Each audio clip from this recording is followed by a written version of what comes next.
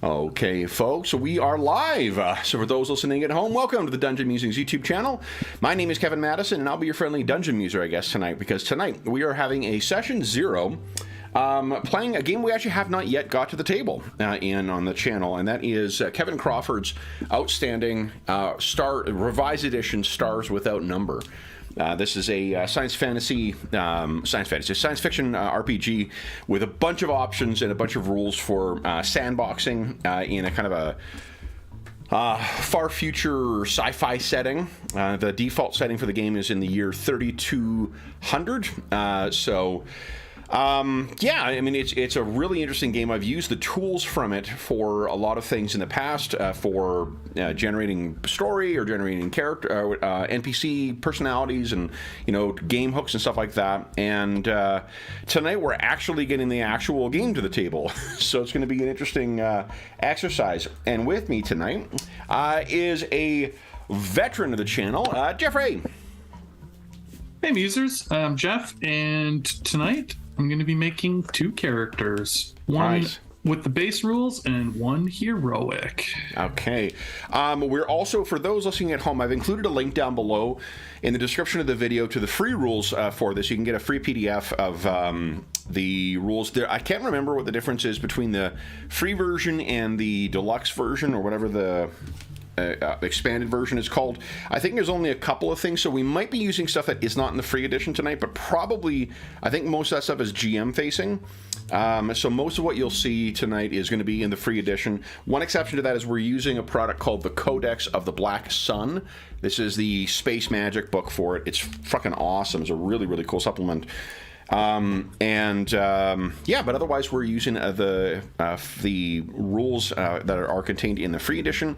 You can find a copy of that down below. So, Jeff, one thing I thought we'd talk about first is the setting itself, because we're going to be playing in the default setting, which is a very, very loose setting. Like, you can make not only the setting what you want, you can also make the various sectors, like the home space of where your campaign takes place. That can also be very heavily specialized to lean into. The core rules have psionics, rules for psionics built into them. They also have optional rules in the core rulebook for using magic, for space magic. That's dramatically expanded and changed quite a bit in Codex of the Black Sun. But Codex of the Black Sun likewise gives you optional rules for bolting that onto the setting or making it your own. There's a ton of different optional stuff in here. They also suggest that you can lean into or away from the stuff you don't like for your own sectors and still actually make it part of the same world.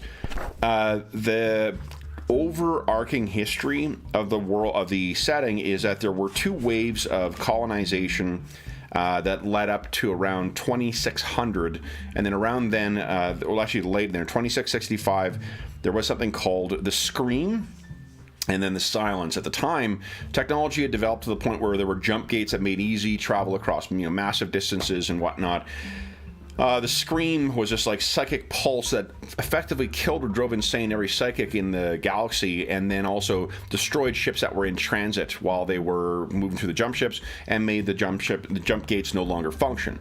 That was followed by the Silence, which was a extended period where different systems and planets and whatnot all fell into kind of ruin. And we're picking up about a little less than 600 years afterwards, in the year 3200, where there have been worlds opening up once again. And that's kind of, the thing. So I use the rules. I shared this on Discord as well, too, but I did use the rules from the core rulebook to generate our sector.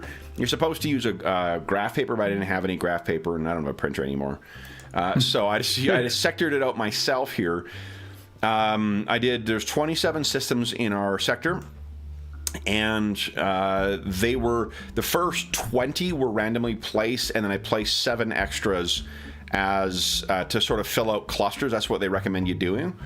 Right, to make sure that you have some nice groupings. Yeah, so that you got wings, because the way that the default tech level is TL4, tech level 4, which is pretty advanced, but Tech level 4 caps out at drives that have a shift of 3. What that means is you can move 3 sectors in a jump, and most vehicles, most ships have either a 1 or a 2. And that's how many sectors you can go through. So it'll tell you how difficult it is to, say, travel from one to the other. If they are adjoining, they suggest that there's probably trade connections between them.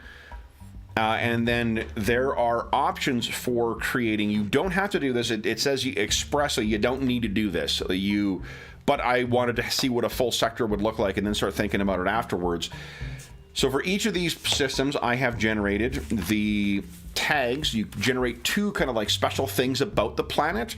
So that can include, like, for instance, where our campaign is going to start is on...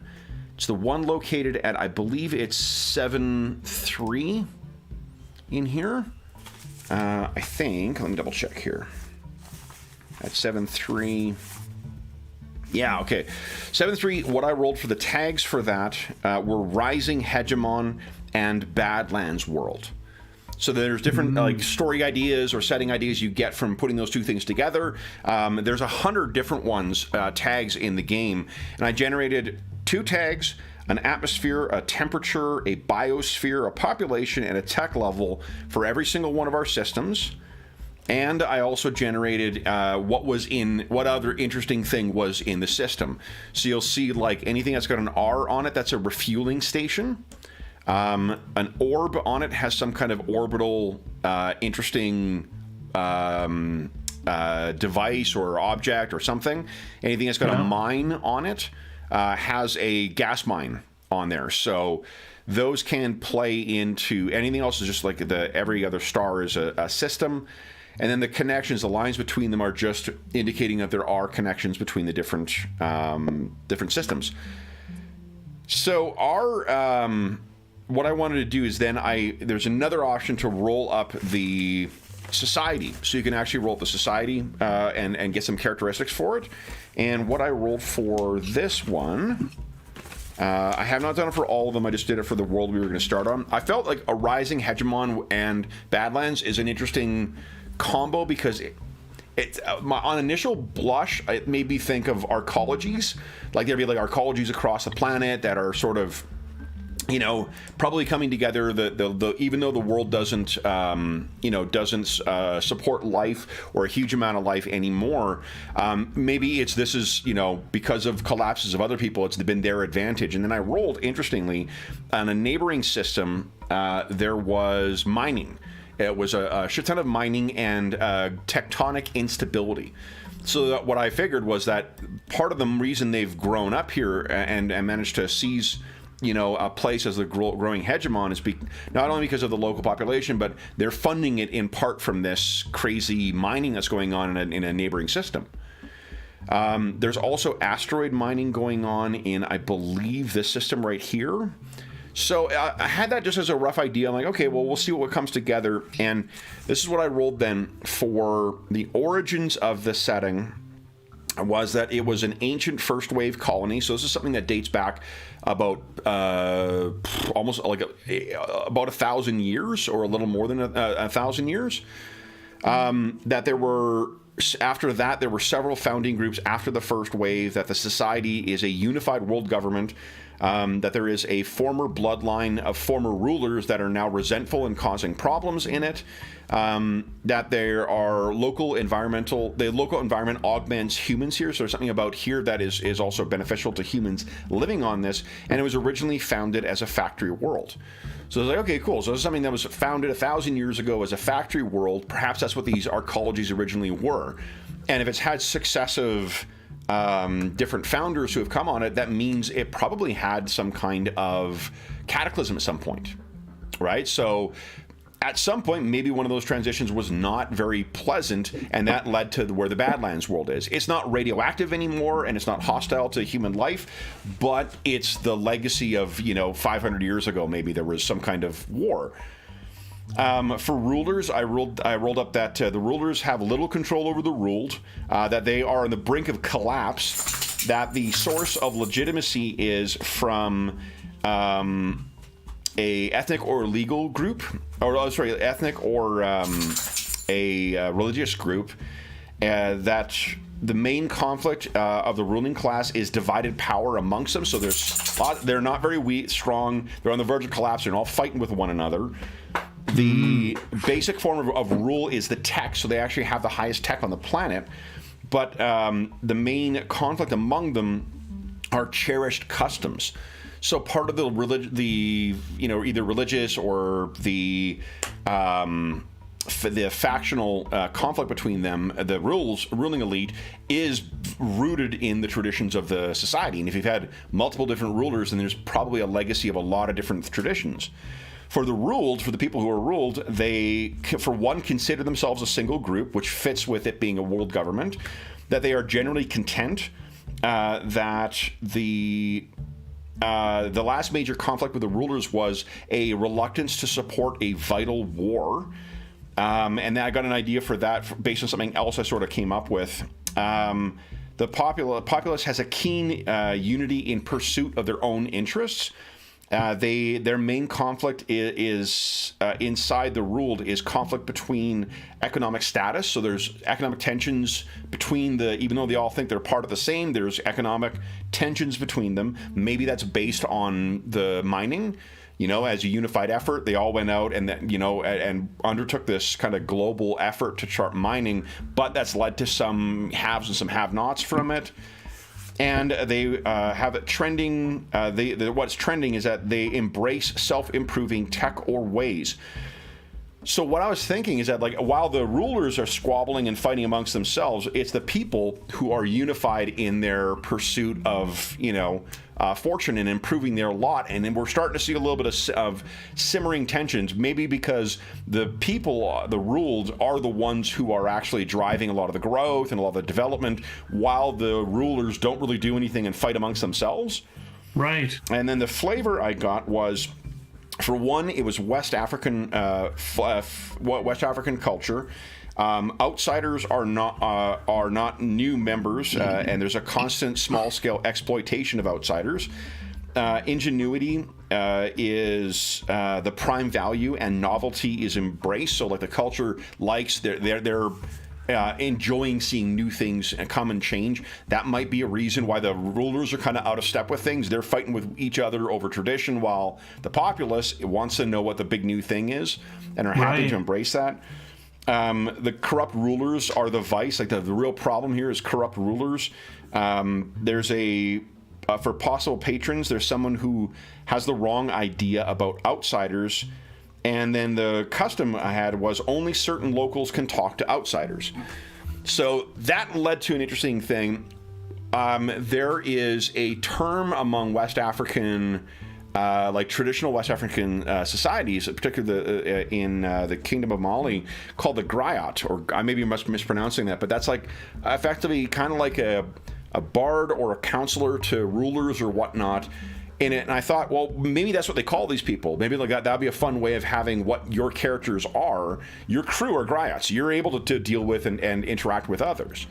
That seems to be in tension with the whole embracing the new and stuff like that. So this could be still it could be that there's a shit ton of griots and it's an open secret that people are able to still, people are still able to easily get access to that. And if you really want to, and if you got the money to, you can go and gain access to off-worlders. And that actually might be some of the tension in the middle class or the lower class, is that, all these people are able to become griots suddenly, and you're, trading and you're making money and you're expanding out into adopting new ideas, which are brought back and filtered into the population. But the rulers still think, no, there should only be some of us who are talking to one another to avoid, confusion of voices or whatever. Right. But so I had that. I looked up, and again, this is a lazy Google thing, but I looked up the word, the Hausa word for factory, and that, because Hausa Fulani is one of Hausa is one of the cultures in northern Nigeria. And the word for factory is a Masana Anta, and the word for two is BU. And Masana Anta BU was too hard to say, but I thought, well, maybe it was identified as Factory 2 1,000 years ago, so it's Masana Biyu. And that's the name of the planet. They dropped the proper House of Word for it, and it just became Masana Biyu after those centuries of population. So I found. So we have a kind of an idea of where our campaign is going to start. This is something I thought was a really cool vision of like what the arcologies might look like. They might be a little small for arcologies, but it gives you an idea of kind of what some of these things might look like where you can thrive and whatnot on. And maybe they're not arcologies. Maybe they're just like that. That's not one of the elements we rolled. And then here's another one I got too, because it is a very trading thing. Oh, yeah. Right? So, and I think Badlands is different from deserts, which is why I'm going for a little bit more of this, like, for one, you can see there's greenery in this illustration, even though there's a lot of desert. It's not like Tatooine or a Tatooine knockoff. And also, the Badlands makes me think of southern Alberta, to be honest. So I think of the rocky, up and downs and whatnot. So that's sort of what I'm thinking about. Masana Biyu is the name, and I'll put it in chat for you. And it doesn't necessarily mean your character is from there. I just thought that's or your character is plural. Masana Biyu, we know, also has TL4, so it is a tech level 4, so it's the same basic starting level for everything, which means, actually, just to get you in the sci-fi can be such a wide range of things. To give you an idea of what the default setting is like here, let's see. TL4, where is it here? It's under. So are you thinking more that we want to have adventures that happen on this planet, or this is like a kickoff point of like possibly these characters are trying to escape this planet? I think your characters are. I think you have a Griot. Like you're acting as a Griot, which means that whoever your person is, you've got a ship. I can't remember if I loaded it yet, but I got an idea for. Interacting with other worlders is because I guess that's part of the fun of generating that thing, is that like there's other stuff that's out there. You're gonna have people who are gonna be retaining you. There's also I don't know if you remember when we were playing Traveler, there was a pretty involved set of rules for like grabbing gear and getting what do you call it, trading and whatnot. There is a supplement for this called Merchant Sons, I think it's called.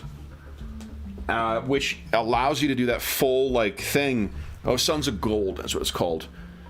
But in the core book, there's a really easy to use abstracted way, so we don't need to make it like a bookkeeping game if we don't want to. If we'd like to do that, we certainly can, but we can run that kind of adventure and that kind of campaign with a much more small scale thing. I had in mind kind of like you'd have like a Serenity or Millennium Falcon sized ship to start. So the Griot, are we kind of like an envoy? Yeah, it's kind of like I chose. Well, for one thing, I didn't want to use envoy because I rewatched Altered Carbon recently, and I had a very specific idea in mind for what an envoy is because of that. Yeah. And also because the West African thing was an excuse to use Griot because I thought it was a cool way of. Absolutely. I just mean for like. Yeah. But yeah, I think what it is what maybe like back in the day at some point it was like the, kind of like the black ships in Japanese history, where like there was only certain ships that could dock at one port and deal with Japanese. Dutch could show up there once a year, twice a year, whatever it was, or Dutch or Portuguese, and then they could trade with them, but they weren't allowed to trade with anybody else on the island during that period, and that kept everyone else. I think maybe at some point that was part of it, but it has expanded out over the past maybe 50 years or so, where there's so many more people. Griot is basically kind of like a free trader. Like it's a license to have contact and dealings with outsiders. So it's a little bit like a rogue trader from our other game. Sort of similar, but definitely a much more small scale. Like this is sort of. I'm not saying like we're going to be on like a giant ship with 1,000 people. I just mean like the license is a lot like the rogue trader's sort license. of, yeah, exactly. Like in this case, it's very much like that. So this is what this is just a ship because I wanted to have a scale in mind. This seems small enough and also bulky. Like it communicates what the sort of light freighter ship. There is a sample free merchant ship in here. It has a crew of 6, has a cargo hold of 160 tons, and it's got a spike drive 1. And the neat thing is this game has a lot of options for upgrading and expanding your ship and stuff like that. So that whole, like, you know, Merchants of Orion thing where you're building up your ship as well as and replacing your ship perhaps as you go along is part of the game too. Yeah. I thought that would be really cool, and by setting one of your characters up as the Griot, that allows them to, you know, have the excuse for you to go out and get adventures and shit, but still have a meaningful connection back to the planet. For sure. Okay. Another neat thing is, while this is the map that I drew, the map that your characters would have access to is going to be a lot more limited, because you have to have access to make for spike travel easy. You need to kind of know where you're going, and you need to have an idea. So there's going to be some places, like I can tell you that this cluster here, I'm going to refer to them as clusters. So there's one cluster here, which we'll probably call the Masana cluster. So the Masana cluster is here. Yeah. Yep. There's one down here that has a lot of more. There's like a warrior cult on here. There is a theocratic police state in here. Like, this is some more extremist, but this is also where magic is more prevalent, as is on this planet right here. There's a very primitive planet with a lot of psionic academies and wizard schools and shit. And then there's one up here. And this is the where Masana is the rising hegemon. The fallen hegemon is up here, and the present hegemon is in here. So this cluster is a pretty significant rival to yours. Okay. I mentioned the war as well. This lone little planet or system here, this has some incredibly violent and aggressive inhabitants on it who will go to war with almost anyone. They are a residue of the time of the silence. One of the things, you can kind of make the sounds what you want, and I'm going to tie it in with the magical stuff in the setting. This is the one that it was like the rulers sort of had been pushing. This is one of the rare times where maybe they were right to sort of ally to go to war with these guys, but without your hegemon, without your cluster and this cluster getting together to go and fight them, the other one was worried about just being left weak to the other by doing it alone. So because they're not going in together, this is a threat that is growing. Other things in here, like, you're not going to know about this, like, for instance, this system, one of the things I rolled for that was hostile space. This is insanely difficult to navigate to, so no one goes to it. And then there are some others, like these are on what I've drawn here, but they may not appear on your actual star maps, which means that maybe you'll find it over the course of the campaign, maybe you'll not ever, but, you know, I've got those lurking back there as something separate. And then there's some other oddball things in here, like this place has like incredibly advanced technology as far as they have flying cities there. Cool. Mm-hmm. But anyway, I gave that only as context for the setting we're going to play in, and the what do you call it? Maybe what I'll do is I'll put a little stars without number. What did I do here? Oh, I got the wrong thing. That's why.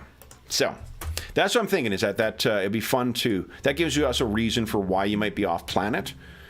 The game itself does not insist on you doing that, or, you know, set you up in one default way, the way that, like, Traveler does. Traveler sort of assumes one style of play. This doesn't. And there's lots of supplements for playing a whole bunch of different things. There's an espionage supplement. There's a ground war thing. There's a navy supplement. So there's lots of different options you can do. You can explore dead worlds. You can, you know, get involved in faction struggles. There's a whole ton of different possible games you can play with this. But we're going to go with that AirSats Traveler thing, because I think it's a lot of fun. So that is the idea I had in mind for the game in general. Let's talk about your character options, how to make these characters. So, well, I can tell you right away, this has given me an idea a little bit for the starting characters. Yeah. What two are you thinking of? The first idea is the non-heroic character is the griot. Okay.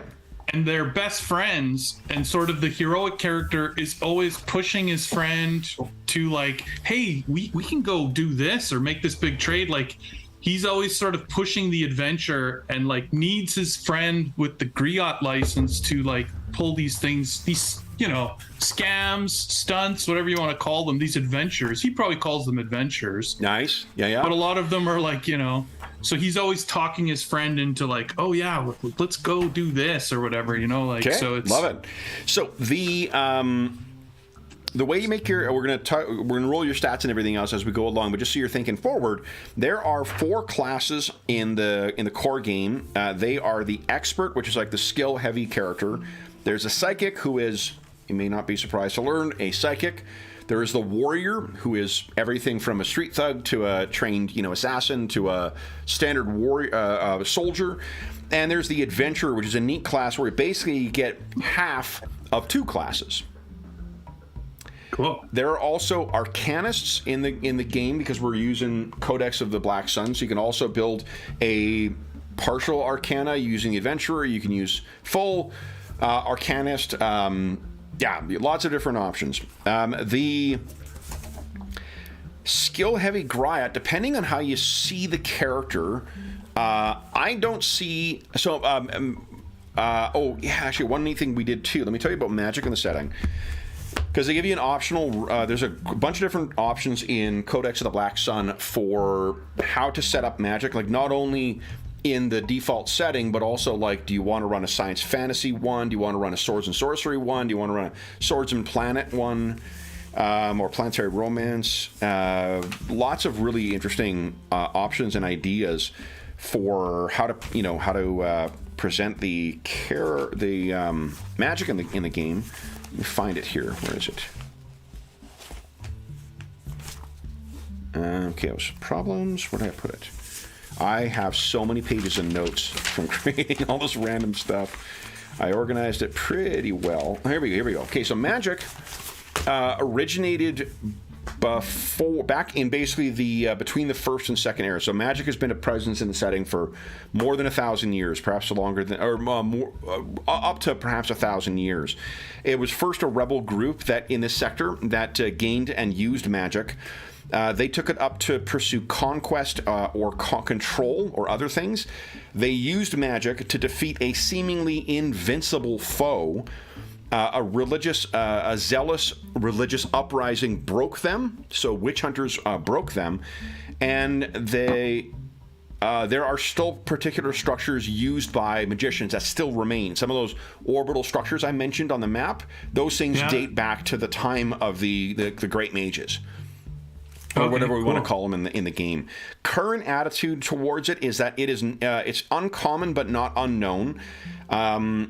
Open teachers exist everywhere in the sector, so it's a common thing, just like any other kind of training. As long as the place has some kind of training, you can get training in magic as well. The public has significant misconceptions about it. That probably plays into the uncommonness. They may think they're more capable, less capable, whatever, and it's probably due to mass media that has that misperception. Magic is a tool still seen as sort of traitors and rebels. Most well-known mages are parts of criminal gangs, so I think perhaps they are just, because of their power, they're not really trusted in positions of power, but piracy is a common thing in every sector in Stars Without Number, which means you're probably going to see a lot of mages among criminals and among pirate gangs. And the popular belief is that they are superior to humans. That probably applies to psychics as well, that there is a sort of like X-Men-ish idea that they are sort of homo superior, both the mages and the psychics. They both effectively draw their power from the same thing. So that's how magic plays in the setting. It's a very ancient thing. It's always sort of seen as an outsider thing, but it did, at one point, there's an as yet unremembered ancient evil that was, every world that you travel to, regardless of however developed they are, there is this reckoning or recollection of this ancient evil being defeated specifically by mages. Okay. But life then is, so the scream happened, the silence happened, and a ton of things got lost. So that's sort of where you are. I picture magic having a pretty, as much of it's a regular part of the culture here as well. So, and psionics for that matter as well. So, any ideas for which class you're thinking? We'll have to roll your stats as well, but any idea what classes you're going to be pursuing for these two? Well, I thought I would roll their stats and their background first and then pick. Okay. Why don't we do your normal... Sure. To show you the difference between the two, why don't we start with your normal character? Yep. How do you spell Griot? Griot. Griot. Okay, I'll put that in as the name. Okay. And then I'll just put... Got it. Okay. BF. Best friends. Nice. There we go. Okay. Now we can differentiate them. So you roll 3d6 down the line. In order. For the stats. So let's see how roll 20 treats you. Here we go. So 9 strength. Okay. Down 1. Oh, I guess I should just do this. 12 dex. Okay. 13 con. 13 intelligence, 9 wisdom, 8 charisma. Okay. I will say the bonuses are smoothed in this game. They are not the same as they are in 3rd edition going forward. You start getting penalties at 7. You start getting bonuses at 14. And the max bonus is a +2. Skill skill resolution in this is a 2d6 roll. Yeah. So now what you can do is you can replace one of those with a 14.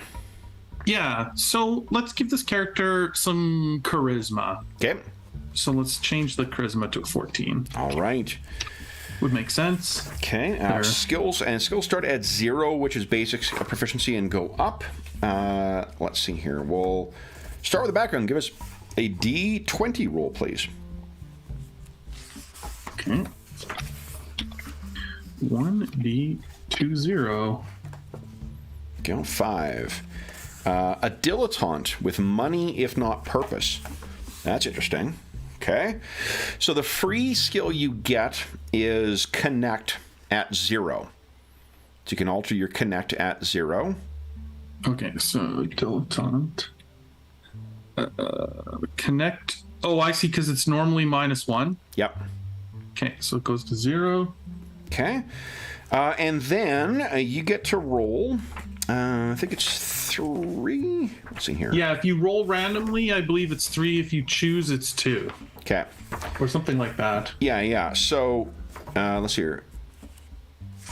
Let's roll once on growth to start. Okay. Once on growth, go ahead.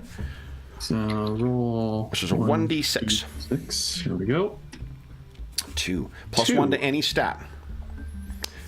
So the thresholds again are at 14. 14 is when you start getting bonuses, and 18 is where you get the +2. Right. So let's go intelligence. Okay, that makes sense. There we go. So they're smart and they're charismatic. Okay, next you want to go under learning or growth? Yeah, let's do 1 learning, and then we'll 1d8. decide after we see what that is. /roll 1d8. Go 3. Connect goes up by 1. Oh, Okay.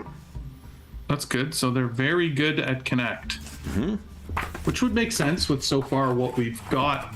There, the Griot. Yeah. So And then for your final one, you want to roll in. let's roll a learning because we want a skill. Learning skill, Since okay. we rolled the same skill, we don't want to. Yeah. The other one's heavy stats. We want to try and get a skill here. Okay. 2. Any skill. Any skill. Oh. So I do like that he has kept the skills pretty clear to understand what they do. Yeah. Sneak, shoot, stab, survive. I mean, lead would make a lot of sense. Talk probably makes a lot of sense. And Lead- talk. Let me tell you the difference lead or between the talk. two. We'll take a look at the actual skills here. Let's focus. Where are the skills? Here we go. Nope.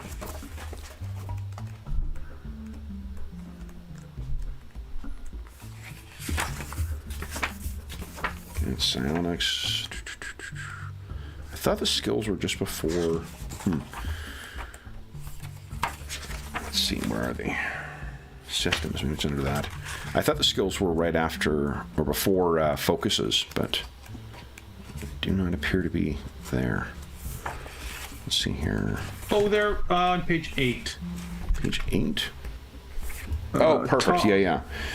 So lead is convince others to do what you want them to do, whereas talk is convince other people of the facts you want them to believe. So lead is roll it to lead combat troops in combat, convince others to follow you, or maintain morale and discipline. Talk is to persuade, charm, and or deceive others in conversation.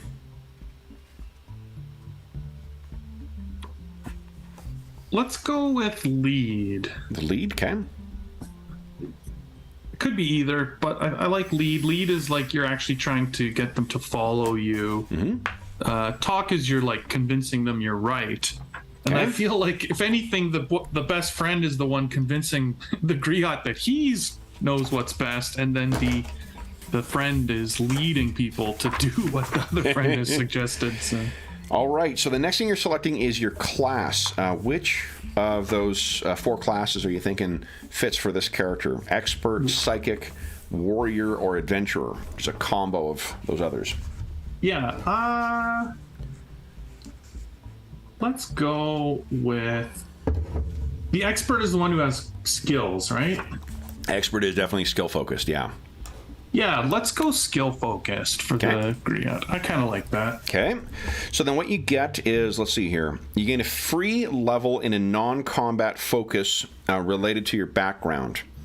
So focuses start on... or the foci start on page 20 and run to level page 23. Wait, okay, sorry, they get a free level in non-combat focus. Oh, yeah. Okay. So a non-combat. You may not take a combat focus with this, but once per, and here's a special ability you get from the class. Once per scene, you can re-roll a failed skill check, taking the new roll if it's better. Well, I immediately see one that sounds pretty good with this whole thing. I mean, I see a couple. I mean, there's connected, which is always fun and always good when we're exploring the world. There's diplomat. Oh, gain level to talk as a bonus skill, which I already... Oh, no, I don't have talk. Connect is the one you've got already. So talk would give you a level in talk. You speak all languages common to the sector. Holy shit. And can learn new ones to a workable level in a week. Reroll 1s on any skill dice, skill check dice related to negotiations or diplomacy.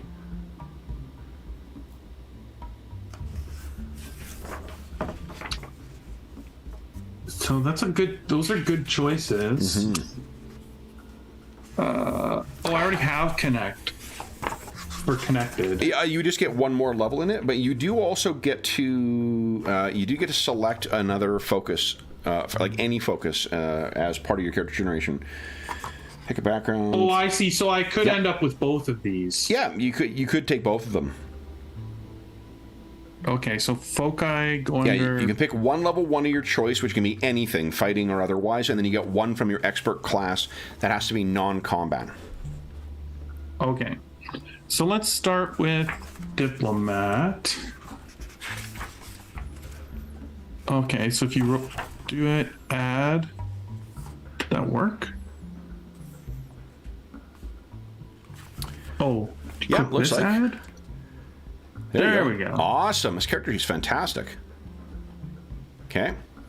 Okay, so and if you're not playing, you know what? Hold on, I can make one thing cleaner for you, because you're not playing a space wizard or a psychic. Let me just do one thing here.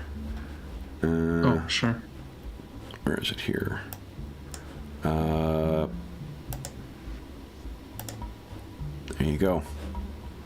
Got rid of that section. Gain talk as a bonus skill. So I'm going to set my talk to 0. There we go. And you speak all the languages common in the sector and learn new ones to a workable level in a week. Becoming fluent in a month. Nice. Yeah. And I can re-roll any ones I roll for negotiation or diplomacy. Very nice. And you're under class ability there. You can put in that, so you can re-roll one skill check per scene, one failed skill check per scene, taking the new roll if it's better. So you never take the worst roll of the two. Hold on, I forgot to like put some things in here. Background dilettante. Okay. Class then became expert. Yeah. Okay, sorry, and then what were you saying? Oh, you added? Oh, it's already added. Look at that. Holy expert. shit, these sheets are great. Nice. Yeah, that's already in there. Okay, cool. That's fantastic. Okay, then you also get to pick one other. So you're going to be able to pick one other focus, and this can be any of the focuses or foci. And you will also get a chance to add one-to-one skill, one non-psychic skill that represents your personal interests. Hmm.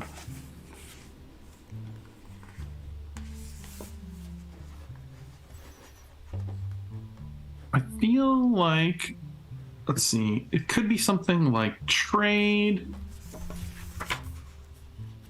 Just go back to the skills real quick and see.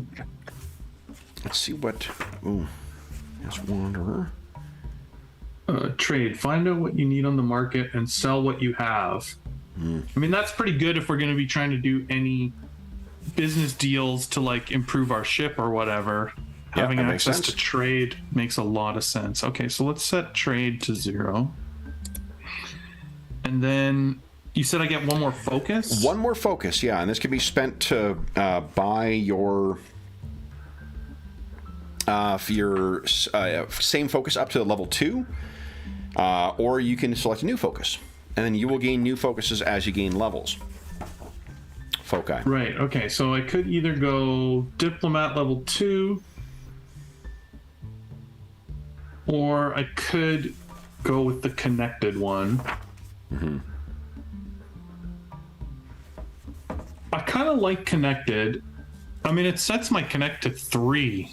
Or, well, 3 levels, which is 2 total. Yeah. Which seems pretty good. And pretty good for, like, a space, adventuring character to meet people, know people, get around. So why don't we do that? Let's go connected. So if I click add, no. If you select connected, then hit add, it should add that as well. Oh, like if I pick it here? On the drop down? Yeah, connected, and then hit add. There we go. Look at that. Fantastic character sheet. Wow. Okay. Then you have... All right, so you got connected as well, too. So that... Yeah, your connected is quite good. And you get +1 from your charisma to that. Yeah, you can set them to defaults if you want, or you can set it to ask for a prompt you for each time. So, don't matter to me. You got your skill selected. Then we're going to set max hit points for you. So your hit points will be, I believe, 6 for the expert. Yeah, 6 plus your con modifier. Which is 0. 0, yeah. So hit points is 6. 6 of 6. Okay. There we go. Then, let's see here. Oh, you're going to get a lot of skills pretty quick. When you get an experience level, you gain a bonus skill point that can be spent on any non-combat, non-psychic skill. That's what the expert does? Yeah. Nice. All right, your attack bonus is, let's see here, is 0. So I think that's already recorded that way. Yeah. Next, on page 25 are some equipment packages. You can take one of those, or you can roll 2d6 times 100 to find how many, I think it's credits worth of stuff you get to pick. I'm not sure if any of those appeal to you. You are kind of... You are kind of a civilian. Yeah, which just means you have a bunch of credits. That said, it's not... it would not be unreasonable for you to pick up weaponry as well, too, if you choose. You are going to be off-planet, like you're not a character who's working in an office. Right, totally. Well, I do imagine the heroic character, a big part of their thing is going to be protecting this other character. Yeah. And especially with the two characters you mentioned, I kind of see the three of them as, you know, a little bit bodyguards to this. Okay, absolutely. Griot. Yeah. So you just want to take the civilian one then? Yeah. Okay, so I think, let's see, you may be able to just grab your armor from the drop-down menu as well. Yeah, let's try here. Secure clothing. Choose gear. No. It's choose under armor. Armor, yeah. Choose armor. Secure clothing. Let's see if it's. There it is. Wowzers. That's fantastic. Nice. If you try clicking on it as well too to make it active, let's see if it fixes your. Yeah, look at that. Your AC's updated. That's awesome. And then a comm pad. Here we go. It's on there too. Oh, man. Nice. And you got 700 credits left over. This is a fantastic character sheet. Yeah, and it makes sense if this character has a bit of coin. Yeah. Okay. So where's credits? Oh, there it is. 700. Yeah. And I might spend some, you know, at some point. We'll just start with this and then... Oh, you know, dude, we can. I see there's a vehicle option too. I can create a character sheet for your vehicle. Nice. Yeah, that's awesome. Okay, then record your armor class. Record your beginning saves, which looks like it's already auto-calculated. And we need a name. Now, I know you like randomly generating things. Absolutely. There are tables with randomly generated names from a bunch of different, real-world cultures, because they still have an influence in this setting. And where is it here? It is... Here we go. Now, while West African culture is sort of the dominant ones here, as we said, like, this planet has seen successive waves of other people coming in and being subsumed into that, so it doesn't necessarily mean that you would have that as your well, and they're also like 1,000 years removed from Earth history. Precisely. And it sounds like they've built up their own huge religious sort of structure that, like, you know, from your description of the world, right? So things could have changed fairly drastically as far as... One of the things you could also do is that the very modern idea. I mean, maybe not modern. I know I've seen a lot of modern sci-fi stuff where you take a first name from one culture and a last name from another culture. Mm. So what do you think? I'm on page 239. We have Arabic names, Chinese names, English names, Greek names, Indian names, Japanese names, Latin names, Nigerian names, Russian names, Spanish, and Spanish names.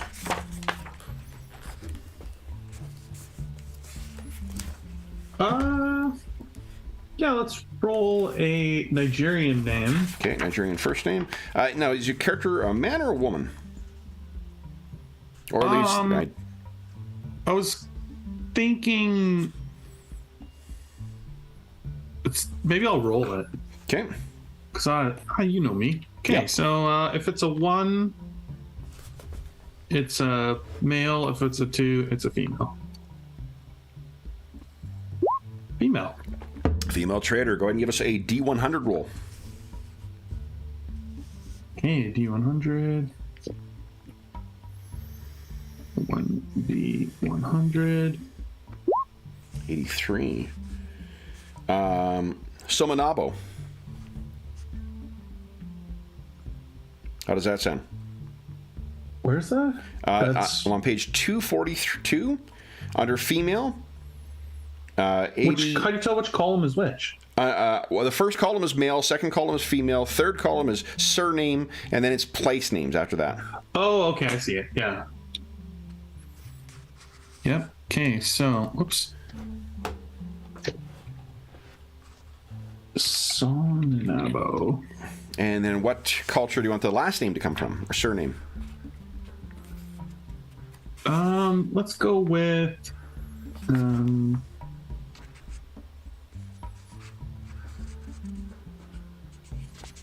maybe Spanish. Spanish, sure. Give us a percentile roll. That's fun. 28. And CISO. That's cool. Somonabo and CISO.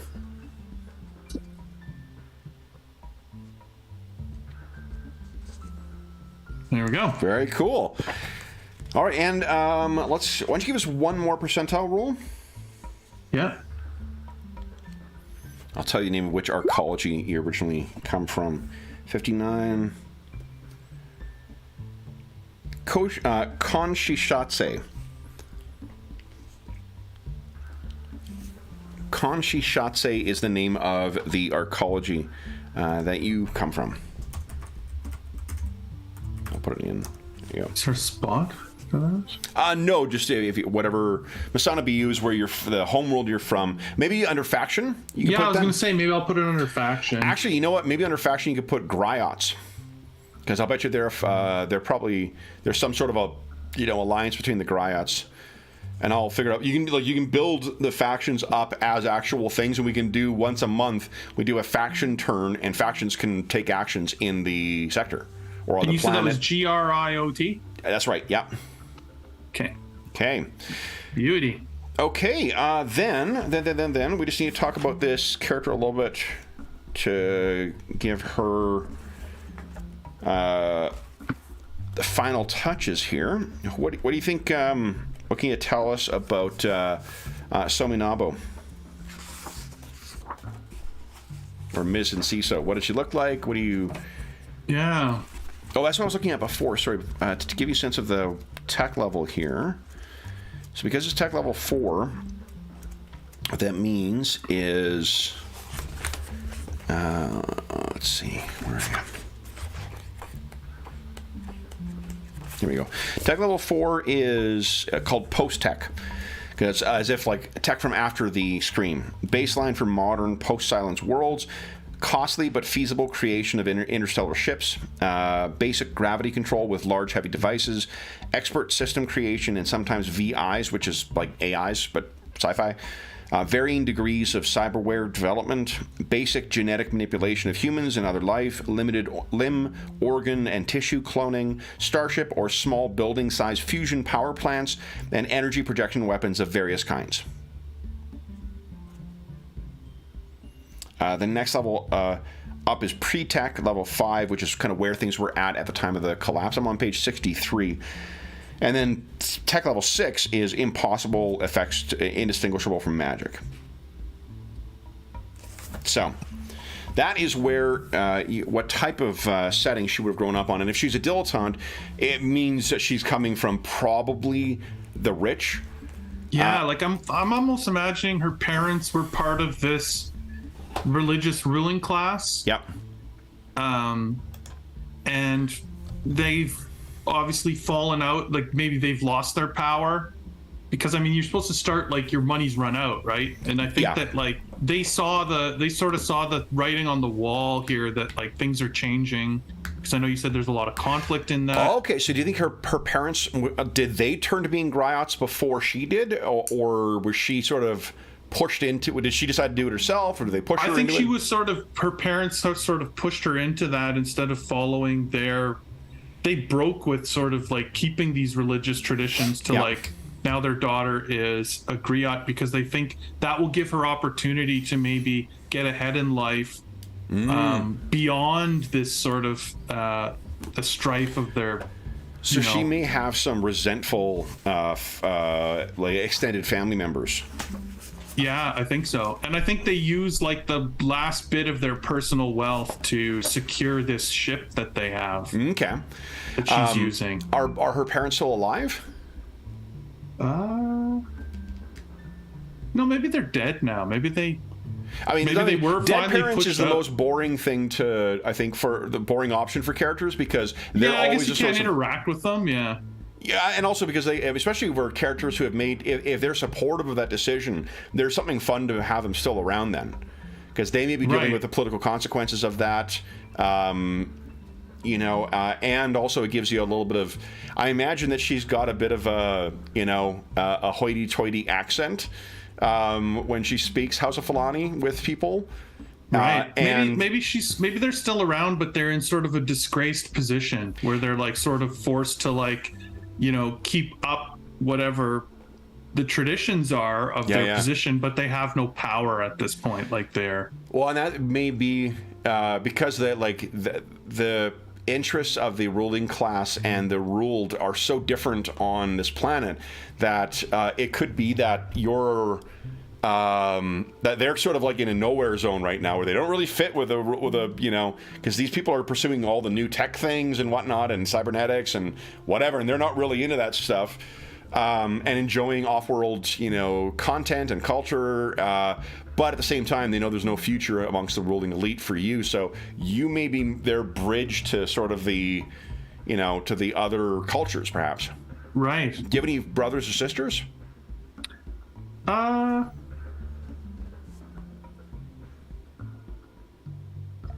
Maybe a sibling, either a brother or a sister who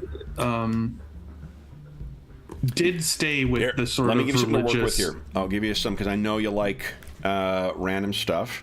Yeah, why don't we randomly roll it? Give us, one second here, give us a roll of basically a full slate. A D4, a D6, a D8, a D10, a D12, and a D20. Please. Okay, so... D4. Let's find the table. You can roll them all in one. I can read them off individually. Oh, can you just like... You can do 1d4 plus 1d6 plus 1d8 plus 1d10. What if you just put a space? What does it do? I actually don't know. Oh no, it didn't like that. Oh, you have to add them, right? Okay, so that's the D6, I'm guessing. Yeah. Well, I don't know what it is. I'll do it over. Okay. So the D4 is a 3. Okay. So then D6 plus 1d8 plus 1d10 plus 1d12 plus 1d20. Okay. There we go. All right, so a 6 is... okay, we ignore that, so it doesn't apply. So they're mature. So they're adults as well, so it's your age or perhaps a little older, a little younger. The 8, they are... Ooh! Criminal, thug, thief, or swindler. Ooh! The 10, their biggest problem... is their superior dislikes or resents them. So they maybe are a criminal acting for someone in the gang who hates their hoity-toity whatever. The D12 is their greatest desire. 7, they want an entirely different job. And then the D20 is the most obvious character trait is honesty. Oh. So that's interesting.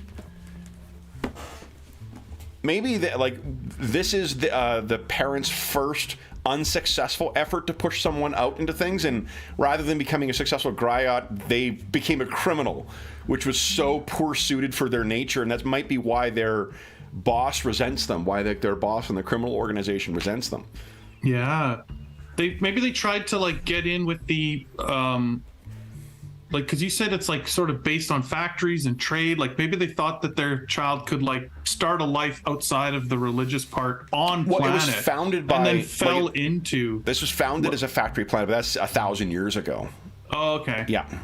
But then they fell into the criminal. They started trying to just make a life here on the world, and then fell into this criminal organization. Well, I mean, just because you're a griot doesn't mean you can be a smuggler or a pirate, and perhaps that's more what he fell into.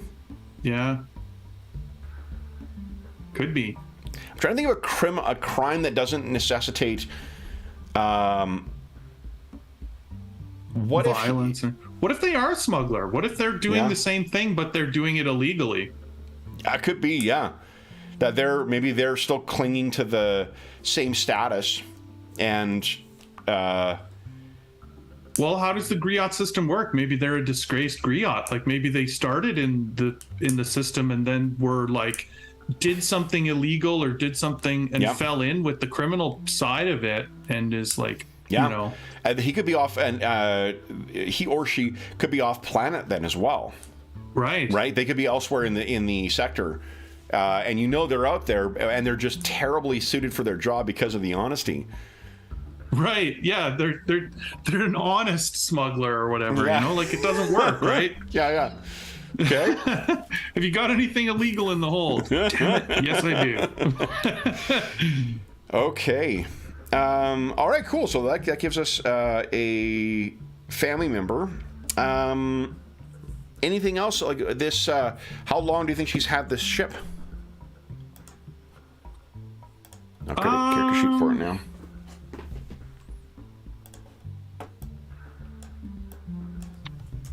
Let's say this is fairly new. Like maybe they're like a year into so like not brand new, but still, you know. Yep. Getting a footing, getting their, you know, finding their space. Okay. You don't want someone who's like been at it for years, but let's say about a year. Here we go. So there is your ship. Put it over here. Vehicle type. Yeah, ship. Let me just fill in the stats here while I got it. Okay, and you're just gonna have a bog standard ship. The ship combat in this is supposed to be a shit ton of fun too. Like characters can really fill a lot of roles in it, but it moves very quickly and it doesn't require a battle mat. Cool. Yeah, I like that a lot. Okay, where is it? Here we go. All right, so I'll. Oh, look at, you know what? It might fill in for me here. Did it? Yeah. Home port is, oh boy, Masana BU.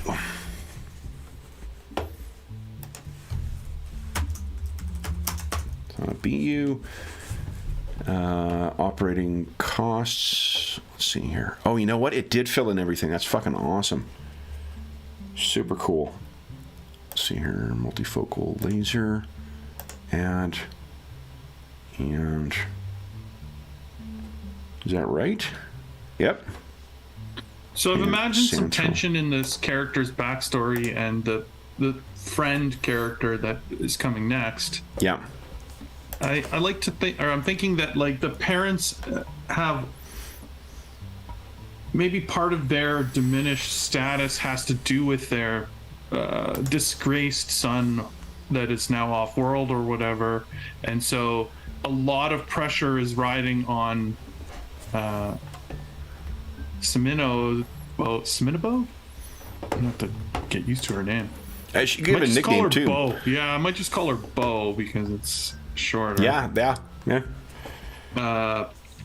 So like a lot of pressure is riding on Bo because one, it's like sort of her parents are already heavily disgraced by what happened with her brother, and like also this is like her parents' last chance to sort of save some face with this decision of their children becoming griots. Mm-hmm.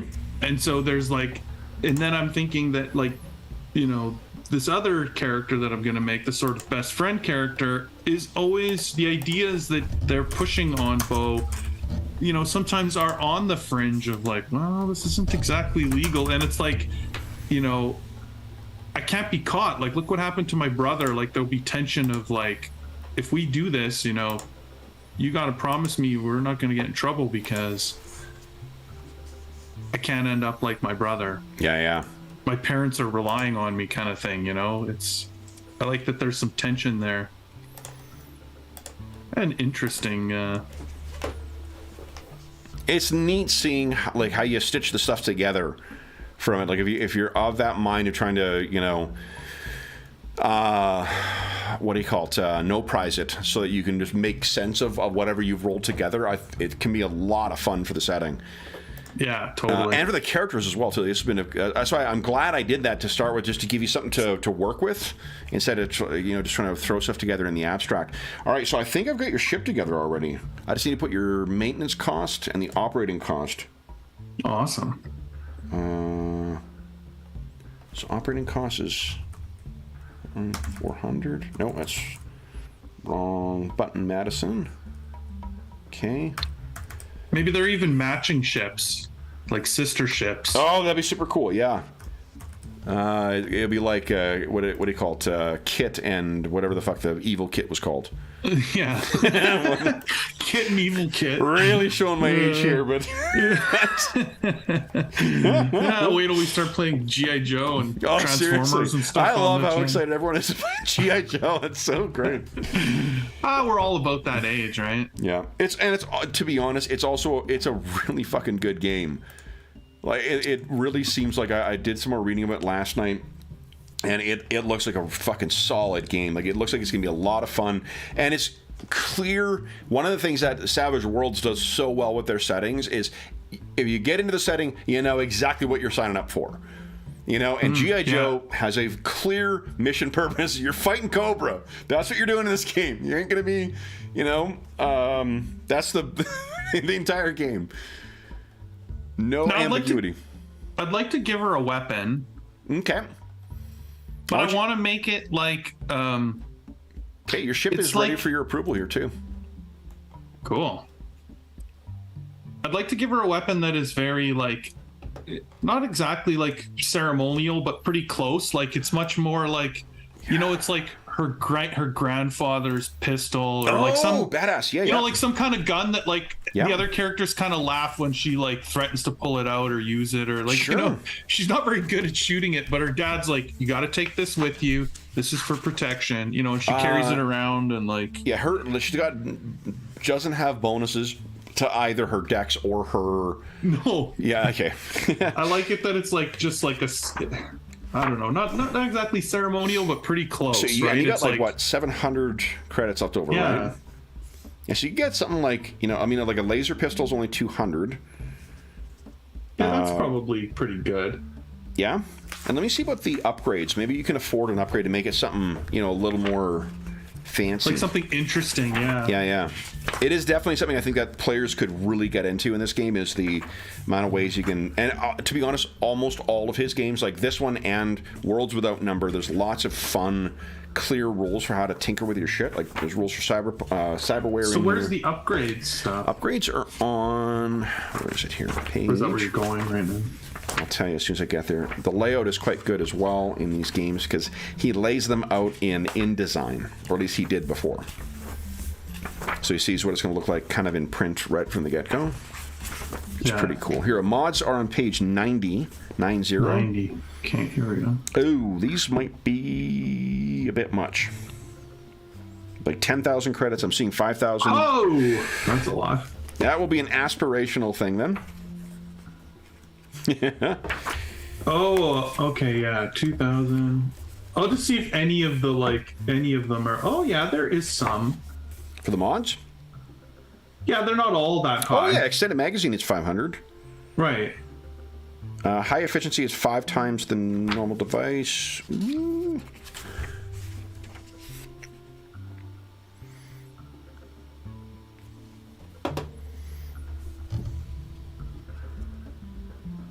Because it's linked in with your background, why don't we say it's a customized laser pistol?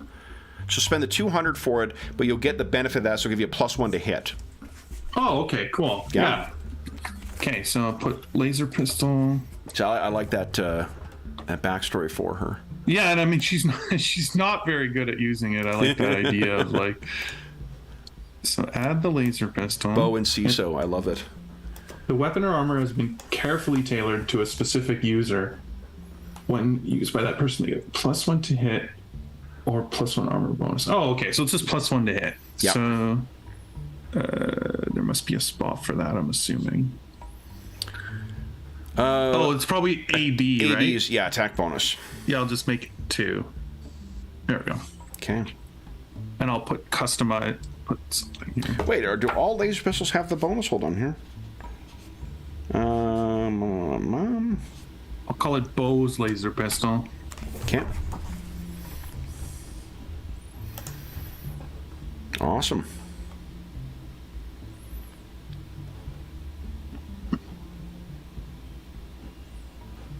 Okay.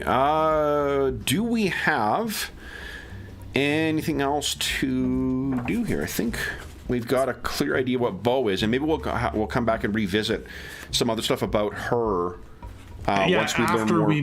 Yeah, you're at the other character. So good. Okay, let's. So what we can do is, you see the top where the pencil is. Click on that, and that'll close the editing.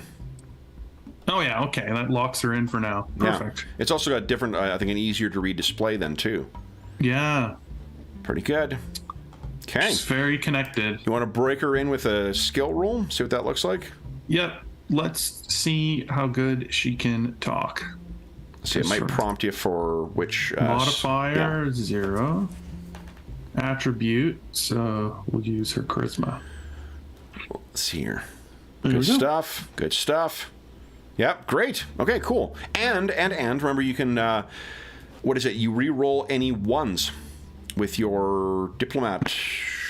What was that? Oh, yeah, re-roll any ones skill check relating to negotiation diplomacy. So give us another D6 roll. I like the display of the results too. It looks cool. Oh 6. Man! So there you go, 13. It's pretty cool. Yeah, that is that cool. That is a propitious start to your dice rolling. Yeah. Okay. I don't want to jinx it, but Very all right, 20. Cool. All right, so that is one character together. Now let's talk about. Go to your second one, the BFF. Yeah.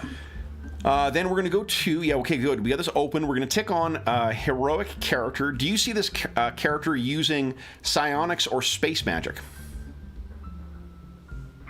Well, which one does the sort of Jedi character use? Magic or psionics?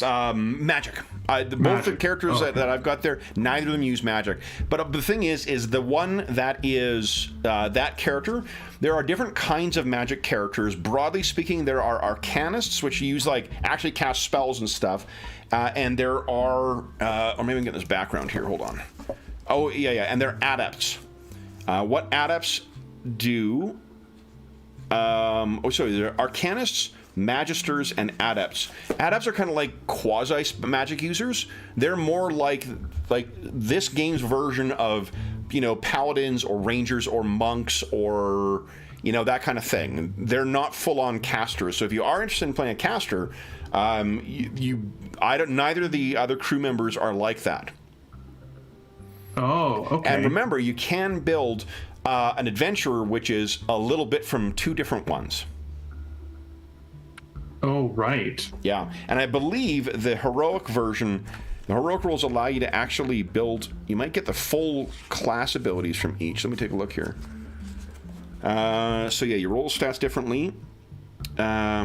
You pick a heroic class. Heroic adventurers, you take 3 partial classes or 1 full normal class and 1 partial class. Or, heroic warriors. This is going to engage some game mechanics that you will remember, or you may remember from when we played Scarlet Heroes years ago, where there was the fray dice. We get to roll, basically you get to do extra damage in a round just because your character is on the heroic scale.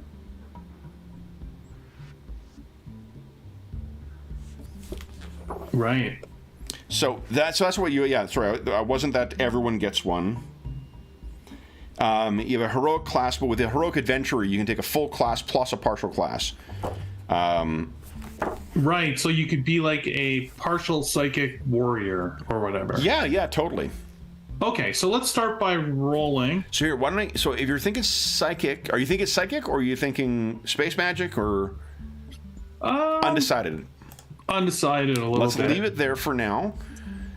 They all sound fun, Kevin. That's the problem with me. Honestly, there's no shortage of amazing stuff. It's one of the things that is... there is a class called a what do they call them? Some of the names are a little they're not as evocative or clear of what the things are. think they're called something kings, Yama kings. But the Yama King seems to be kind of like a Bene Gesserit. Like, all their magical stuff is kind of directed towards social shit. Yeah. It's super cool. But let's see here. So we'll leave these. Yeah, we know you're a heroic character. So if we're going to, we'll leave those options open for now. We can go to page 276. No, 274. All right, so once again, straight down, roll 4d6, dropping the lowest dice. Straight down for your stats. Oh, no, it says assign them as desired. Ooh. Assign as desired, them as desired. And then if none of them are 18, replace one with it. Yeah. So let's go ahead and roll 4d6. Okay, so 4d6. So we do 6 of them. 1, 2... Oops. 2. 3. Yep. 4. Holy. 5. None of them are good. Come on. Okay, so we're gonna call a mulligan here. We're gonna let you reroll. Yeah, that's amazing. 10. That was a 10. Because if you subtract, that's a 10, a 13, a 9, a 9, and a 10. Go ahead, and like again, the things like the stat bonuses hilarious. are so condensed in this that it's not going to break the game. Right, it doesn't matter. Yeah. Right, yeah. Okay. So go ahead and reroll. See reroll. Here we go. Even worse. Okay, roll 20. There you go. There you go. There we go. All right. Way better. So that's 1, 2, 3, 4, 5, 6. Okay. Better. So that is it's a 7, a 13, a 15, a 14, a 14, and a 9. Yeah. And the 7 I can make an 18 because I did not roll an 18. You can make any of them 18, actually. Why you wouldn't? I mean, I don't know why you wouldn't do that. Right, yeah. It's 7. The 7 becomes an 18, and then I can assign them however I want. Yeah, so it'd be 18, 13, 15, 14, 9. 9, yeah. Yeah, okay. Okay. So put them where you like. Let's make this character very strong. I'm picturing, the big big strong protector of Bo. Okay. So 18 strength, beautiful, big strong dude. Remember, this is a sci-fi setting.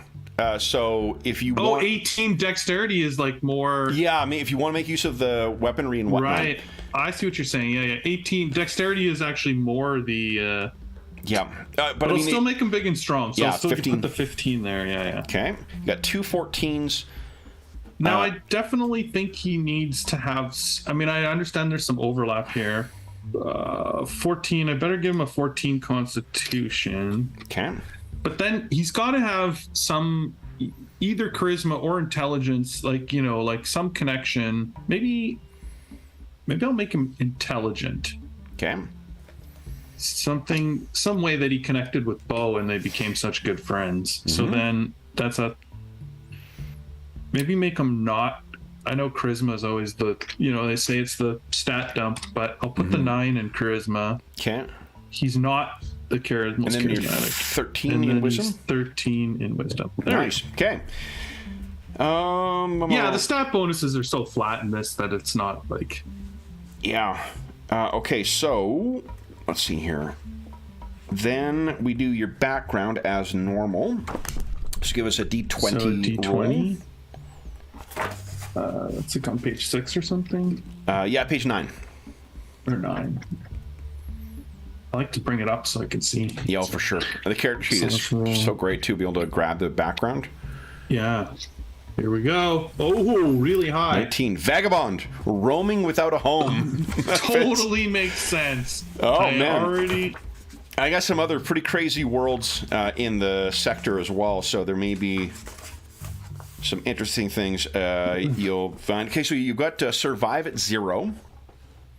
Oh, this is already survival. Number 1 stat ever in any game run by Kevin. Very true. So survive +1. Beautiful. Okay. A dilettante has money and friends. Your hero simply has the road. I love that it mentions the dilettante in the first sentence of the description. Yep. Almost like they were destined. Yeah, to fall in together. That's awesome. Okay, so then what? I'm taking So you're you gonna do roll the once normal. again. You do the same thing, right? The roll 3 times thing. So do you want to roll on growth or learning? Let's start with the one roll on growth. Okay. So D6, please. / roll 1d6. 5. Exert. So you get a level in exert. Okay. Exert. So that's like it's like making lifting the extra effort, or I think exert is your like applying physical force skill. You use this. You can use it as a combat skill when throwing things. You roll it to jump, run, jump, lift, swim, climb, throw. So it's your athletic skill. Doing anything physical. Yeah. It's like athletics. Exactly. Okay, perfect. Are the next 2 going into learning, or are you going to do one in growth? Well, let's roll a learning, and then we'll see, because seeing as I rolled a skill already. Skill, then I might want to roll on. So give us a again. D8 roll, please. So a D8 for what does he learn? Let's see here. Wait, it froze. It says rolling the dice. Oh, that took forever. Connect. Oh, interesting. Mm-hmm. I mean, that one might have been part of the connection with. Yeah. Well, he's been going around, right? So if that makes sense, that he would have some, ways of dealing with folks. So let's roll growth. Let's roll growth. A D6 as well. So a D6. Here we go. Big money. 5. Exert. Oh, it's the same thing. He's a very physical dude. Apparently. Yeah, very physical. Okay.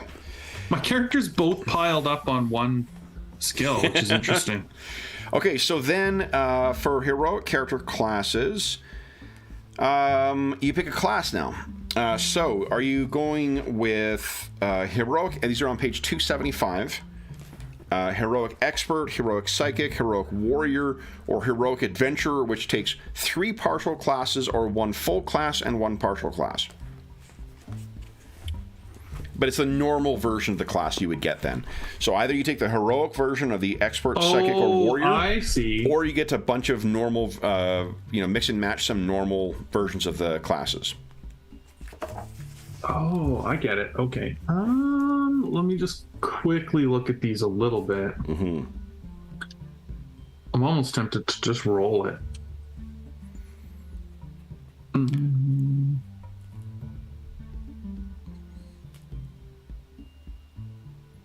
Yeah, like Oh, what was the fray dice again? A fray dice is what you always get to roll once per round. Like when you're in combat, you roll that and apply it as automatic damage. Oh. Yeah, it's because it's assumed that you're a badass who's able to shoot through a crowd of, whatever the settings version of stormtroopers are. Wow, and the warriors roll 1d8 for their fray dice. Yep.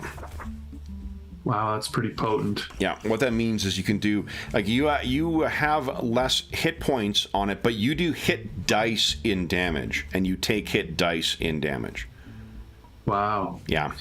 Yeah, let's just make him a straight up warrior. Sounds good. It's more simple, but okay. I like it. Let me just fix this here then. So you need neither of those.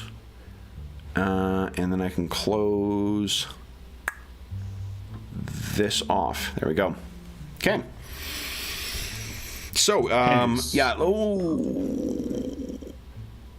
think you should be able to, when you click the class, can you pick heroic warrior? Let's see. If I pick warrior, I did check that it was a heroic character previously. It didn't. Hold on. Did I put it in any differently? No, let's see here.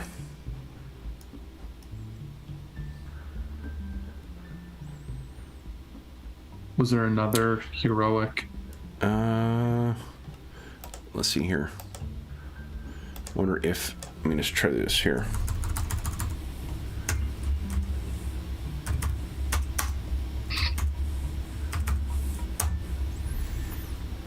No, okay. Oop.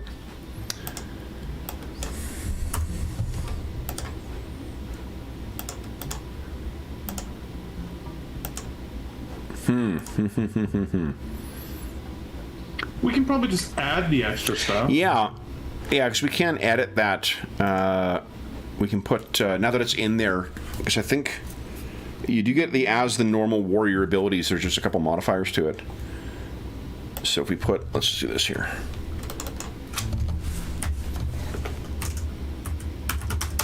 Rogue warrior. There we go, and then...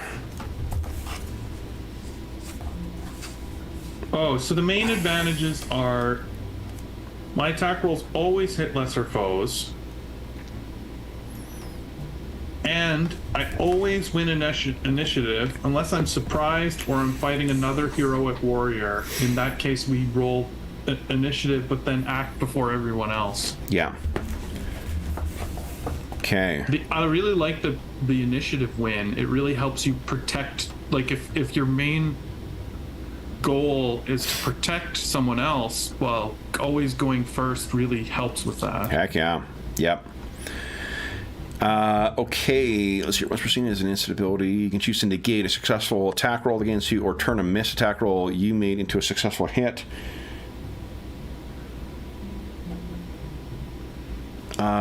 Here, I'll type this in here for you. Use ability after dice rolls. Okay. You always hit foes, or hit lesser foes.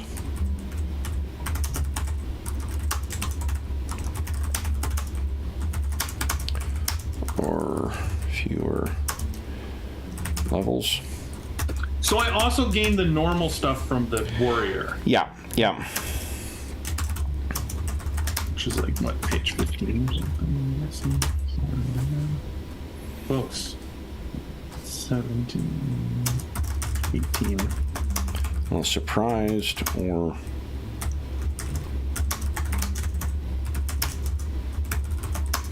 Okay, so that is good. As a warrior, you're going to gain a free combat focus, and then you're also going to gain, you're able to pick it just as other characters, another focus of any kind. The foci are starting on page 20.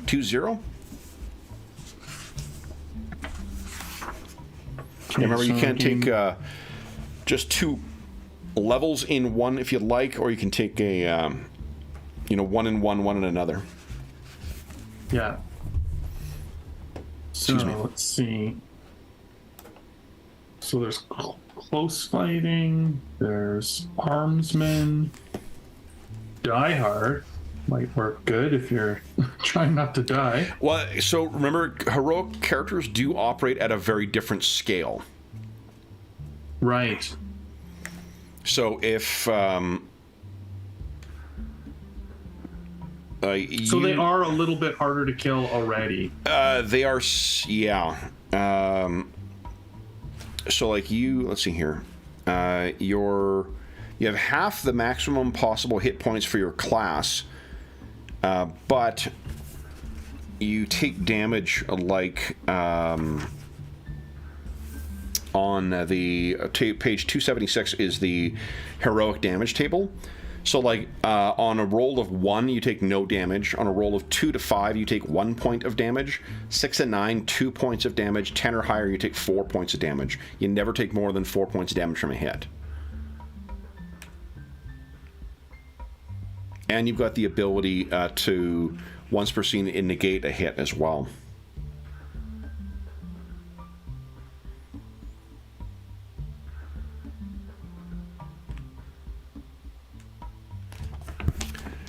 So, and all that would do is, it basically would add 1 hit point. What Die Hard would do is add 1, because you take your maximum you could get and then divide it by 2.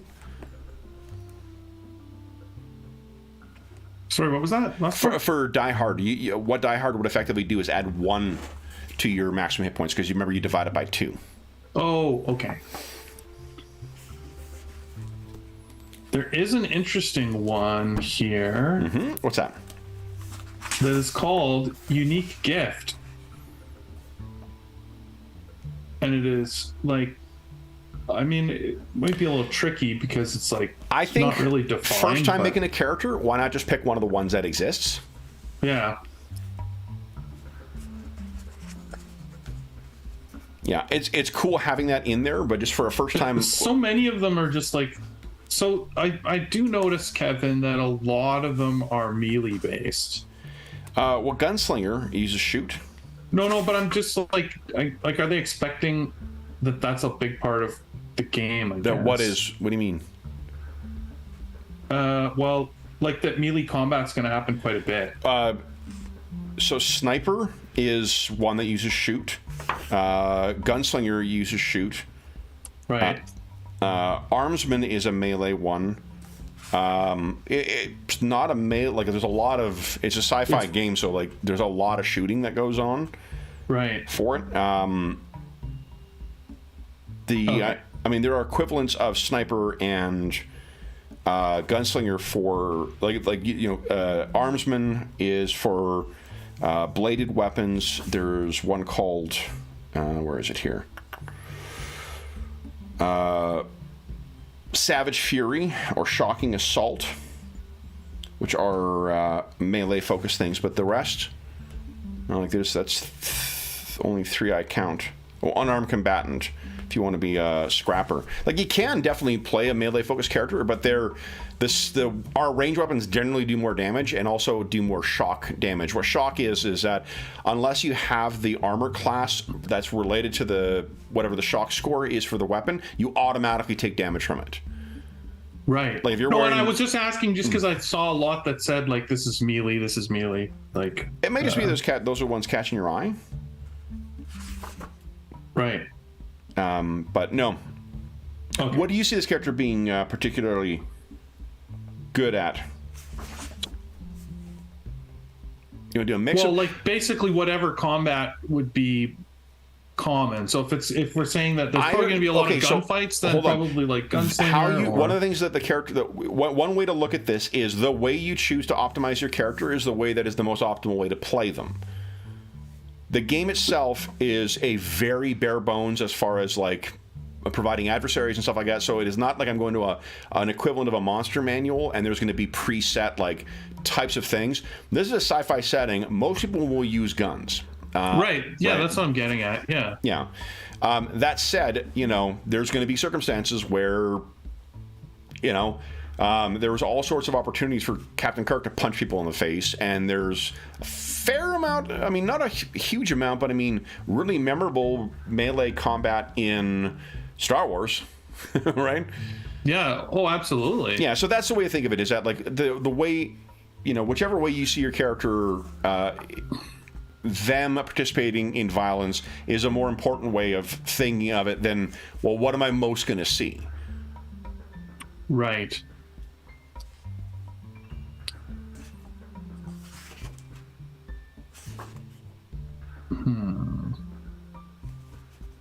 What are some of the options you're thinking of? Well, probably Gunslinger. Okay. Might work the way, Oh, yeah. Add your shoot level to range damage. That's pretty badass. Yeah. Once per round. So if I go 2 of that, the second one is once per round you can reload a ranged weapon as an on-turn action. So what an on-turn action just means that it's like a free action, but it has to happen on your turn. Right. You can't. Right. Yeah. Even on a miss with a shoot attack, you do an unmodified D4 of damage. Wow. Yeah, let's make him a gunslinger. Okay.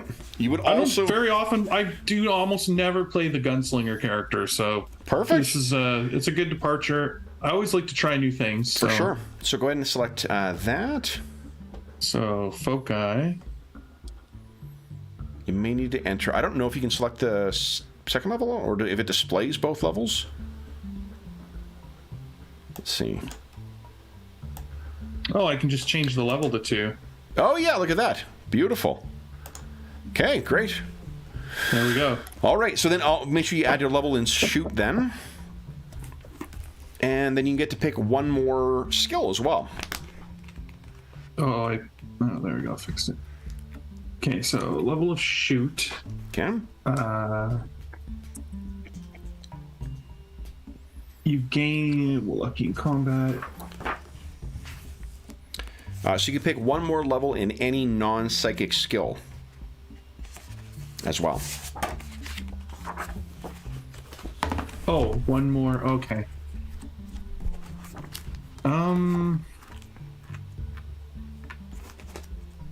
This is tough. Fix would be good. I mean, I guess it depends what kind of a robot you're making. Yeah, I think what it might do is like a ship robot. Like if yeah, like I mean, if you're the warrior, there's no need to have them be the fighty robot. And honestly, I actually am thinking it might be fun to see the characters at the table first. I can build these other characters between, or if anyone else wants to play, or like whatever we choose to do with this these characters, we can come back. I got a whole fucking universe set up now. And we got a game set up, and we've seen how quick you can make characters in this, so... Right. Okay. Okay? So we can say what I could... Let me tell you what we'll supply you with. I'm going to change the image on it, probably, but... Because there is robots you can purchase as well, and I think someone will... Do you think that this is the best friend or the... or Bo's robot?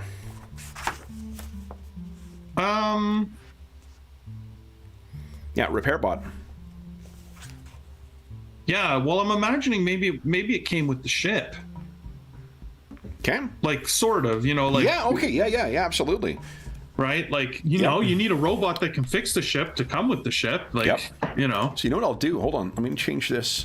I can change it to an NPC and close this down. I can just add the stats in while you're finishing your character. So sure. Repair bot. So then I'm not going to go with fix. Okay. But, I mean, there's notice. Oh, I wonder. Always important. You know what? It has a stat block on here. Just allow me... There's sneaking. No way. This character sheet is too fucking good. Holy smokes. You can draw it... Like, I've just filled in the stats for this. Wow. Yeah. It didn't fill in the hit points. This is under the ship? No, this is... and I have it listed as NPC crew member 2, but I just switched it over to... okay, let's see here. Oh, right. Yeah. Cool, I just want to see what you're doing. Okay, so let me give you I can't remember if you've got access to this guy or not. I think so. Yeah. Oh, you do. Yeah. So I'm going to change his name here. There we go. Repair bot. There we go. Sweet. Okay. And does he have any skills? Let's see here. Repair bot.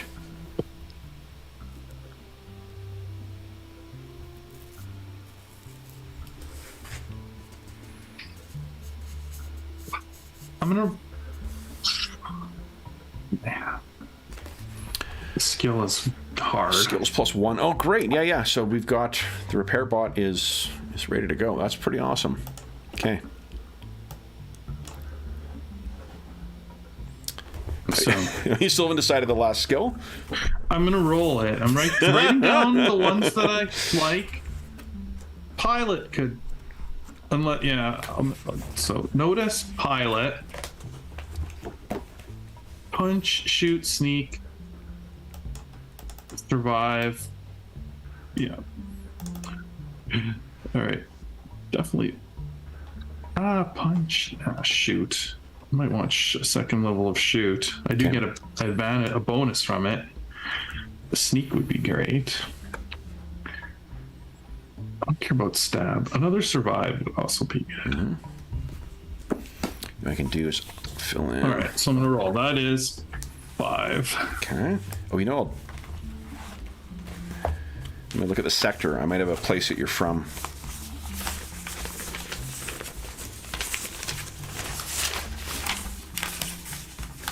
There we go. I have a great suggestion for Roll20. Oh, what's up? If you type if you type like /roll and you hit like 1D, it should let you just put like, so I have like 5 names I want to choose from. I should just be able to type like notice, comma, pilot, comma, shoot, comma, whatever, and then hit the button, and it should roll from the selections of text entries and just put like, pilot in the thing. I mean, I could put roll 1d5, it does the same thing, but they could make it pretty easily just choose to show from the list. Survival. Interesting. Okay. He is a survivor. That's his main. What is he, male or female? What do you picture his homeworld as being an anarchic place full of cyborgs, of people who like embrace cybernetic technology? Do you see it as being a place with a hostile biosphere, like a dangerous kind of like jungle world type place, where it's run by let me double check what this definition is.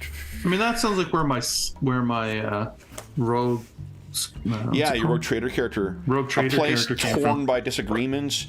Is he from a place that reliably supplies a failed or abandoned colony where just some leftover folks at low tech are supplying a key material for the hegemon? Is he from a prison planet populated by ancient robots? Oh, that one's pretty interesting. Ancient robots running a prison planet. Yeah, there's an ancient prison planet. Now that is, I can show you where it is too. I mean, that leads to some definitely some interesting differences between him and Bo. Yeah. As far as, do you have a name for that homeworld or not yet? Give me a sec here. I'm just gonna roll. Give us a D10 roll. Actually, I'll let you roll. I don't need my dice. D10, please, and then I'll tell you what the name is. Yeah. Okay. Let me see here. I love the tools in the game. Like, it just even not just for this particular RPG, but like for generating setting stuff. So much fun stuff to work with. Okay, I mean, it's also a pretty easy reason to be a vagabond. Like, who would want to stay on that planet, right? Ooh, that's interesting. Okay, hold on.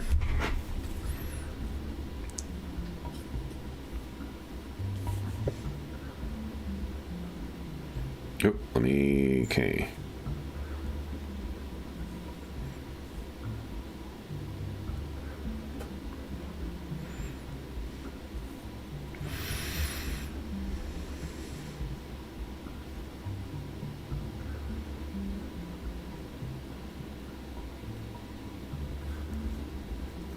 Let's try having that.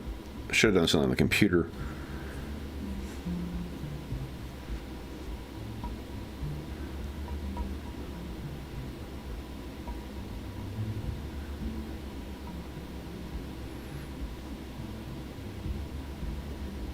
Oh, 1 second here. Let's make it.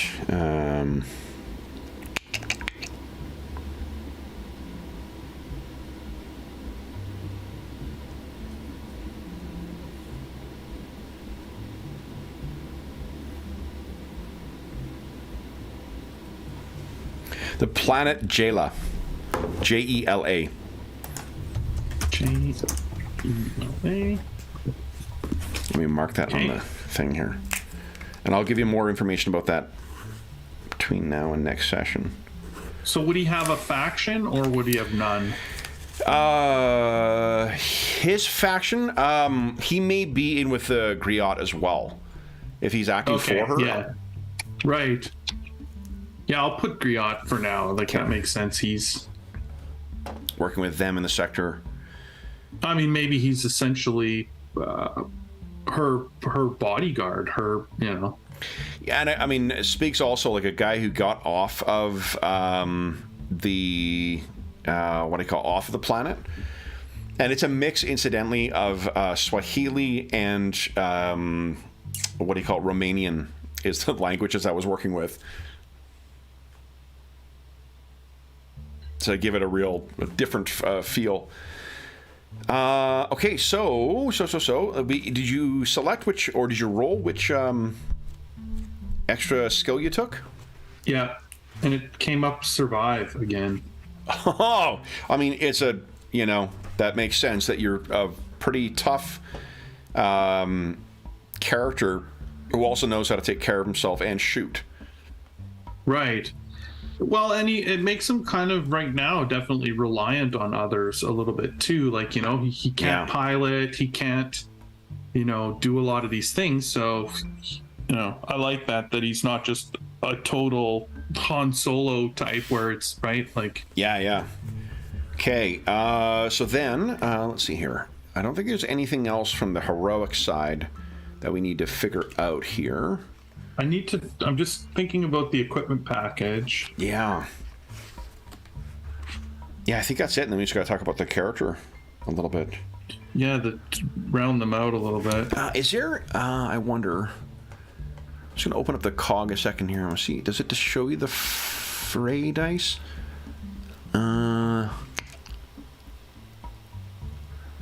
Maybe it rolls.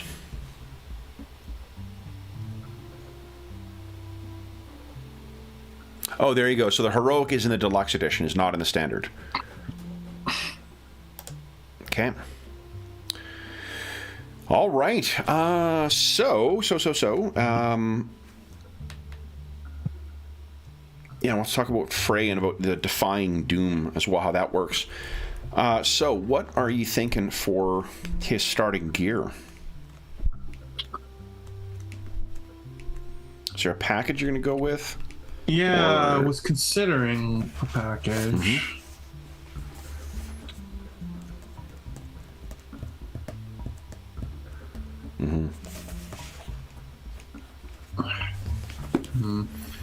I guess it's kind of a bit of a decision. Like, I'm kind of leaning towards the Scout one actually over the Gunslinger because it comes with the survey scanner and the survival kit and the binoculars or whatever. Like, seems like things that a guy would have who's used to sort of being out there surviving. Yep. More than the Gunslinger one, which is sort of just armor and weapons. That all makes sense to me. Yeah, let's go with Scout. Okay. So gives him a laser rifle as a weapon. Add. And for armor, it gives you a back suit.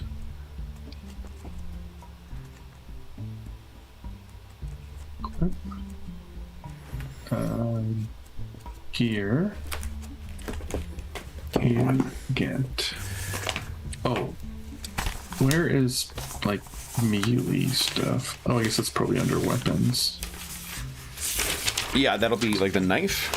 Yeah. So he has just a knife, straight up knife. I'll start putting names to these planets, so I've got them recorded on the same sheet.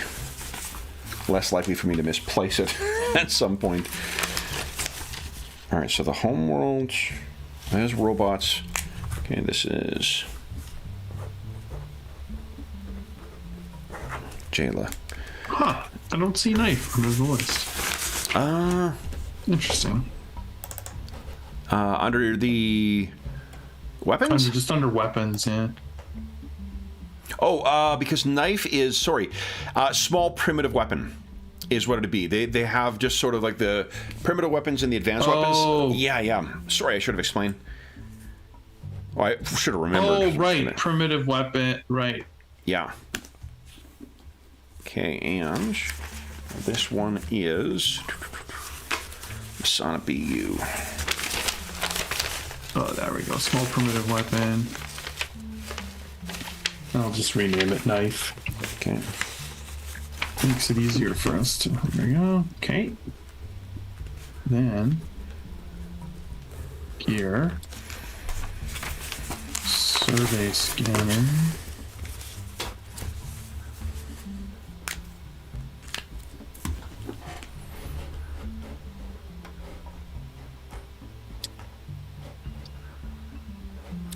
So you get +1 from your con, 6, 7, 8.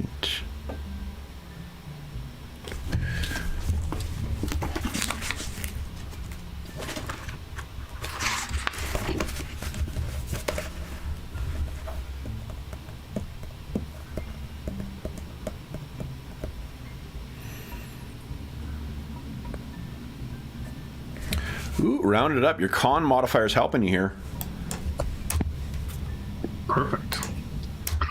Binoculars. 8 type A cells. What is that, like ammo? Yes.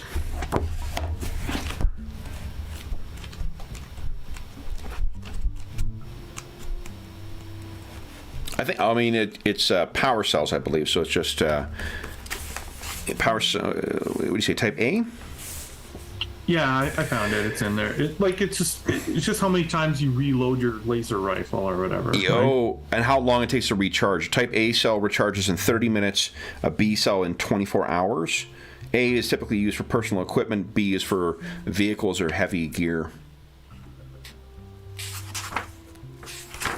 That makes sense. Yeah, so you're going to recharge them back at home. Or on the ship. Backpack. Okay.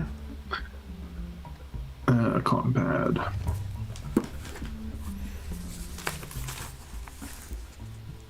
And 100 credits.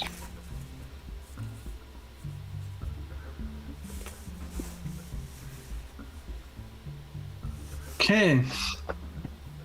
It needs a name. What page was that on again? Ooh, so what? Those are near the end here. 239 is where they start. Okay. So what do you think? Arabic, Chinese, English, Greek, Indian, Japanese, Russian, Spanish, Latin, or Nigerian?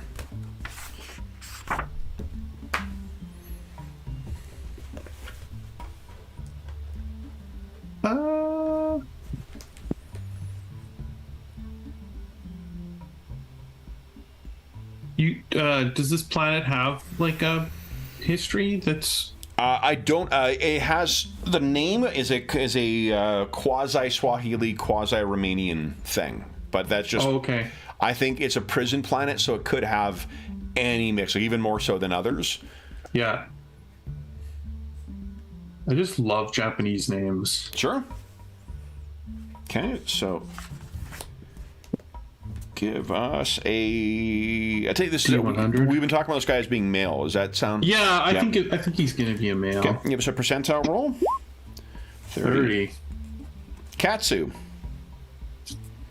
And does he have a Japanese surname or something else? Yeah, let's just make his name completely Japanese. Okay, so give us a percentile roll.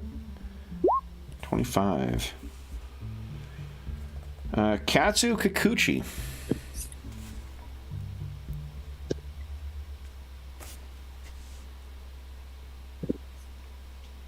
Katsu.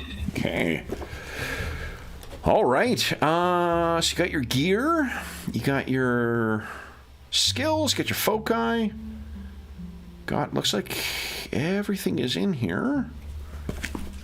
Our vac suit, very cool.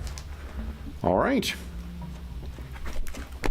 So then, I think that's everything. It's everything that we did on the. Yeah, I think so. Bow.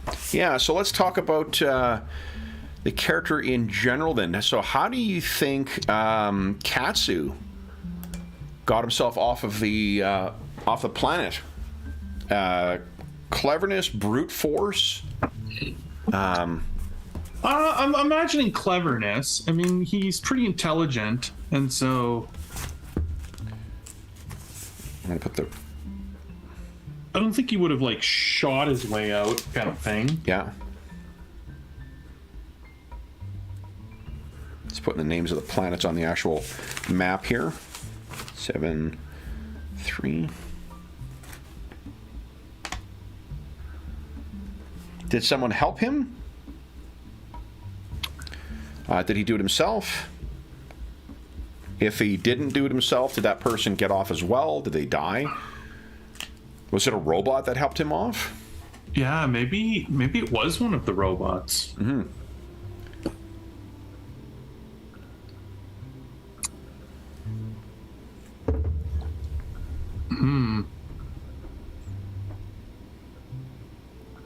You know, I mean, you could go with the history of, like, you know, child born into the prison, and then, you know, like, mother dies in the prison, and, like, child is left in the care of the robots who decide, like, this person doesn't deserve to be in prison just because their parent was.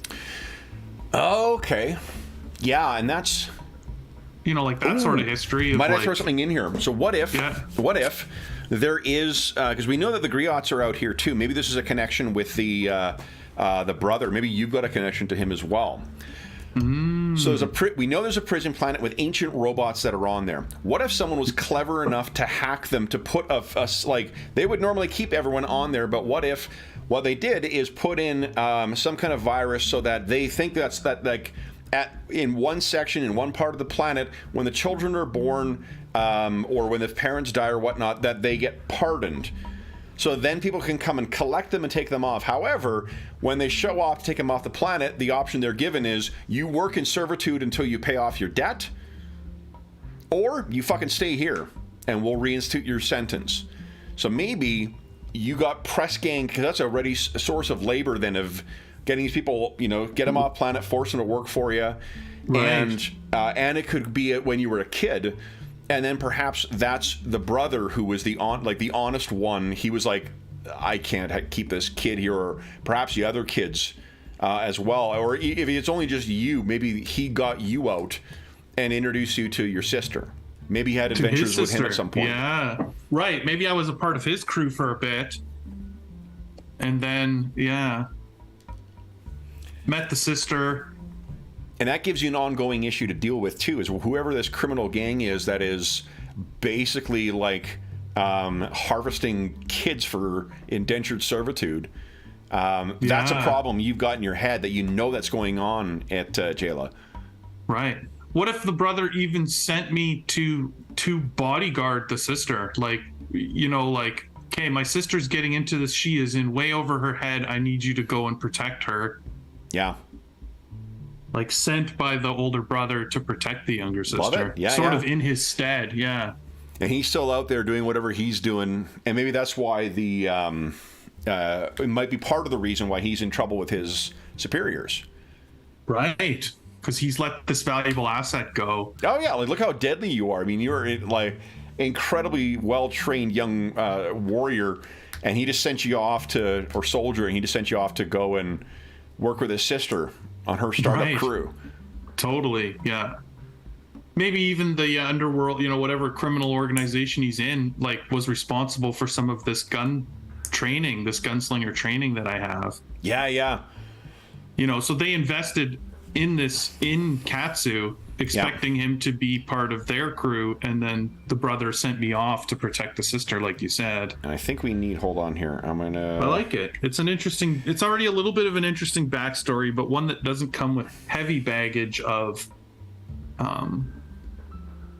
you know, gameplay where you're forced to sort of, it doesn't force the story, so to speak. Yeah. It's a fresh story. Like, he's arrived to, you know. Okay, here, and the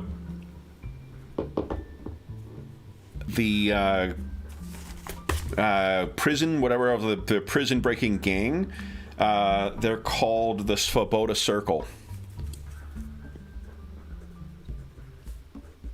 And Svoboda is Belarusian for freedom. Can you put that in the chat? Yeah. Notes, here we go. Oh, wait. Are these just random notes? I think so. Under character sheet, let's see here. Svoboda. Yeah, the Svoboda Circle.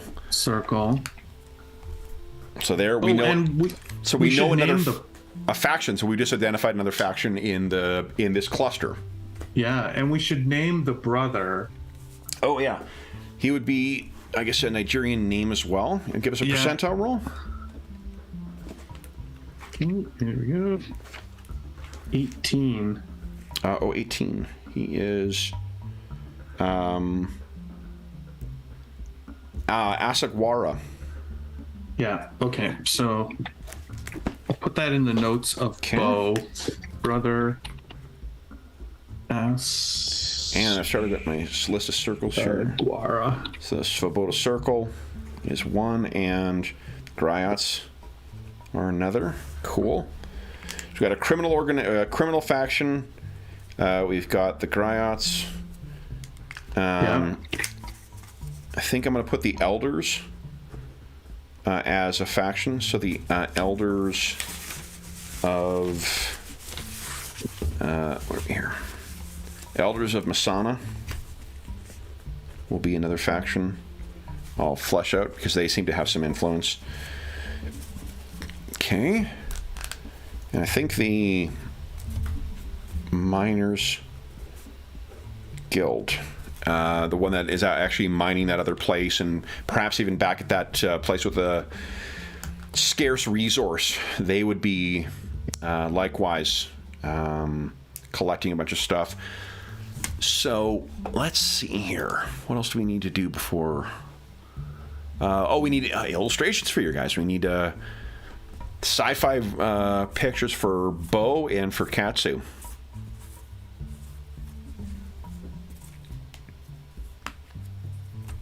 Let's see.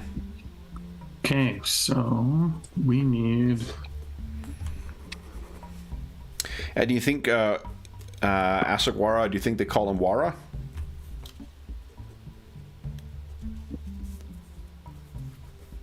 Yeah, maybe. Okay, so Wara and Ciso is one of our NPCs. The ship, then. What are we thinking of naming the ship?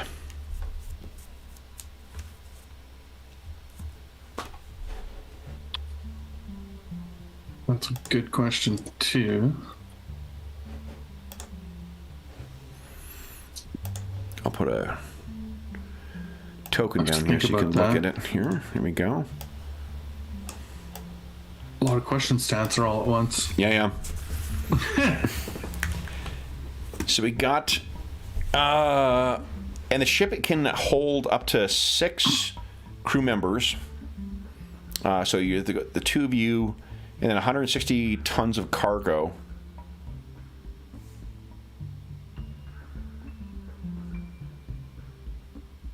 And I don't think the repair bot takes up space on there, so it means you could still have other crew members. It only needs 1 person to operate it, though. Okay, cool. Yeah, so it's not too big.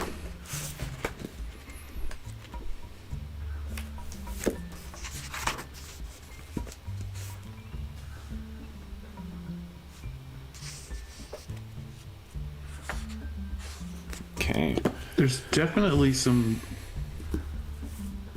great art out there with what looks like Badlands for sure. Oh yeah. Yeah, it's pretty cool. It's a neat, like the neat thing about the game is being able to the 2 prompts you get from the 2 world tags gives you so many neat ideas to work with. And then in addition to that, it's more than just like words. They also give you prompts that have suggestions for enemies, for friends, for things, for locations, and for complications. So there's also some built-in suggestions for how to make the place interesting and alive, which I like quite a bit.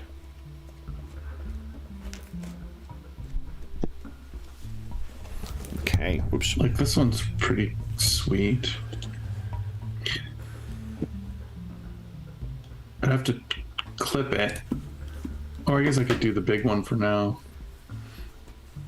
Just for, let's see, save image as. Characters. Go. Okay. Yep, save. And then I need, let's see.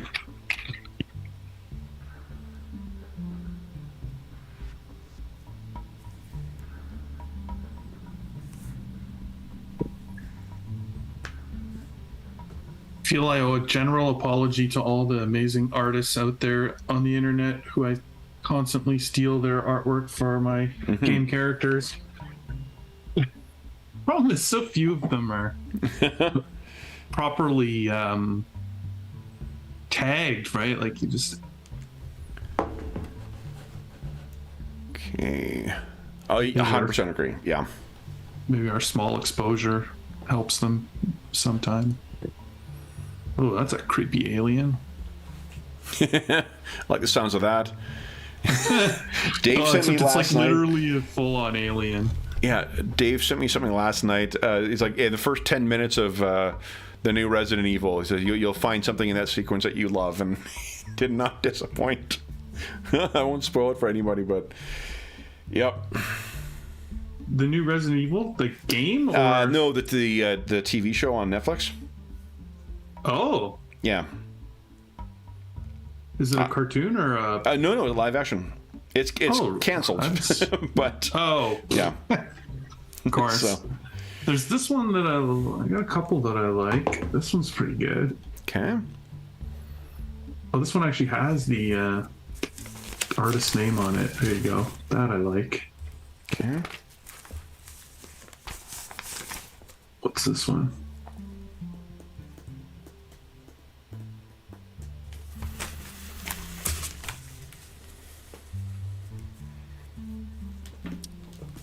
I think it's either this one or this one.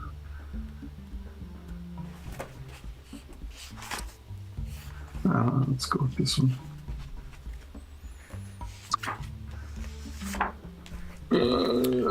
This is... Okay.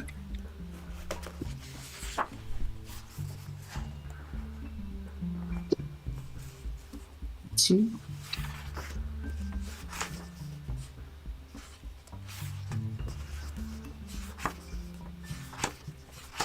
Uh-oh. Did I crash it? What happened? Okay. I think I got it. All right. Edit. Bio info. Wait, hit this. There we go. I don't know why they've added two. They give you 2 image spots now. The second one is for tokens. If you want to have a token that's different from the main thing, the display image on your character sheet.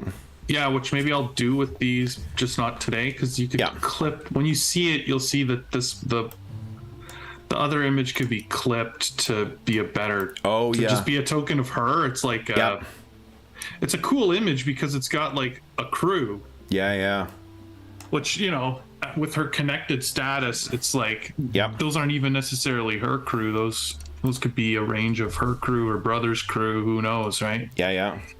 Like maybe even that one of those characters behind her is her brother. Okay.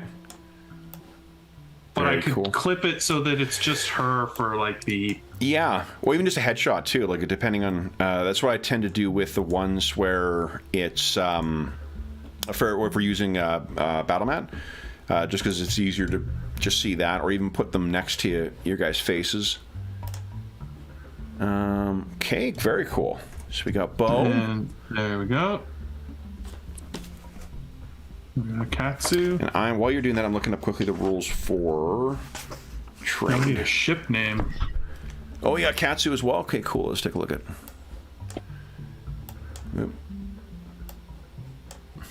I love it. That's fantastic. Yeah, I like that Super one. badass. Okay. Yeah. That's great. And it's got the artist's name on there. Yeah, so very thank you, Stefan. So here we go. Let's do this. Stefan Murray? I don't know. Yeah, I'm not too... a French name, I think. Yeah. Moiri? There we go. Yeah, they look pretty good. Moiri. Okay. And what I can do is... I'm going to do my jazz here. I can get your hit points on here. And...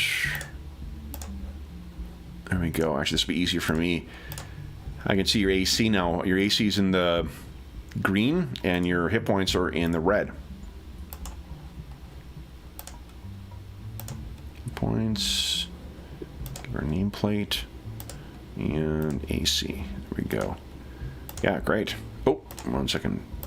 Bottom overlapping. There we go. Awesome. Okay, so we got Katsu Kikuchi and Bo and Ciso. Very cool. So, and we just don't play, nearly enough sci-fi games. So it's cool to be seeing that kind of stuff. Actually, I wonder if I can, which I can. Let's see here. Not NPC. I wonder if I can give you your ship hit points here. Look at this. Hot damn. Perfect. And I wonder for ship AC, can I put that on here? Look at that. Got your ship's stats set up as well.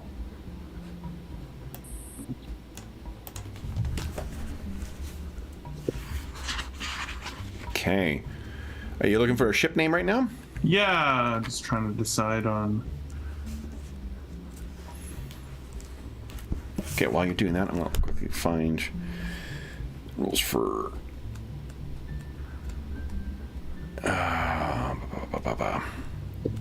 trade.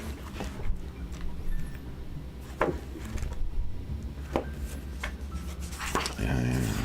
not there. Not... Yeah, here we go. Look in the index. Trade 235.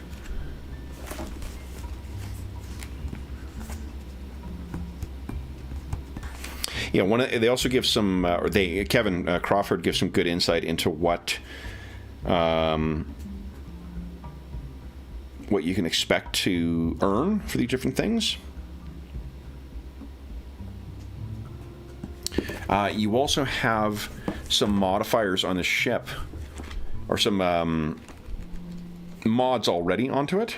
You've got atmospheric scoop, which allows you to pick up, I think you can refuel from gas giants then, just at the cost of time. And you have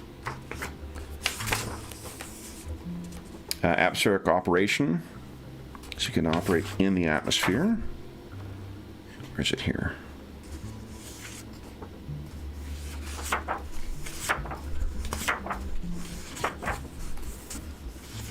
Yeah, fuel scoops.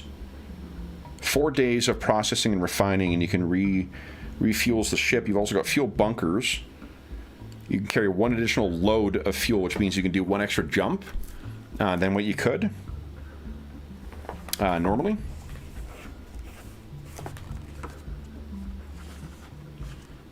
And that's it. 160 tons of cargo space. You looking up a name? Yeah, I'm just trying to think of interesting ship names.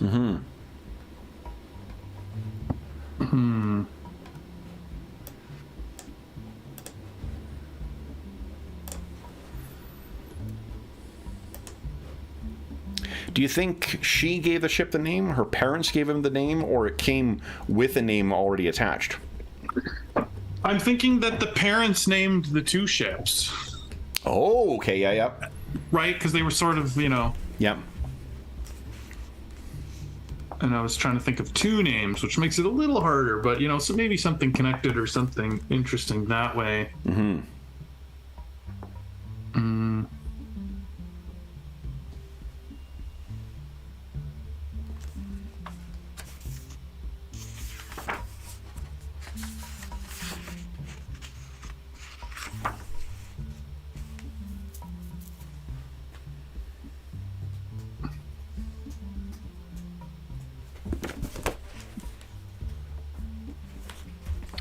Now it is like a religious background of the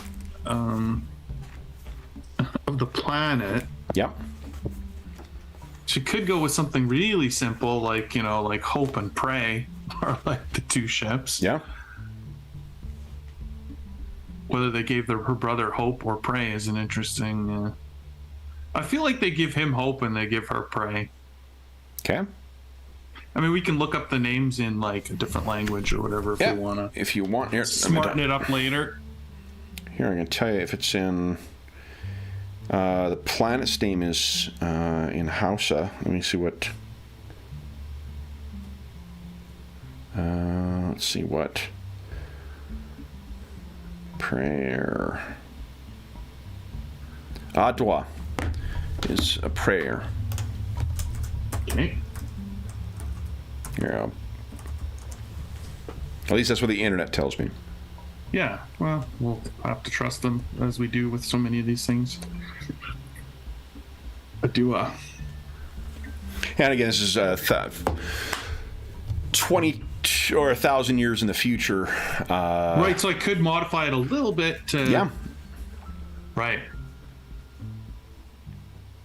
You could take out the apostrophe, even Adwa. Yeah, just to like... Yeah. Just like that. Okay. It's a little cleaner. Cool. Adua. Alrighty, so we got names. Here we go. Put that in there. Adua. Show the nameplate. There you go. You got the ship. You got your crew of 2. Cool. Well, why don't we take our mid-session break and then we'll break these suckers in. Hopefully not breaking, but you know what? Let me do this quickly too. Give me your repair bot. It's worth kicking the tires on a couple of the systems. Do you have a name for your repair bot? Beyond repair bots? PC hit points. NPC AC. Let's see, is that right? Yep. Man, these are really good character sheets. Let me just finish. I realized something here. There we go. Okay, save settings. And I love they've added in an update default token option. So you don't have to, like, what you used to have to do is select it and then go to the character sheet and then click save as selected. Do this for you. So everyone save, and so that way we can just drag and drop everyone down. Fata, nice. Fata Natwa. Very cool. Okay, let me get these set up properly here, and that set up properly here. There we go. Save and update default token. Okay, so everyone's tokens, oh, except for Adwa. Get that done, get that done. All right. Save and update default token. Cool. Let's go take our mid-session break right now. We'll come back and then we'll get Bo and Katsu into some trouble here. Yeah. Okay, sounds good for those listening at home. We'll be back momentarily.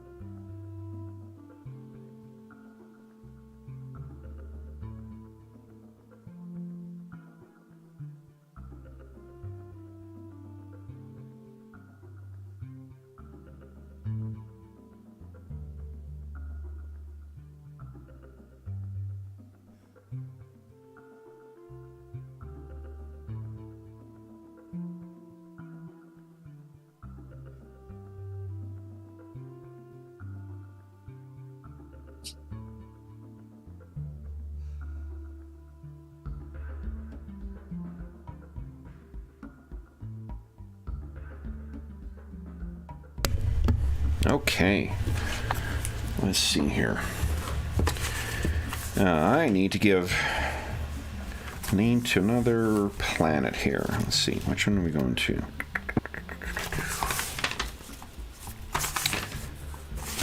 Aha. Okay.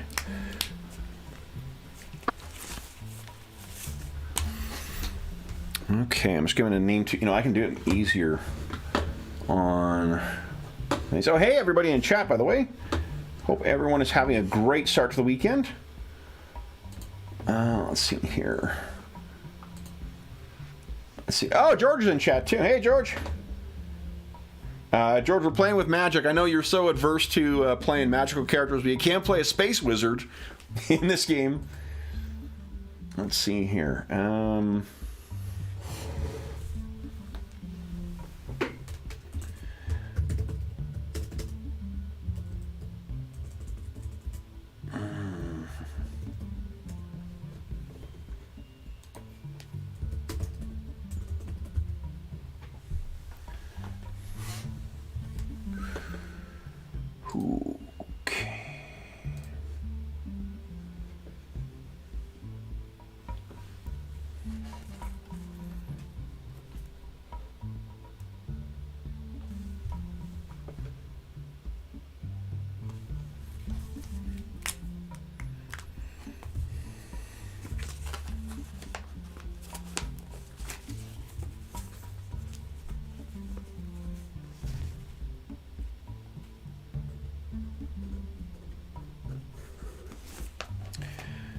We've added a name to another system here.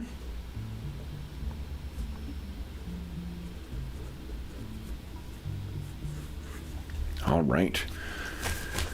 So, let me show you something here. I can put some names on. I need to crack out the old Photoshop and start drawing a better version of this map. But we can tentatively put a couple names on this sucker here. So hold on. So your text, here we go. That is right there. Okay.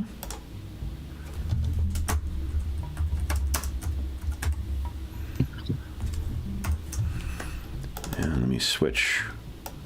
Maybe I'll switch fonts here. What do we got? Come on. Oh, you fucking thing. No, fuck right off.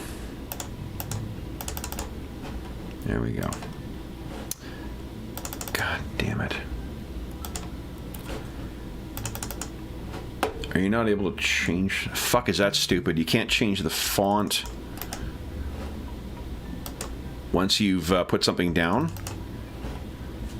Fuck, is that dumb? Oh, is that ever irritating? I don't think that was always the case. Hold on, maybe I've got the wrong thing selected here. Let's see.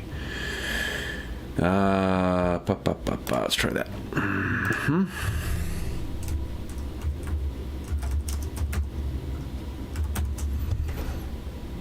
All right, so there is Masonic BU. And I'll keep the same font. And then Jayla is right there. And I have one other place of interest. Oop, actually, let's do this. Copy. That'll be right here.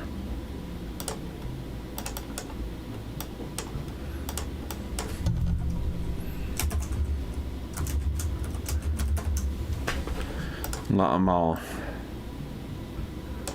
right there. You see those?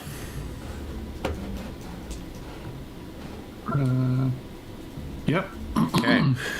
So each jump would be 1. Normally it takes you 6 days. 6 days to travel between sectors. For each whatever it is, the little it's hexes or squares or whatever. It takes you 6 days divided by your spike drive rating. So in your case, is it spike drive rating or spike drive -1? Hold up. Now I'm second guessing myself. Here we go. All right. Hey, the one thing I'm thinking of, the heroic rules definitely make for an interesting mode. I wonder if we wanted to have a little more resilience with the characters that using narrative metacurrency might achieve something similar result without having to have like a separate set of rules for the separate characters. Especially if we're doing a full crew worth of people. Right? Yeah. Oh, sorry, you're looking something up? No, I cropped the image and saved it, but it didn't do what I wanted. Oh.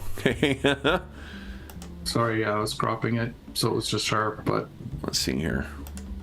It broke it. It broke the image? Well... Hold on. It's just because I need to do this. Okay. The program I used saves it. It's so stupid. I need to save it in, like, it saves it in its proprietary format. So instead of, like, what it was. Okay. I wish it would just leave it alone, but... Okay. What if I do this? Okay. I'll try that. Yeah, there we go.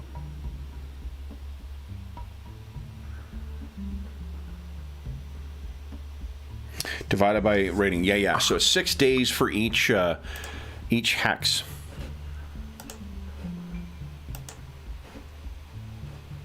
Let's see. Yeah, I made the token is just her now. Oh, okay. Okay, let me see here. The token or the display, or both? Just the token. Just the token. Okay, let me... Or you want it to be the other way? I don't know. No. That works out fine. Let me bring it back where we were, and I'll... Perfect. Except she's all distorted. You know, that's okay. We can do that. How's that? Yeah, that's better. I did notice in the image when I got close and clocked it that she has a missing hand. There we go. Think that's about right. Still a little wide, but there we go. There you go. Okay. Yeah. I think everything else is displaying properly. Yep. See. Yep. Okay. So save settings, and then I'll just go update default token. Good to go. All right. Okay. All right. So I was just checking to see how long it takes you to fly between drive. I swear to God, I'm slowly turning into my fucking father. Segueing in. There's worse people to turn into, definitely, but yeah. They say you turn into your parents. I mean, it's totally. All right. So let's do this.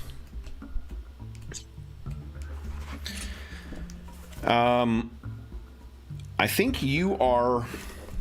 So hold on. Let me get my notes about this one planet. let's see here. So on here, Masana, your let's see here, your arcology.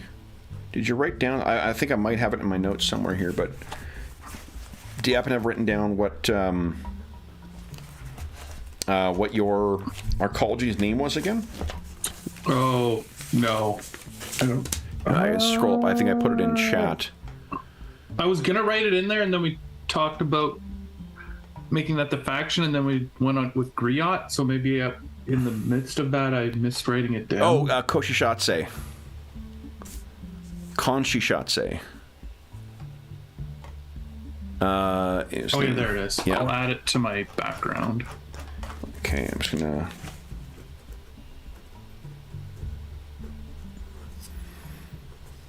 All right, so what I think our little scene will open is with. Oh, do you have a name for your repair bot? Or is it just called repair bot?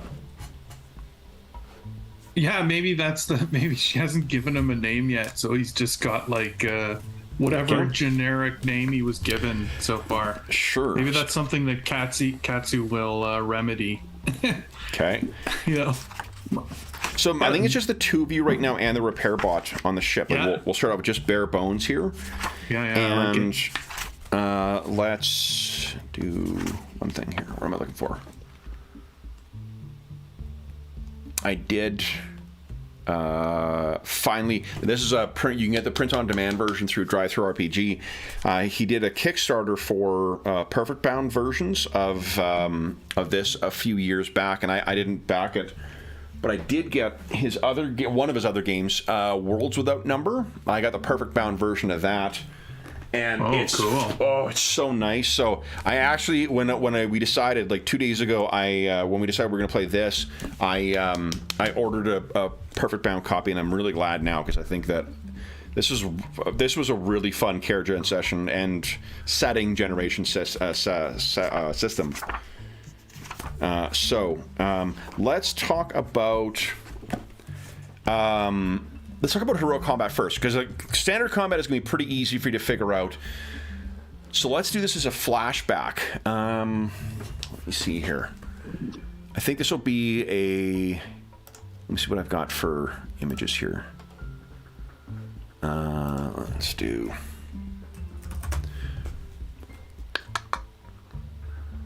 Ooh, that'll work.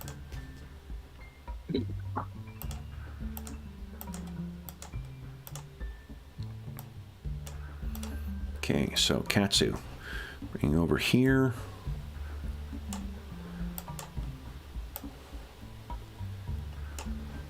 Here's the world that you were on. This is I think some other run, maybe. Perhaps it was a run that you guys were doing. Let me see what I've got for. Oh, you know what? I can use those.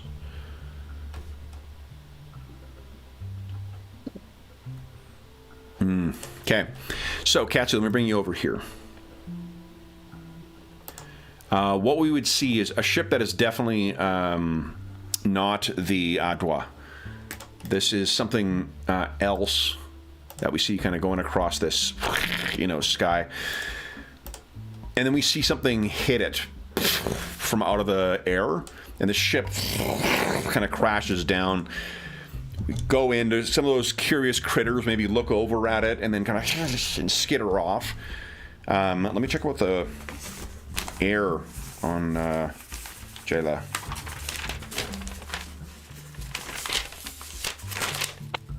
Okay, it is thick.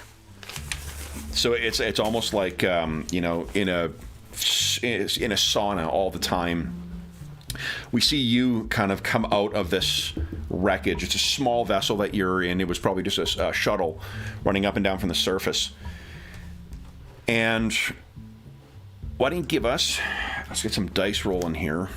Yeah. I guess. Let's see here.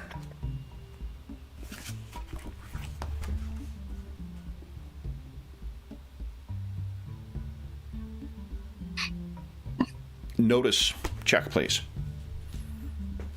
And this will be a... Let me see. Where's the difficulties here? One thing I like he does in the games as well is put a lot of rules in, just like have a one-page summary thing. So as long as you go to that, you can find like all the rules for combat summarized in one section, or all the rules for whatever in one. I like it very much.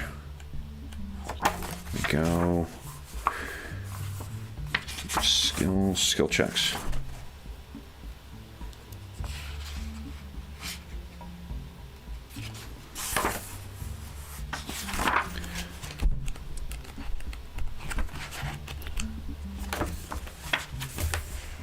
Okay. Here we go. This is going to be a difficulty of 6. Okay, and is it intelligence or wisdom? Wisdom, please. Wisdom, okay. Okay. Ooh, just made it. So what you can hear is a humming, and you know precisely what that sound is.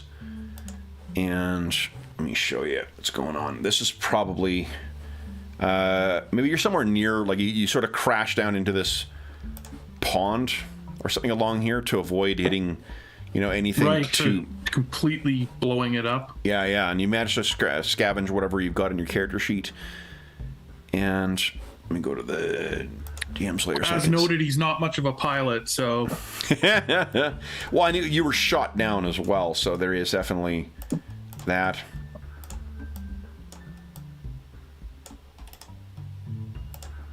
How does Katsu feel when he has to come back down to the surface of Jayla?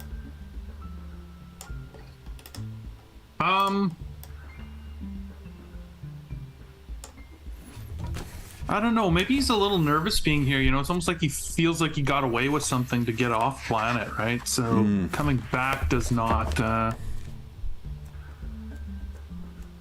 You know, you don't want to get questioned too much, essentially. Yeah. Yeah.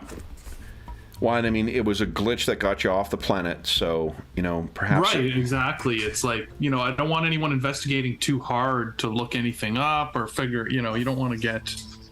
Yeah. He definitely doesn't want to get trapped here again. So you can see about... Let's see here.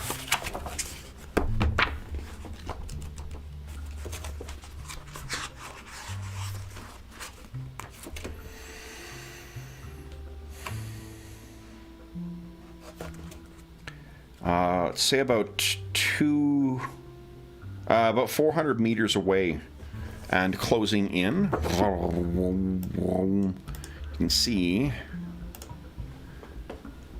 4 of the what do you call them? Like Wardens? Yeah, warden drones.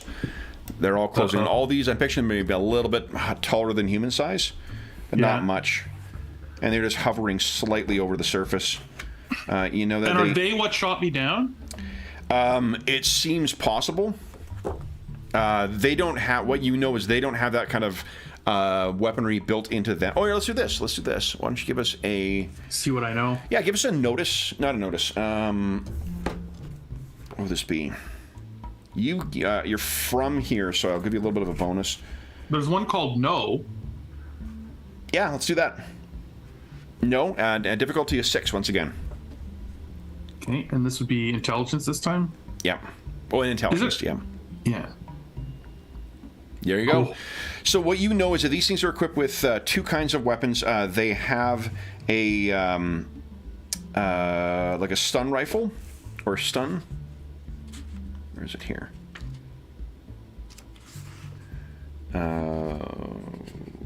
They're equipped with stun batons. Basically, they're at the end of every one of their tentacles is a stun baton they can get in, and they also are equipped with the equivalent of say laser pistols. Well, I would definitely try to get away from... So, sorry, Kevin. Did I miss why I'm here?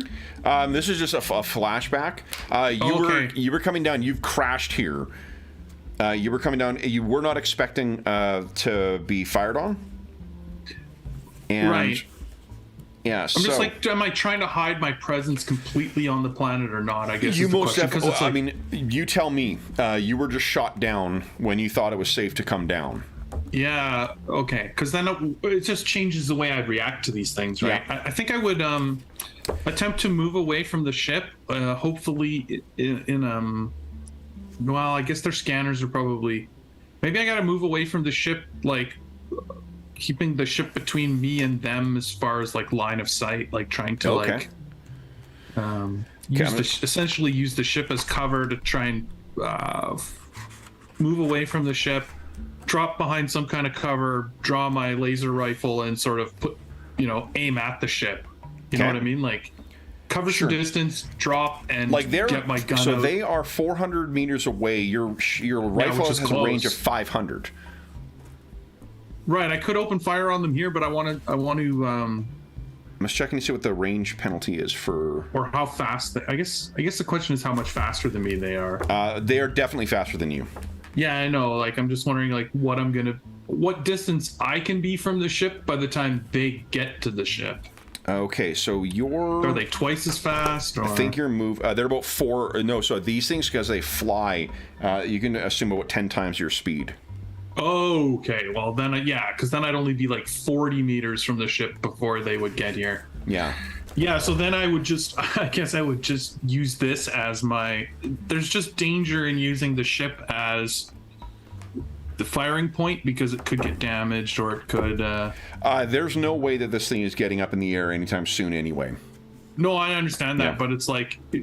Until I can evaluate all the damage, and like, it might be my only way off planet as far as I am concerned. So keeping it in as good a shape as possible is my thought, but I think I would fire on them at this point because they're in range. And let me just see here. So these things are they have 2 hit dice.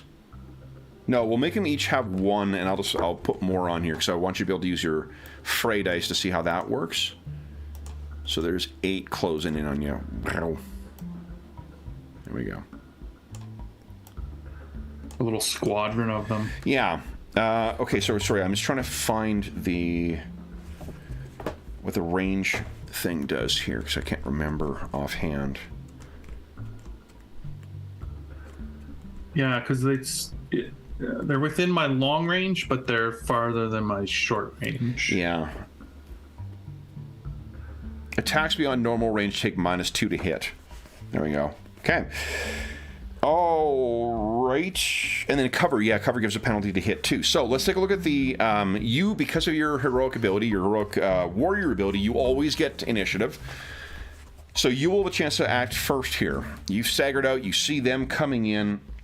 You can always take a move action. What is it? A major action, a move action, and an on-turn action. So I think because of my gunslinger, I can use my on-turn action to get my rifle out. Okay. So yeah, your rifle's out. And then what would you like to do with it? I think I'll fire on, Common combat actions are on page 50, 50. 50, there we go. Now what I'll do is maybe I'll see if I can find a cheat sheet. There's no compendium for this game, so... Right, make a ranged attack. That's your main action. For move, you can run.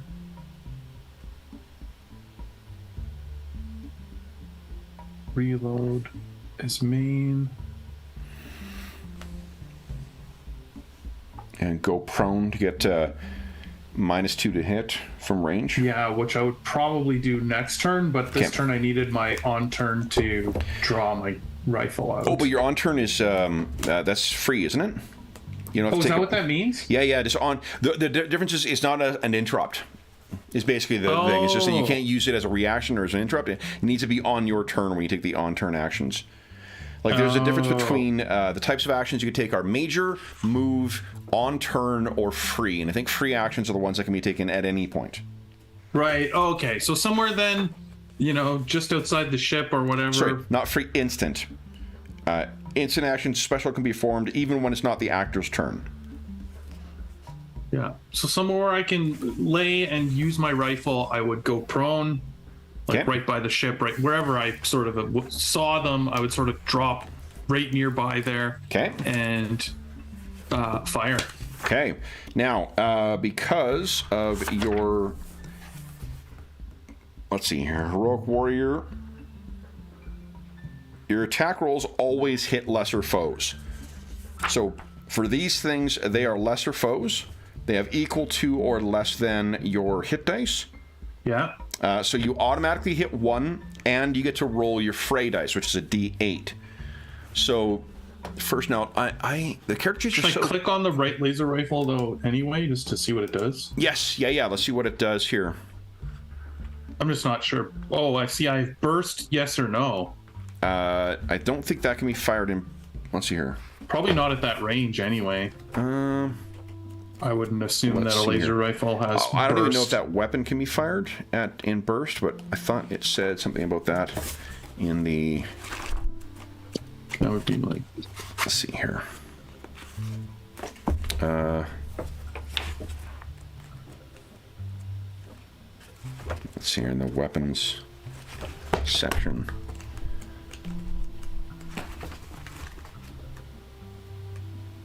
General equipment. Here we go. Ranged. Some weaponry can be fired in burst mode. It's only the ones that have the asterisks. And it can be. Yeah, laser rifle can be fired in burst mode. Grants you +2 to hit and damage. But it fires 3 rounds, and you have 20 in the magazine of your laser rifle. So what do you think? Yeah, so I'm going to say no for now. Okay. Modifier nothing. Okay, here we go. This is what it did. There you go. So it does 5 damage. Okay, so we compare. I'm looking at page 276. Is there nowhere on your character sheet? Oh, that's badass. It actually counted your ammo. Oh, nice. Wow, is this a good character sheet? Holy Dinah. Oh, it tells you, but it doesn't. It didn't. I don't think it actually ticked the little thing down. Didn't it? It says no. 19 out of 20 now. Yeah, I have to, but I still have to change that to. I think if I had done burst, it would have said like 17 or what. Like I think it does that math, but it didn't change the actual quantity. No, I'm seeing 19 in your character sheet. Yeah, that's because I did that. I hit the little down arrow. Oh, did you? Yeah. Try hitting it again. And use burst this time, just out of curiosity. Yeah, I'll use burst this time. Yeah, so it just tells you what to change it to, but it doesn't actually. Let's see here. Yeah, like if you look at it, it'll still say 19. That's fucking cool, though. But that's cool. It does tell you. It does tell you. Yeah, good reminder. Yep. All right, so sorry. Well, and So the 5 does a 1 point. Wow, look at that.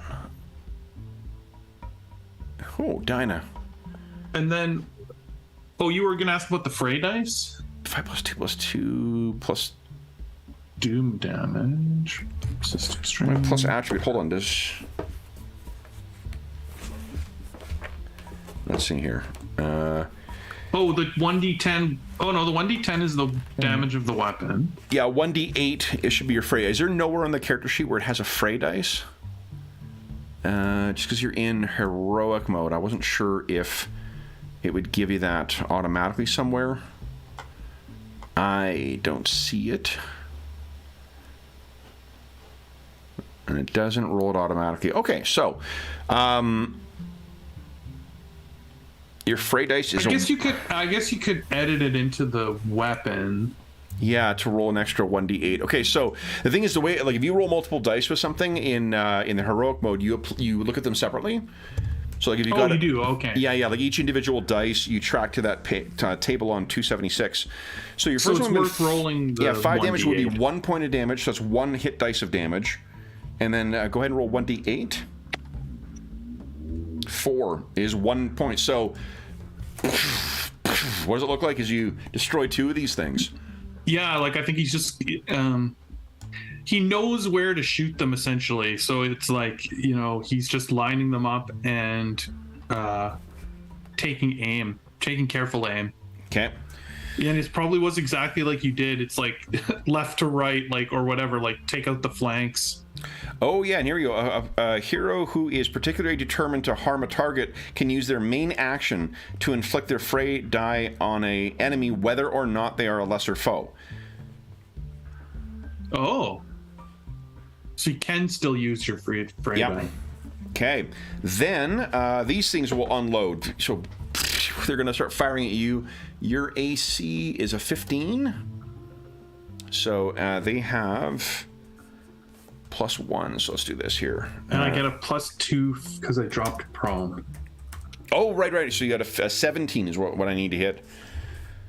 Okay, so here we go. So 17, let's see here. It's, so 1, 2, 3, it's 1 hit, 4, 2 hits, 5, 6.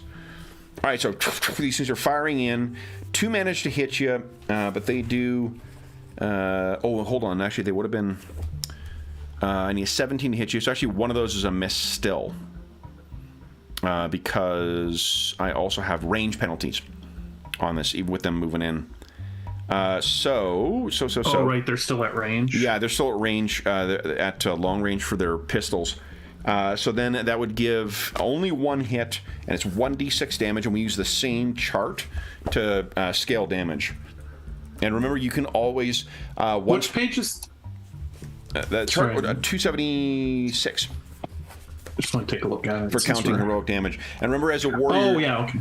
Once per scene, or was it once per scene, or you can ignore 1 hit. Oh, okay. Yeah. So this is 1d6. We compare it to the same chart. 4 is 1 point, so you take 1 point of damage from that hail. Okay. So then, of my 5 hit points, I take 1. Yep, just one point. Yep. Okay. Okay. Then it is once again your turn. What are you doing? They are now 300 away. Yeah, they've closed. So now they're in my close range. So maybe now I'll do a burst. Like, more damage just takes more of them down, right? Is that correct? No, you don't get to spread, unless you got another ability that does that, you don't get to spread the damage around. Oh, okay. Only the fray die is what does the extra thing. Yeah. Okay. So I can only... that's not worth it. No. Damage in excess of that needed to drop a target can be spread as overflow to any other target other than the initial attack roll could... any other one that the initial attack roll could have hit. Oh, okay. So go ahead and... so then there is a reason to burst. Yep. Okay, so then I'll burst. Okay. No modifier. Oh, that's a terrible roll, though. Well, you don't need to roll to hit, though. Oh, right. Yeah, it's just the damage we need. That's 4 points of damage so far, and give us your fray dice roll. Yeah. 1d8. Oh. 7 is that 3 2. or 4? Is that only 2? Yeah, it goes 1, 2, 1, 4. 2, 3, 4. Boom. He takes them out, yeah. Okay. So that would have been with the 1 with the there. Let's say there are the 2 hit dice variants coming in. These ones you actually need to roll to hit. You can choose as a main action to apply your fray dice, so that's how you get to do automatic damage, but these things are more powerful than you, so you do not get to kill them automatically. Yeah. However, your heroic warrior still applies, so you win initiative. These things are closing in from the other side of that barrier. Let's put them at 200 meters away, so they're 2 rounds away from getting to you. Yeah, they... Okay. I just want to make sure... Sorry, I just want to reread, now that we're doing this, my bow guy, the gunslinger. I just want to make sure I'm not missing something. Oh, wait, that's like page 30-ish? 25? Yeah. 21 is gunslinger. I'm just guessing to find these, because you can type it into the... Okay. Gain a shoot bonus. You can draw or holster your ranged weapon. Yeah, I did that. Add your shoot skill level to a ranged weapons damage, which I'm only at 0. Okay. Reload. Oh, even if you miss with the shoot attack, you do an unmodified 1d4. Okay. Yeah. That's what it is. I knew there was one more little thing there. Okay. So basically, even if I miss, I can do a d4 and a d8. No, the d8, remember, only against lesser opponents, unless you're spending your major action to do that. Oh, okay. Yeah, fray dice only applies against lesser opponents. Oh, okay. Okay, so that's why I want to show the difference between that and a 2 hit dice adversary. Okay, so you're up first. What would you like to do? These ones you do actually have to hit. Yeah. Okay. So I'll fire on the first one. Okay. Single shot burst. Yeah. Burst does +2 hit, +2 damage. Yeah, I'll do a burst because they are tougher, and okay. I want to try and hit them. Okay. Oh, yeah. That is a hit, and 7 does 2 points of damage. So yeah, one of them explodes. So you're down to 13 ammo now though. Then these things next round on their turn they're closing in. They will shoot at you once again. You have 15. Are you prone still? Probably, right? Yeah, so, I mean, if they came in right behind, I would not have got up. Yeah, so 17. It's like turn and fire to the side or whatever. Okay, so 17 I need to hit. That's 1 hit. 2 hits. 2 hits. All right, so then first one does 1 point of damage. Second one does 2 points of damage. So 3 damage total. Remember, you can also spend an action to negate 1 hit. Oh, right, and that's per fight. That's per scene, yeah, basically per fight. Oh well, I might as well ignore the 2. Yep. Okay. Now's the time to do it. Well, because he rolled good damage on that one. Yeah. And then go ahead, make your turn. What are you doing? I'll fire on one of them again. I mean, you can see where initiative really helps in a gunfight, right? Yeah. Because I'm gonna double check. I can't remember if you roll initiative each round, just out of curiosity. If that's what we're supposed to do. It is an old school game, so I wonder if it does. Oh no! Oh, but remember, you do 1d4 and a miss. Oh, that's right. And I can use my. So how do I use my action to deal the fray damage? Again, major action, which is what an attack is. Oh, that's like instead of firing. Exactly. When against more powerful adversaries, you need to spend that major action just doing damage if you're having difficulty hitting. Right. I get it. Okay. Yeah. So this is just a D4. I need to roll a 2. I cannot damage them for 2 points, but if I roll a 2, he takes 1 damage. There we go. So he took a damage. So initiative is rolled every round. Okay, that's cool. Normally. All right, so 3, so it's still 1 point damage. So one of them takes 1 point of damage.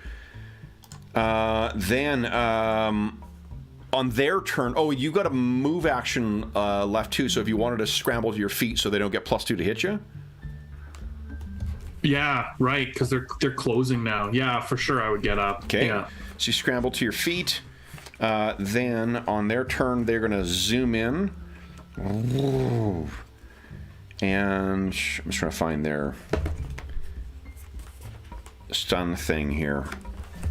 You can see that the 2s are way more powerful than the 1s in the fight already. Well, even it's more so the matter of you're having something that you can't just blow through your fray dice with. Yeah. Immediately. Okay. So these, wow, they all come in and they take a bit of a flanking maneuver on you. They're not going to get a bonus to hit or anything, but that's what they do. And then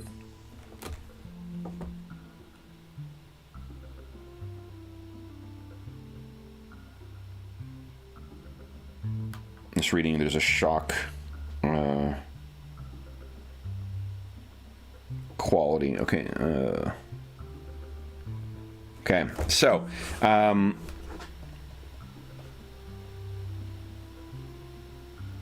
you fortunately have. Oh, your AC is a 15, right? Yes. Okay. So the shock damage is, actually with 15 or less, you would automatically take 1 point of damage, but because once you convert it to heroic scale, it means you don't take anything. So you're taking no shock damage from this stuff. In normal mode, you'd be taking 1 damage even on a miss. Oh, okay. Because of your armor. If you're more heavily armored, fully protected against that stuff. If you're not, like if you're fighting someone with a sword and you're wearing armor less than AC 13, if you're not wearing armor better than AC 13, even on a miss, you take 2 points of damage. Right.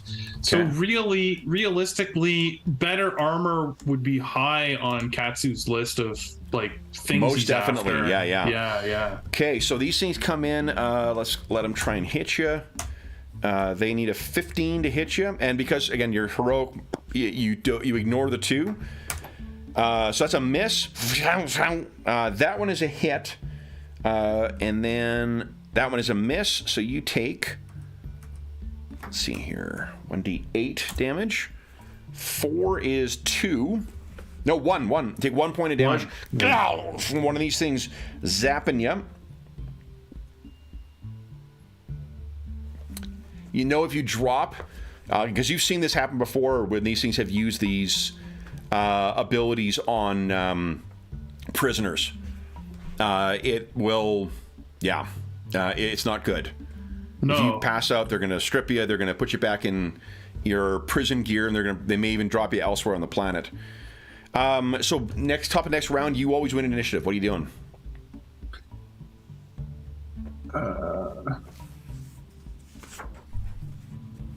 Is that page 50 that had the combat? Yeah. Yep.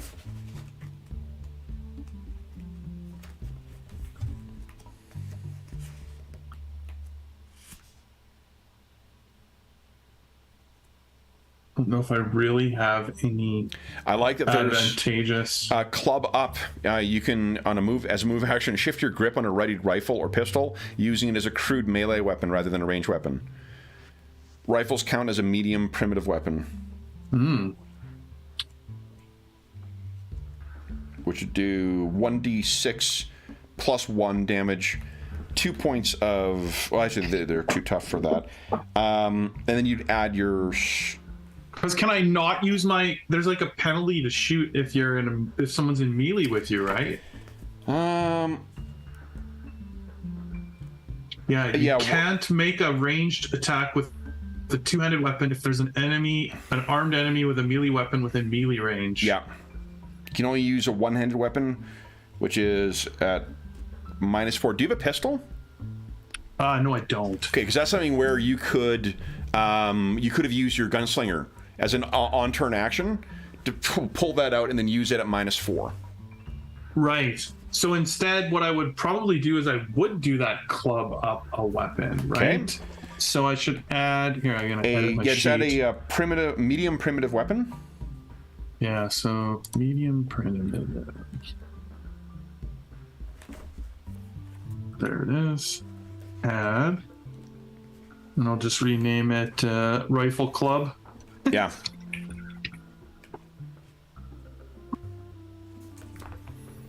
So in desperation, you choke up on your laser rifle. Yeah. Kind of what I'm forced to do here. So, roll this.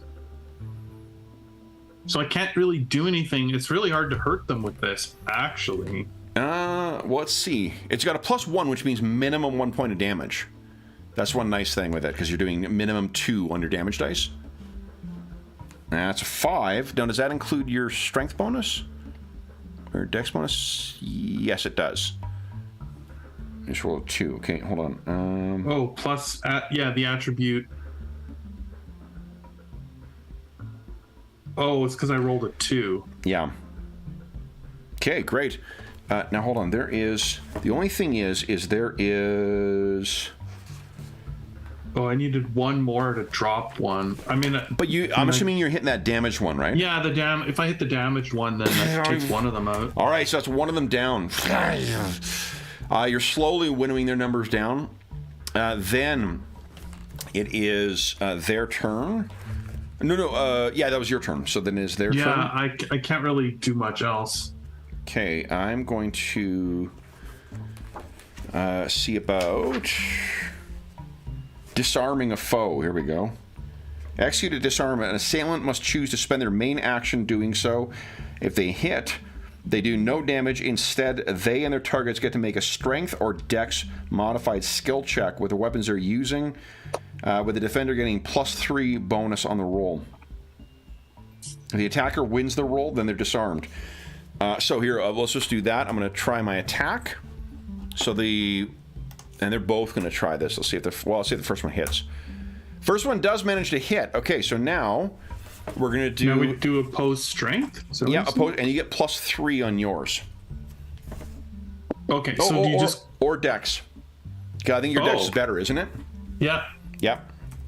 So how do you do that? Is there a button? I don't see I'm not sure. I think there is... Initiative, save, skills. Let's see here. Quick menus. Oh, there isn't. That's interesting. Okay, so I guess just roll. Like, is it a D20? No, 2d6. This is a skill check. So it's to be... Oh, it's like okay. Yeah, 2d6. +2 for you. And let me tell you. And then +3 for the... You said I get +3? +3, yes, +5 in total. So you're trying to beat my... Holy shit, 11. 2d6 +5. Come on. All right, here we go. Of course not. Your laser rifle goes flying out of your hand, and then the other one is going to try and stun you once again, missing you. Okay, your turn. This give us a 1d4 roll.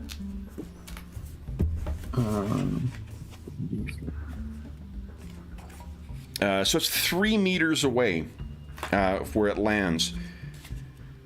Checking to see if there is attacks of opportunity. Snap attack.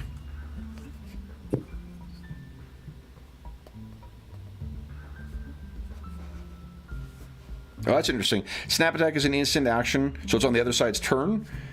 Combatant with a ready weapon can rush their attack, sacrificing accuracy for speed. They must still have their main action impending or available. You make an attack at -4. That's pretty badass.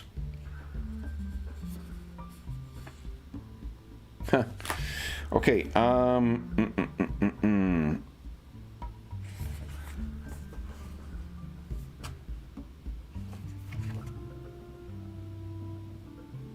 yeah. So this might be a case. So this, like, is this a case where, like, do I still need a weapon to do this? Like, whatever this fray attack thing's called. What's that action called? That is just a main action, and you can describe it however you want. Right, like he's desperate. Like he picks up a rock off the ground and is like, yeah, you know, or jumps up, starts pulling shit, like whatever you think. Yeah, that's cool. right. He's dexterous. He's quite dexterous. So it's like, yeah, tries to jump on the robot and like pull on the. Let me tell you another option too. There's a main action called Fighting Withdraw. You don't actually move away, but now you can get away from the assailants without giving them a free melee attack. So you can, it wouldn't give you enough actions to go and pick up your weapon, but like you could run over. That's the other option, is how to do that without getting, slapped down. Alternatively, you can just make your move action, run over there. They get their attacks of opportunity on you. Well, I don't have very many hit points, so I'm gonna say he jumps on the back of the robot and he's like ripping at the internal guts here. Go ahead and give us a 1d8 roll. I have a small chance of killing it. Hell yeah. Come on. If I roll a 6, 7, or 8. Oh. So you're doing some damage to it. Yeah. All right, so then, let's see here, just to see how these rules work. Dang.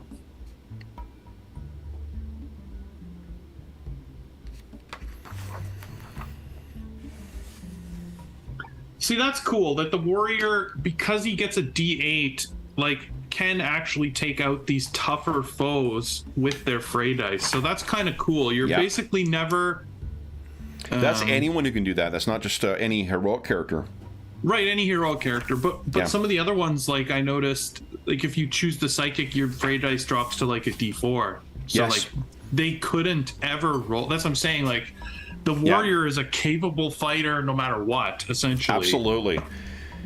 Okay. What I was looking for is grappling. I'm going to try and knock you to the ground. I just don't see that specific maneuver in here. So I'm jumping on him. So I'm going to make it as a forcing enemy movement check. Hit them with a punch attack, doing no damage, and then... win an opposed punch or exert skill check. Cool. Okay, let's see here. So this is this one is gonna try and knock you to the ground. That one's not going to do it. The other one will do the same thing. They do not. So they're scrambling at your feet. And for those of you who know, like we're taking a lot of time looking up stuff and whatnot. I feel like this is going to move lightning speed when we get the sense of. Yeah, I feel this combat, would be very quick if we knew exactly what we were doing and what all our options are. I feel like it's a fast totally, or had more gear, or had more adversaries or allies. So let's. Yeah. Oh yeah, if there was exactly a few of the crew here, like this fight would be over quickly. Okay, let me throw a little excitement in here, and this is not how things were when you remembered them, but Bo has just walked out of the smoldering ruins of the ship. Nice. So what this means is you are going to win initiative, but that doesn't mean that Bo does. Right. So let me get the initiative thing here. I'll add Katsu in there. Oh, there we go. Add turn. I'm going to add the robots. And the robots, it's 1d8 plus your dexterity modifier. I think, I bet you it's on I have an initiative button. Yeah, so let's click on Bo's token. Oh, whoops. Yeah. Yeah. There, now I'll do it. Okay. Initiative. There we go. Yes. 1 and a 1. Okay, so let me roll for the robots. What? That's ridiculous, Bo. 8, 2. Didn't know what was going on. Okay. So here's what happens is she's staggered out. Katsu, you look over and you can see she's there. She's within like 10 meters of there. So Katsu, you're up first. You've been pulling this one apart, and she comes out staggering. She's she's gonna be effectively flat-footed until you get an action. And let me tell you what damage these things do. The club, what was it? The stun club does 1d8. Right, and she is not heroic, so she doesn't get the same benefits. Exactly. That's why I thought it'd be neat to see someone who has to roll initiative and who has to suffer. Stun baton 1d8. It would just knock her out, but who knows. So, what are you doing, Katsu? Oh, so like then for these type of characters, they take the full damage? They take the regular damage, yeah. It's like if you roll a d8 on them, they take whatever the d8 rolls. Precisely. Oh, okay. Yeah. It's only the heroic characters who get the benefit of that scaled damage. That's also why you have half hit points. Oh, right. He's only got 5 hit points instead of she has 6. Exactly. Right. I see. Okay. Yeah. Oh, so but enemies take the same kind of scaled damage? No, if like these things would have, I would roll hit dice damage or hit dice for them against normal characters. So normally these things would have, and I think hit dice are d6s in this. Oh, I get it. I see. They'd have hit points if they were fighting a normal character, but because they're fighting me, they have their hit dice. Precisely. Okay, I get it now. Yeah. I know you mentioned that before, but it didn't click of what you meant. No, that's why I thought I'd throw in a regular character. That just to give you the contrast to how different. Well, and you can see why Katsu is so protective of Bo. Yep. Yeah. Okay. So Katsu, what are you doing in your round? The one that you haven't been damaging. That one seems to. It seems. Yeah, exactly. I think he's like it's closer to her, and so it's like he's gonna like leap off of the one that he's on and like attack the other one. Essentially, he's just gonna do the main do his fray dice on it. Yeah, he's gonna do his fray dice, but what he's doing is he's like trying to because they're hovering or whatever. He's leaping off and trying to like drive it into the ground. Like use his body weight to like smash it. So then we would do this the same way if you want. What you would do instead of doing damage, if you hit you would hit automatically because you're a heroic warrior. Wait, but the hit. No, you got to roll to hit because they're not lesser foes. So you got to roll to hit. On a hit, then what you would do is do a contested exert. But you may remember you're pretty fucking good at exert. Yeah. Okay, so. How do you roll to hit with something? So just roll a normal to hit. Yeah, plus... roll for any. Even roll for your weapon. Oh, the primitive weapon, the primitive thing that would use. I'll just use knife or whatever. Yep. Go ahead. Oh no! It's a miss. That is a disgusting roll. Oh, so you leap over? No! Then it's this thing's turn. Yeah. All right, so one of them is going to... you will get a free strike, so you get an attack of opportunity as it goes to try and engage with Bo. Yeah. So go ahead and make your attack. Are you going to do the same thing again? Yeah. No. So no, Yeah, free strike. You have to do a melee attack. So a punch... Yeah, like I would just be like punching it or whatever. I think it's a small primitive weapon is punch. Wait. No, there's unarmed attacks. If you check on... I'll add that too. Hold on, edit. Just keep adding more Man, the and more drop downs are weapons so to us. easy on this. That's great. I mean, this is the nicest weapon and armor and thing that I've seen in a game. I love that it's just got all the weapons and you choose from a drop down and you add it to your character. Yep. That is fantastic. So unarmed. Okay. Where is it? Primitive, advanced. Right at the bottom of the thing, I think.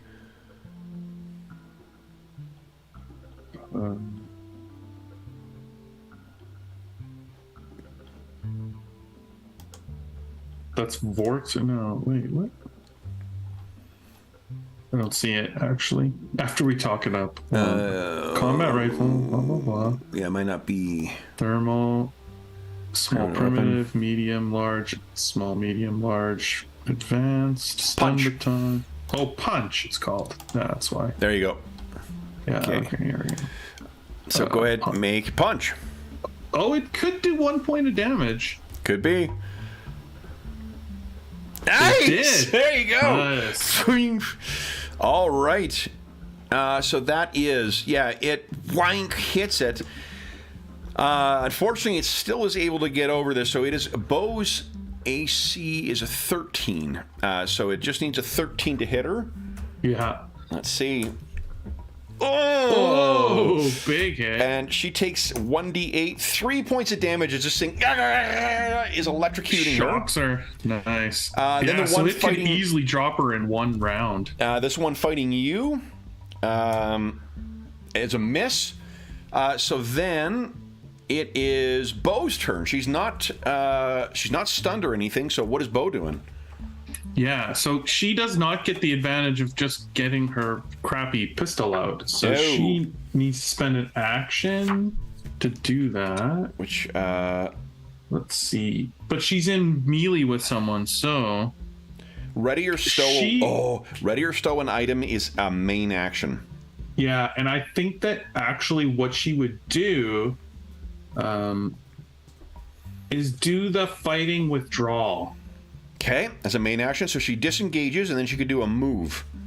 Right. And she'll use her move action to sort of like, She could run up to 10 meters away. yeah, I think she would move, like try to move around behind the ship, Okay. Yeah, she's trying to run away from this thing? Okay. Yeah, essentially trying to run away from this All right, thing. so we're into that round. Go ahead and roll initiative for Bo. I think because now if she ends up with initiative, she may pull out her pistol. Mm-hmm. Wow. 3 1s in a row. Okay, so Katsu's up first. What's Katsu doing? He's still engaged with one of them, and he's damaged. Both of them are damaged right now. Yeah, he's going to use his fray focus to try and damage the one that's chasing her. Yep, go ahead and roll 1d8. So it's like turn to follow her. He's grabbing the wires out of the back of it. So here we go. Oh, sorry, that's the one that's engaged with him or the one that's moved away from him? Oh, it's moved away already. Yeah, one of them has moved after her. That's why he got the attack of opportunity on it. Oh, because otherwise he's got to use his move action, right? Yeah. And then he also leaves himself open for attack of opportunity from the other one. Yeah, so you know what? I'll try and finish this one off. Okay, so just go ahead. You can make an attack with your punch, or you can just do fray damage. Yeah, I'll just do the fray damage. Okay, so you grab a thing by the punch is guaranteed to do 1 point. If you hit. Oh, if you hit. Right. Oh, that's tough. Mm-hmm. Right, because it does 1d2 plus 1 and 3 is 1 hit dice of damage. Yeah, 2 does. Oh, it's guaranteed to do the point of damage. Whereas I could technically roll a 1. No, he's just gonna use his spray power. Okay. I feel like a whatever that is. So come on, 1d8. Let's see. Yeah, come on. I just need not a 1. Don't not roll a 1. Yep. There you go. Yeah. What does it look like as he trashes of 1? Yeah, I think it's just like, it's sort of like panic. Like he realizes like, I can't leave this thing here and save her. And so he's like, So that was only a main action. You still would have your move. You could run up and engage the other one if you want. Yeah, I will. I'll move. I'll try and move to position himself in between her and it, essentially. Where are you going? Yeah. Yeah. Okay. Yeah. All right, so then this thing goes with you interposed. Because of the way you described it, it's going to make an attack on you, which is a hit. So this is the stun baton again. Oh! Oh, no! Drops to 0. It's down unconscious. Oh, man. And then this thing hovers around the side looking for where Bo is. Why don't you give us I think it's called sneak, isn't it? Yeah, there is a sneak. Yeah, make a sneak check for Bo, and I can roll my my notice check here so you know what you're rolling against. Oh, there it is. A 2. Oh. Okay, so this thing comes around. It's trying to see where he is. She's ducked behind some burning rubble, of this thing. Then it's her turn. What's she doing? So, and I can tell you how many hit points this thing has now. It's only got 1 hit dice left. So 3 hit points. Right. She has no bonus to her strength damage, so she only does a D2. She does. I guess remember, she got that +1 to hit with her laser pistol. Yeah, so she has to use her action to pull out her pistol. Okay, so you've got your pistol out. You still have a move action. Anything you want to do with that? Hide again, I guess? Yeah, continue to try and hide from it. Okay, so then here comes initiative. Ooh. Yeah, this is a big initiative roll here. I roll a 1. Okay, she cannot roll a 1 for a 4th time in a row. Come on. Yeah! There you go! Nice. What does she want to do? She is going to fire her antiquated laser pistol here. Okay, so remember it's +1 to hit? Yeah. So here we go. Oh, it's already included in your bonus. What am I talking about? Come on. Oh, that goes wide. Okay. Now, hold on. Toledo. Out of curiosity, I'm curious. How did she roll a 3? If... What's the -2 from? Oh, her shoot? That seems very low. I roll it's +2, -2? Oh, yeah, if you're not... Hold on. If you're not trained... let's see. Oh, if you're not trained at all, it's more than -1? Let's see here.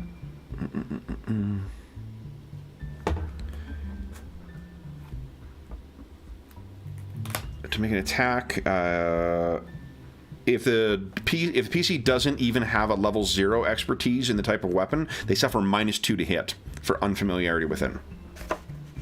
Oh, and it did not give the +1. What? Oh, that is what the 2 did. Oh. Yeah. And it's already with the +1. Or what is this? Just because if I notice when I close it, it says Bo's laser pistol +0. So maybe there was a No, correct that's your base spot. attack bonus. Because your base attack bonus is a 0. You don't have a dex bonus. Right, but I'm just wondering if I should have put this as 1 and that as 1. Let's see here. Oh yeah, there, that looks better. Just, it's the same result, the same net result, I think, but I just... Oh, now it says -1. Oh no, that's shock. Never mind, that's not what I want. I was trying to just make it so that it would show. Yeah, no, I think it's fine. that's listing properly now, because you get the 1 attack bonus.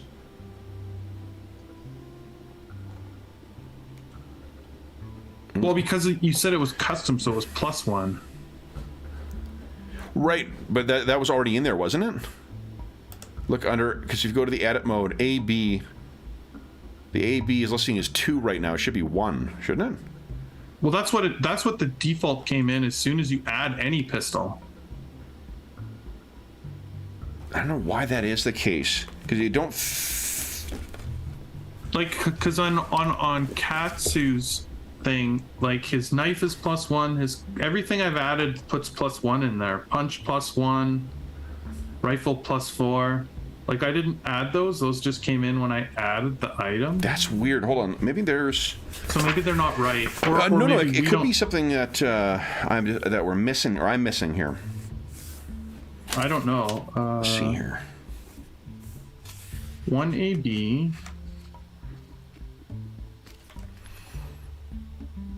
Just trying to look at what Katsu's is doing. Yeah, because I'm not sure what the AB actually is.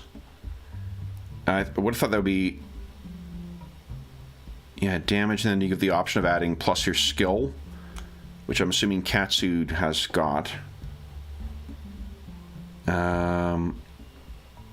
Not capable of burst, the attribute. Oh, the laser rifle came in with 1 AB, but all of the melee ones came in with 0. I wonder why that's the case. And when I added the pistol to her, yeah, it came in at 1 AB.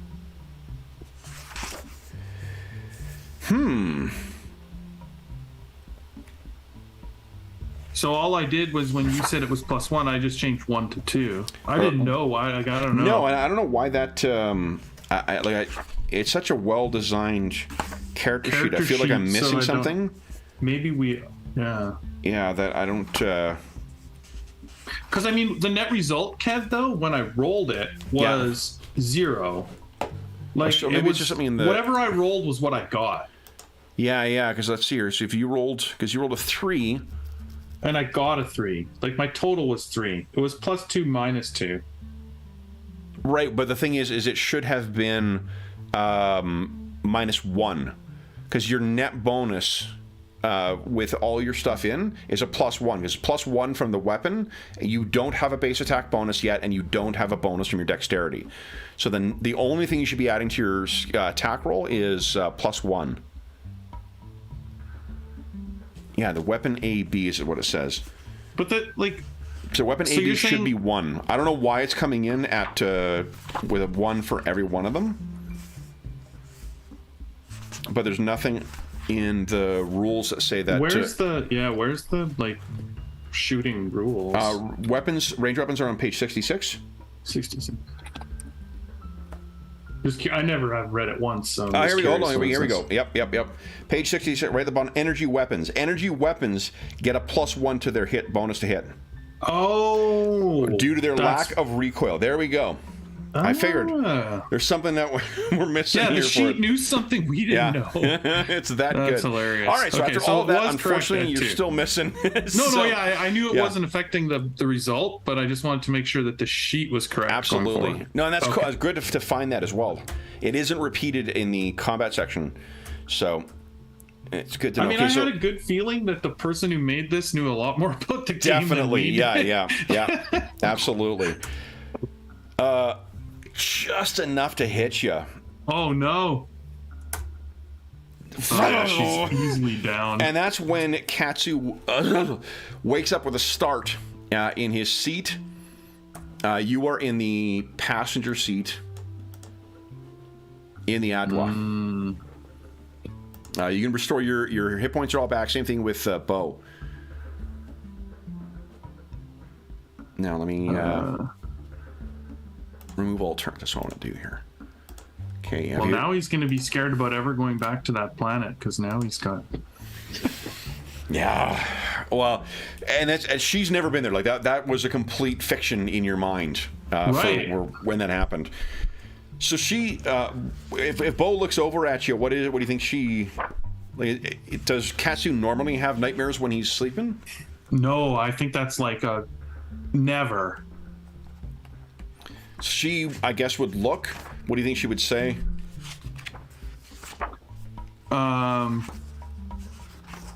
sort of like, what's got you?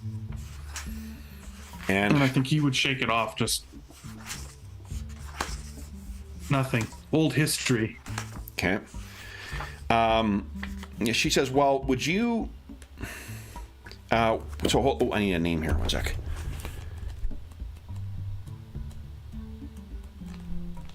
Would you give us a D100 roll, please? D100.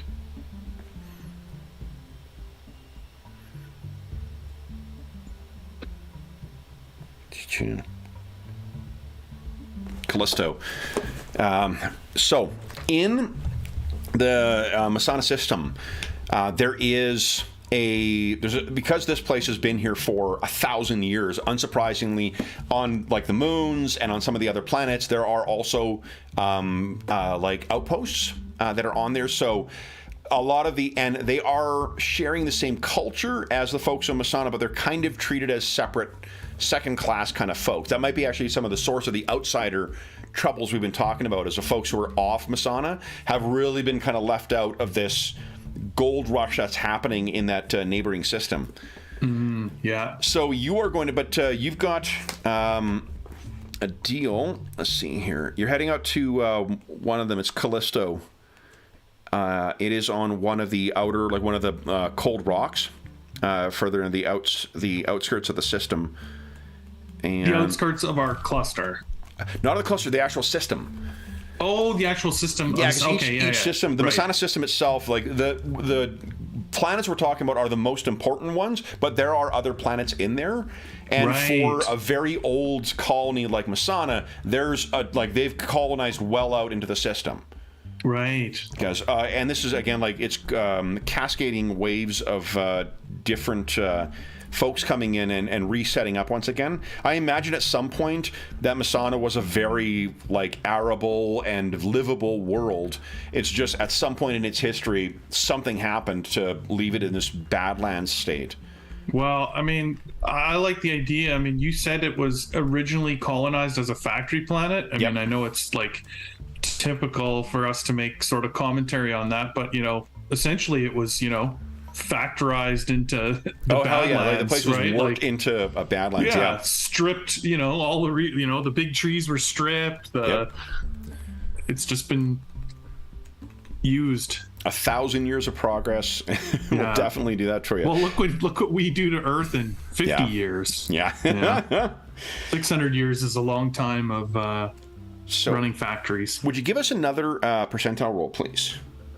Okay. Okay.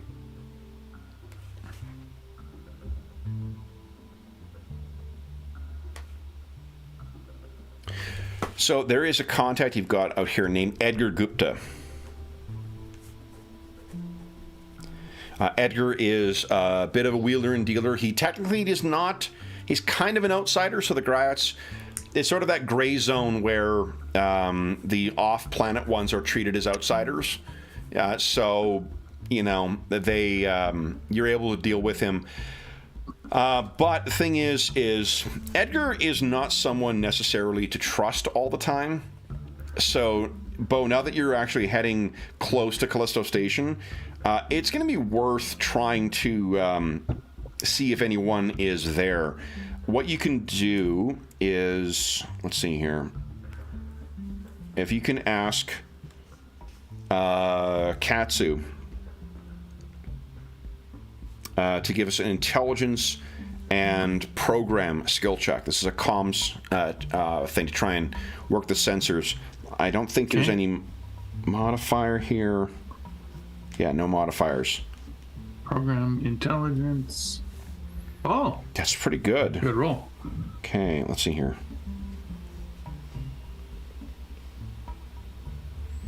I'm guessing that somewhere in the 6 to 8 is like a normal success for easy things. Yeah, this would be contested. So let me give you a sense here. There we go. I rolled a 6 on my contested roll. If I was rolling a contested one, this would be secret. Right. So what you can pick up as you're going in is there are 2 small fighters that are hidden kind of Callisto itself is down on the planet itself. It's not like it's a cold fucking rock, so it's just, you can think of like the moon or Neptune or something like that. Right. Craggy, completely unoccupied. You're coming in. Callisto itself probably has probably about 1 million in the in the arcology that is built on the surface, but that might have been at better times. So and probably, actually, let's say it's even smaller. There's probably 1 million on this whole rock, and in here there's probably, let's say, about 200 people. So it's a much smaller station. Nice, tucked out of the way, lots of storage underground, but nothing easy to defend, unobtrusive. You're coming in and you can detect that there are 2 ships, Katsu, and these are fighters, so they're smaller than what the Adwa is.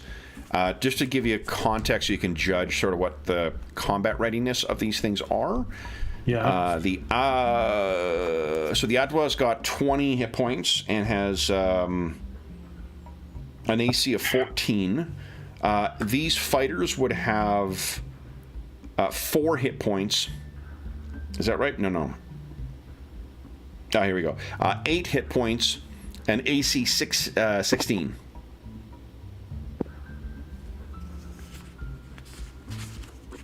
So we probably don't want to get in combat with them if possible. Yeah. I mean, yeah. Plus, it's costly to get your ship repaired, and most definitely, yeah. So they're there. It may be a way of just keeping the place safe. Right. So what does Katsu say to Bo? There's a couple fighters down there. I don't know if we should announce our presence, or can I tell with my role if they've spotted me? That is, or to our ship broadcast like a beacon or something. So you can try and make an effort to try and hide. This is basically what they've done. They've tried to hide from you. You have detected them. If you're not trying to hide, then they sort of automatically detect you. Yeah, I think that Bo believes we're supposed to be here doing our job. This is Yeah. So she probably gets on the comms and announces sorry, I can't remember the name of the world. Callisto. Callisto fighters. This is the Adwa arriving for I don't know what she would say, a meeting or official business. Yes, which will direct what landing, what docking port or what landing platform. Yeah, she's probably got some kind of access code or something that she states. Sure. And you hear sort of it's not from the fighters, but it seems that someone, because I imagine you have to sort of broadly broadcast. Yeah, exactly. So you hear a voice come through, and it's Edgar Gupta, who says, "Bo, you took your time. It's a long flight. I was beginning to worry that we may have to get someone else." We're here. Go ahead and dock at docking port Gamma. We'll see you inside. So, without any other incident, why don't you give us a... I guess first off, does Bo want to say anything back to try and set the tone properly with this guy? Because she's got that neat... right. Is there a button you can click to put your thing in chat? Your foci? Let's try. Diplomat? Fucking awesome. Yeah. Great character sheets. Really great character sheets. So yours. Yeah, you got this at level 2, don't you? Oh no, you got level 1 in this one. Yeah. Okay. Reroll ones on any check. Because let's. What I'll do is I'll roll randomly. Or here, why don't you give me a 2d6 roll? Here's my reactions. Tab here. Let's set the initial reaction, and then I'll let you make a. Okay. So then, why don't you give us if she wants to say something back? Yeah, I think she would. Let me give you a context here. So where you are right now, there's 5 possible positions: hostile, negative, neutral, positive, or friendly. Right now, we've set him at positive. What I would suggest is if you make a successful roll, is that you could improve it even more, and he would be friendly going in. Yeah, and I mean, we can just do some imaginary stuff here. I assume she's. With her intelligence and the fact that she's connected and gets to know people, I think she would remember something from the last time that Edgar and her had spoken or done business, and she would be like, I've got that bottle of whatever you like, or cigars, or something from the main planet that she would know he doesn't have good access to here. Just a small token, maybe there's a some kind of local tequila type thing, right? Yeah, exactly, like a cactus-based alcohol. I brought the bottle of. Sure. So I'll give you an extra +1 spike on juice this. That you like. Why don't you give us a talk check, please? Okay, here we go. +1. Talk at 1 using charisma.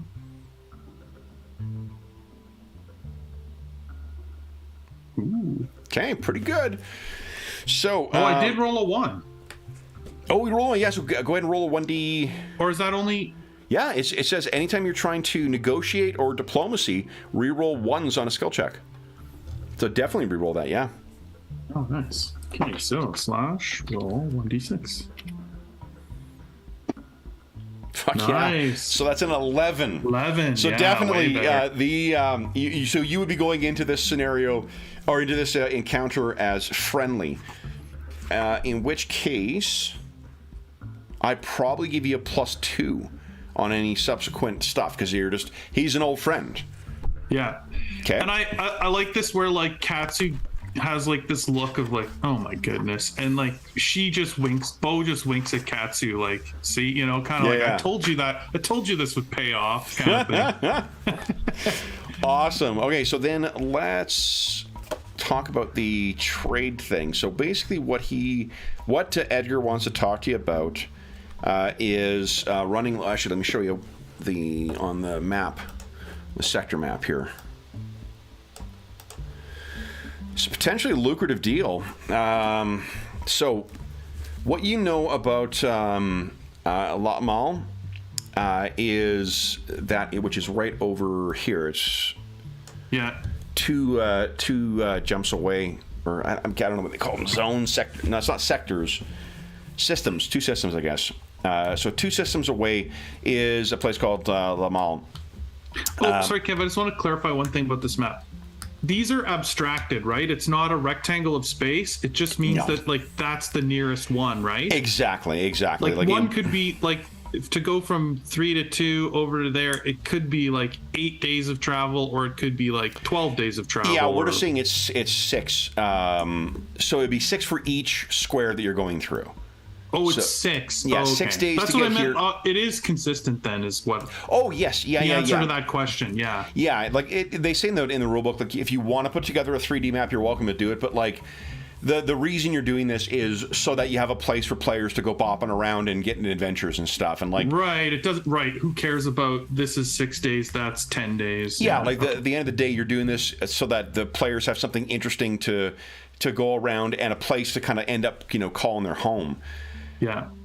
So what he wants to talk to you about is there's a load that he needs to. There's supplies he wants you to run to La'amal and to run back from La'amal. And the planet itself is a bit of a disaster. Hold on here. I'll tell you. Yeah, it's a really... Actually, why don't you just give us a no check? Let's see how much you know about that particular system.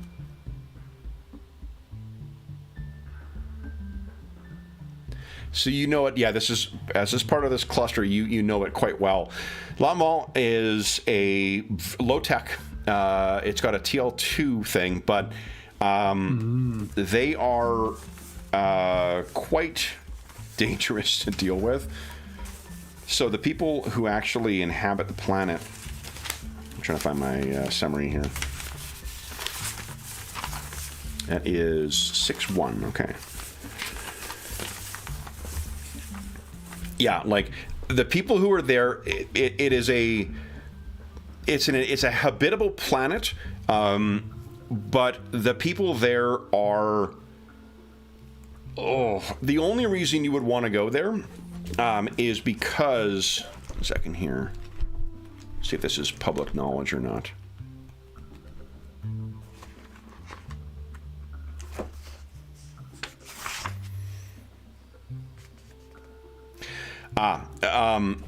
The inhabitants of La Amal, the rulers have convinced the inhabitants, or at least are trying to convince the inhabitants, that there's no life other than what's on the planet.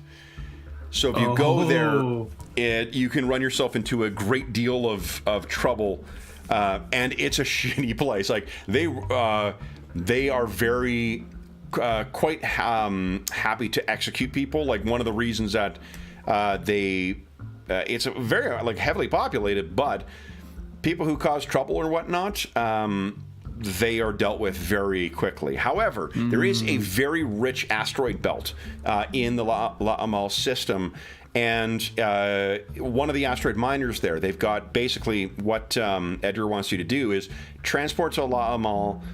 You should be able to from the mine there. You can purchase more fuel, because your ship can make 2 jumps without having to refuel. And if there is a there is an option for picking up what do you call it, for doing a scoop, because of your vehicle. If you take 4 days, for every 4 days you can fill up the tanks by 1, but you've got an extra tank, so you can make 2. You can basically, as long as you got a full tank, you can make 2 jumps. Okay. Yeah. Each spike jump takes you 6 days to do, but you can go, boom to one thing and boom to the other one. Let me tell you about the system in between there as well. Oh yeah, that is an interesting one too. So the one in between is it's not a super populous place. It's cold, more cold than you would be comfortable with, but there is where is it here? Because, there it is. Because technically, if we didn't want to fool around in La Amal and be as quick as possible, we could fuel up in this in-between one, jump to La Amal and back, and fuel up. Yeah, there is. So there's in the system, I don't have a name for it yet, but the basically the one here. Where's my thing? There we go. This one right here, you can fuel. There's not a orbital fuel station, but it's a TL4 station. The thing with that one is there is a.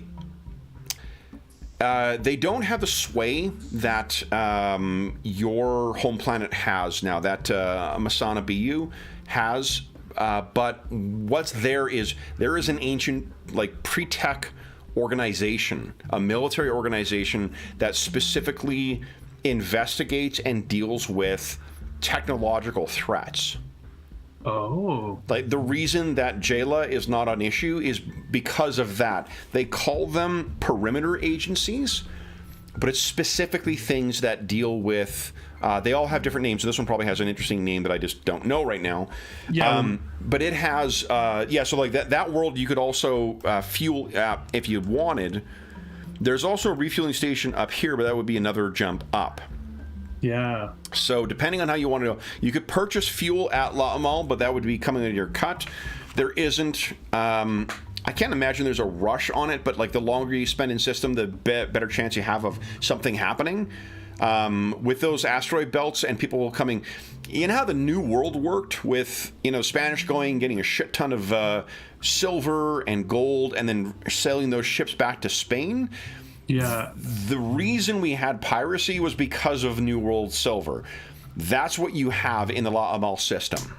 Oh. So you can definitely go there, but there's a potential the longer you spend there, so it might be cheaper and better to just go and pay for the fuel, but it's absolutely your call. Edgar's in no rush for this, and let's quickly before we call it a session, let's do a little bit of negotiating here. Yeah, negotiate the price of this or percentage of it. Yep, I think he's going to give you 10% of the price of what the ore would sell at, but you can drive up that starting cost of the ore through some negotiations here. So let me just find that here. I'm going to look into the, what do you call it? The, whatever that trader, I've already forgotten what it's called. Merchant Sons? What is that? Is that what it was called? No. Here, Sons of Gold. Merchant campaigns in, for this. Okay, and hold on, I can just look up trade once again here. Trade. Interstellar trade, 235. There we go. Okay, so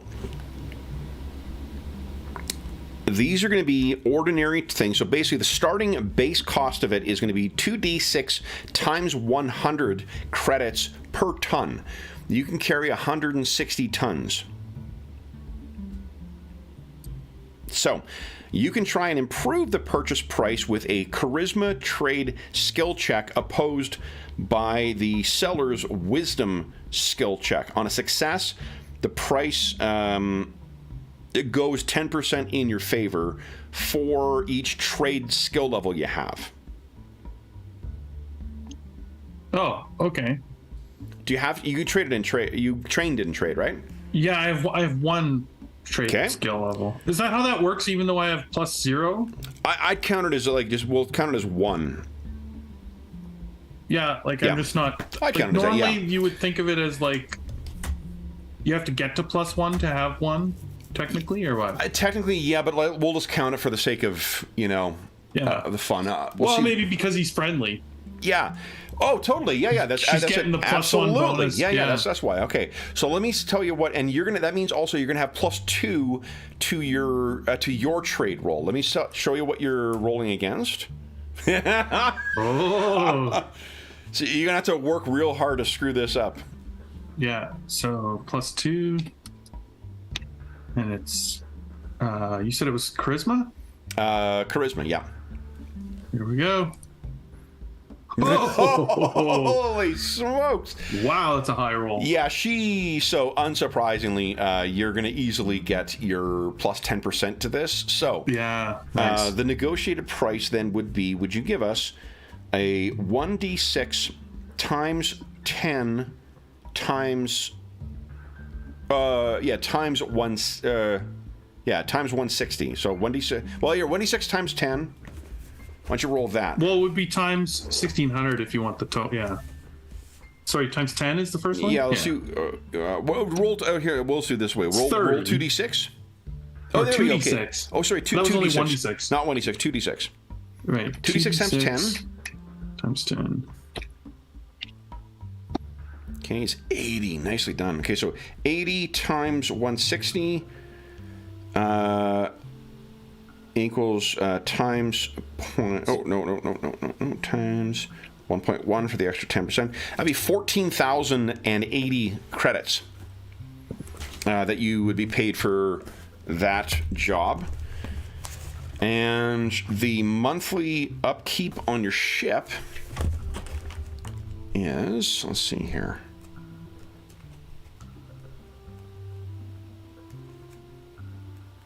Because you got no bankroll right now, and that probably would be the better way to do it, is to take it on credit or something.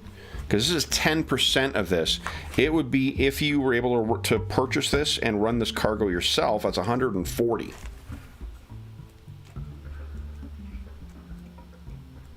So let's see here. No, you said 14,000, didn't you? 14,000. 1,400. No, 14,000. Right, so 10% is 1,400. No. The reason you multiplied it by 10 instead of multiply it by 100, this is the 10%. This is your pure profit. Oh, I see. Okay. Yeah. And how often is the maintenance? Let's see here. Is the maintenance... Oh, I see what you're doing now. Yeah, I'm just figuring out what your costs are. Your annual cost for your crew of 3 is 131,000.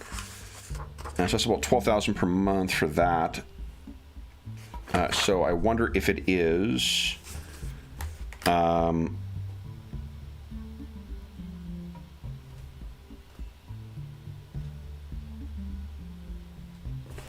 wonder if...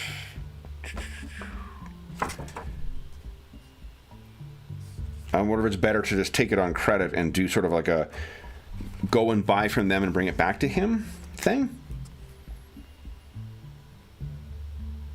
Let's see. Right, because I don't have the bankroll. Meaning, like, I'd need 140,000 credits to buy what he wants. Yeah, and the profit... You know what? Maybe we're doing it the right way then, because the profit you would have been was 10%. Right? Because you negotiate the price up by 10%. Right. Because what you're ideally wanting to do is go and like buy stuff from one person, drive the price down, and then go and sell it to someone and drive the price up.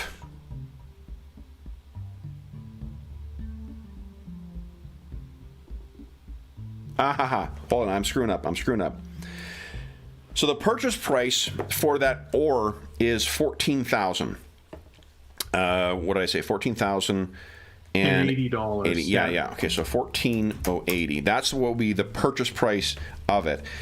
To sell it, let's say you make the same deal. Give us a 2d6 plus 1 roll. Okay.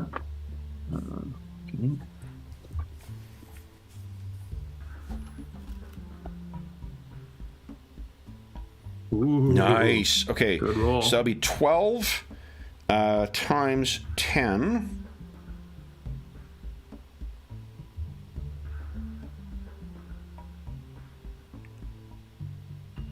Okay. Wait, what?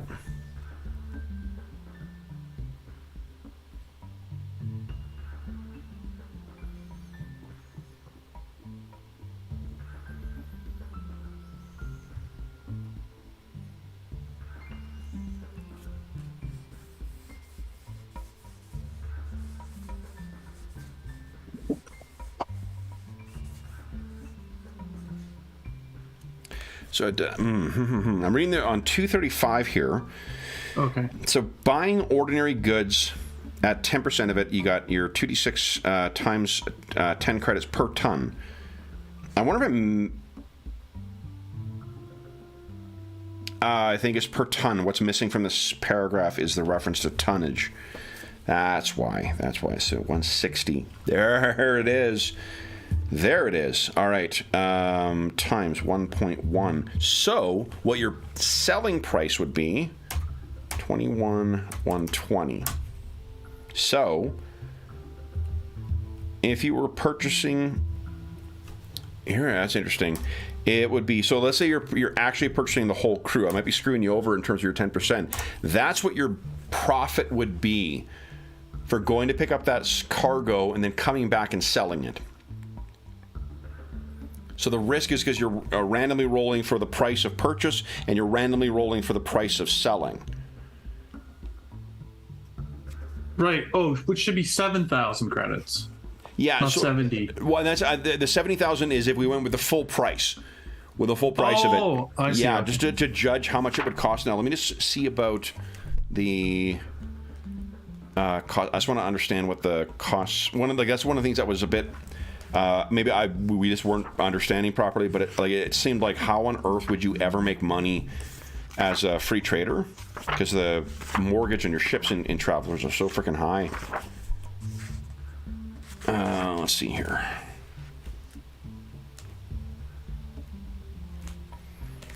All types. Just so we understand. Okay. Cost listed for ships for its 6 months maintenance and its yearly employment. There we go. So your monthly maintenance for your ship is, which I can add on that 70 right divided by 6 is 6,458. So it would be, because it's about a month to go there and back. So you figure 12 days to get there, 12 days to get back, maybe 8 days to just grab fuel altogether. That brings you to 32 days. That's a month and change. Yeah. If you, you would take from that 70,000, 6,458, and then the monthly cost for your crew on this one, although you've got no crew on you right now, divided by 12, 10,000 per month. So that's about 17,000 per month. You make 17,000 in total with that particular deal that you made. With everything paid for, you'd make clear about 50,000 credits. Okay, that makes sense. That number makes game sense too, like from like what we looked at too. Yeah. I think for stuff. Well, and then for things like trying to then, like, let's say you want to upgrade your ship, right? Like, let's say you want to have a drill 2. Or get the drill velocity up on your ship to make it a 2. It would cost you 10% of the hull price, 70,000. So we're saving. So you could run a couple missions and afford this. Get adventures as you're going. Deal with ne'er-do-wells, and in addition to that, what we would do is during that time, with every month, we do a faction turn, and we've slowly been adding in the factions into here as well. I'd probably add that. What was it called? Periphery. Perimeter or agency. I'd add that to a faction as well too, because they're probably up to know some things. if not no good, then at least something. So yeah, well, that brings us. Sorry, we're over time right now because I was doing the math. But that's what do you? I'll let you have the first say on this, Jeff. What did you think of our first session of Stars Without Number? It's a pretty cool game. I would definitely be interested in exploring it some more. Whenever you're learning a vast amount of new rules as you go, some of the experience gets lost to book lookups and that kind of thing. So I'd like to try it when we're a little more familiar and see, because I think this would play quite smoothly and the mechanics would just take over the fun and not be tedious and jumping around. But well, it's a big book, right? It's Well, there's a lot to the game as well, and we hadn't prepped anything for this either, apart from rolling up the random stuff. I didn't have any mission stuff set up or anything like that. Nor did we know who you were playing either, right? Right, so exactly. That was very cool. Oh, but here's an upside to it, is that because you played a session of it, your characters would gain 3 XP. Welcome to second level. Oh, wow. Yeah, after your first session, the way rules is written, it slows down as you get up, but you're supposed to hit second level after your first session of play. Cool. Mm-hmm. Yeah, and because then that gives you a few more skills and stuff to like actually be able to do things. Yep. Yeah. And I can't remember how often you get a new focus as well, but you get that as you go up. As a heroic character, it's every even level, I think. Holy smokes. So that is something like that. Even better. Yeah. That was 274. Yeah, they get the usual number of foci at first level, but they can pick a new focus at every even numbered character level instead of the usual progression. So that means Katsu would get another 5. He'd have 10 hit points. No, you have to roll. Whoa, hold on. No, you get maximum, don't you? Half the maximum possible things. And how many do you get per level? Is it a hit dice per level? Let's see here.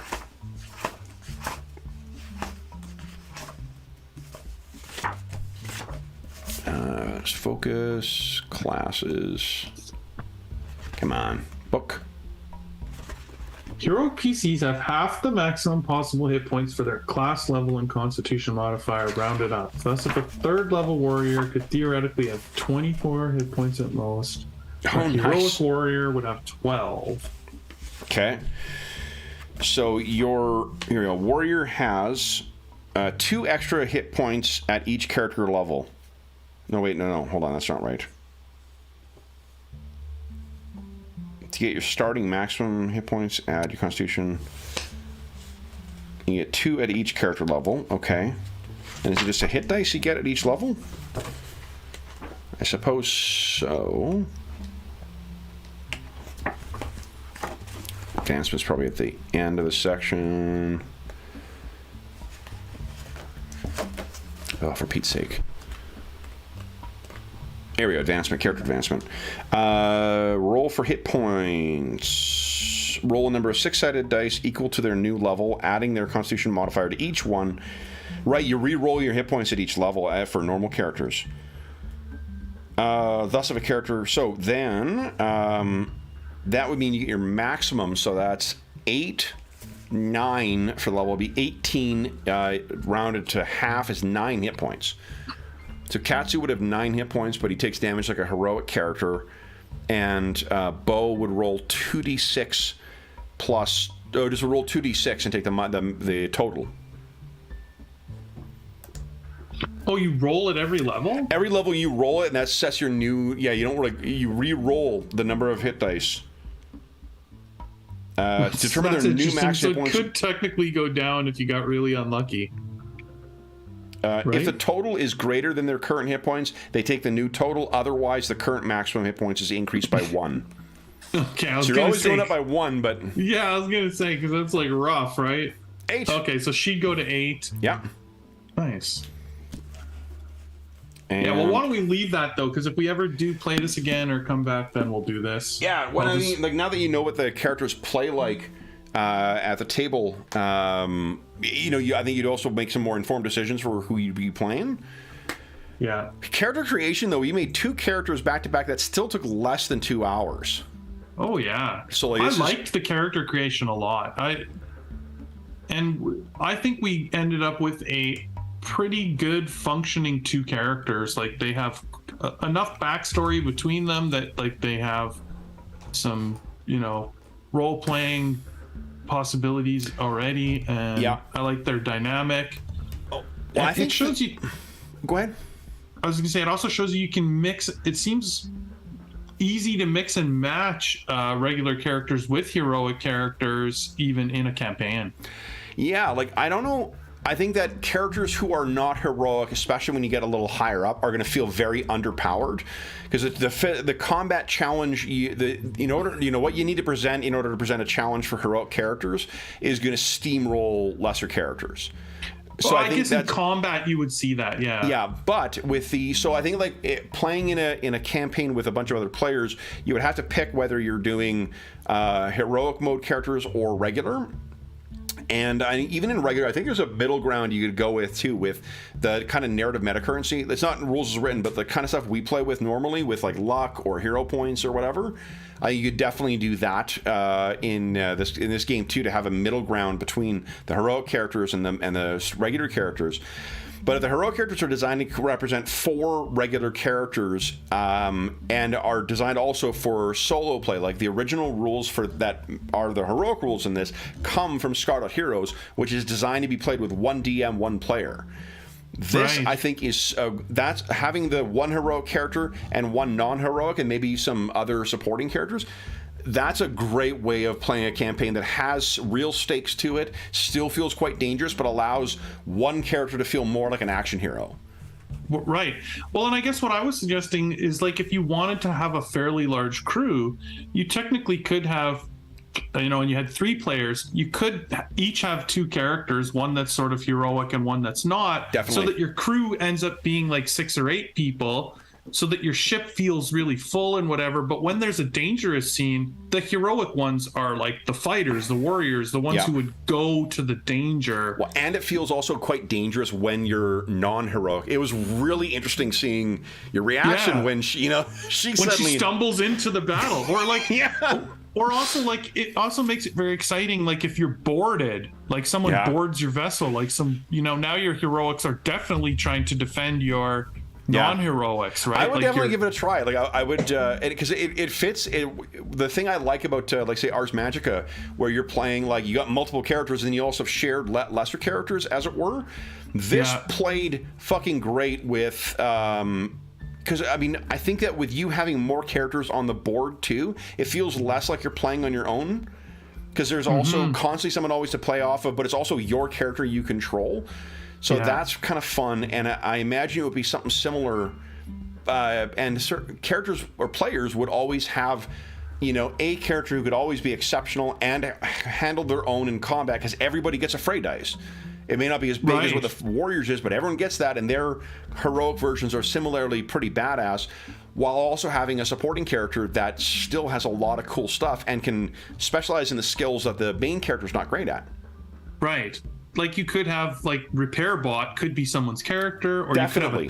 you could have a doctor on the ship, or scientist, or other roles that don't necessarily have to be your sort of action character. Exactly. And I do like I kind of like the combination of the squishies and the sort of tough guys. Like it's and I mean you can make your tough guys like it's the like Warhammer tough in this game. Like you can get Space Marine armor and crazy stuff like that. Like you could get pretty far there on your your tough guys versus your squishy guys. Well, being the neat careful. thing is, I don't think the heroic stuff translates to ship-to-ship combat. That you still play straight, so it still makes the ship-to-ship combat feel pretty fucking fun. Right, and then risky. You can have characters that are. We didn't get into that, but like the roles of like gunner or other things on the ship combat, where now your so-called secondary character really shines. Definitely.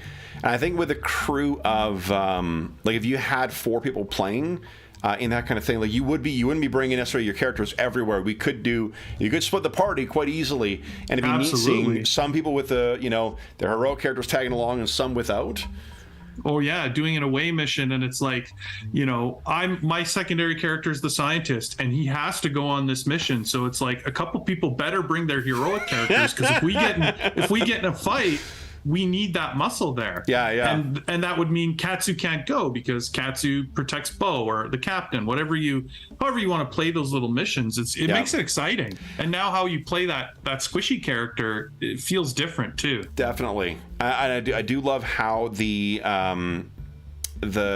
characters are connected to the emergent system, like the setting. You can kind of tie stuff in and be like, oh yeah, we'll add this in here for your character. Like I had the things rolled beforehand for the wider system, but I didn't have specifics as to how I was going to tie into the campaign. I had a rough idea of how everything fit together in the cluster, but I'd only rolled up specifically stuff from Masana BU.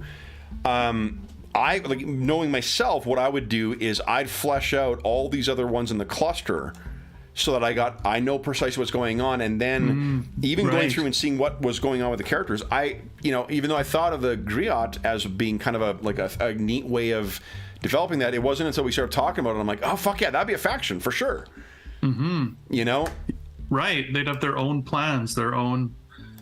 Oh, I thought of this, a great example of a combination of characters that sort of fits this squishy and heroic in the sci-fi world, and that would be R2-D2 and C-3PO. I mean, R2-D2 is heroic for sure, and C-3PO would be the squishy translator guy, and they're always out in the world together. Like, they absolutely fit that mold of like. Yeah. It would be. Yeah, it's. I think there's. I think it would definitely. I'd be interested to see how it feels at higher level play. Like if it got too dangerous, like where your squishies are just insta dead if a gun goes off. Yeah, because that's the only thing I remember with when we leveled up playing Scarlet Heroes is just, it got kind of like, I don't think once you realized how tough you were, like even with 8 of those things coming at you, I think you realize like, I don't really have I'm not at peril here.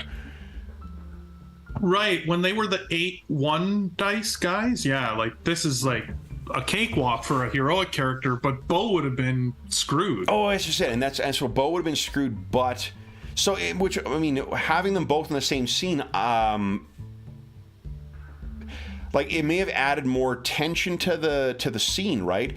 But how does the heroic character respond there, other than just trying to wipe them all out? Like I don't know how it makes you do more than just, I'm going to roll as many fray dice and damage dice as I can. Right.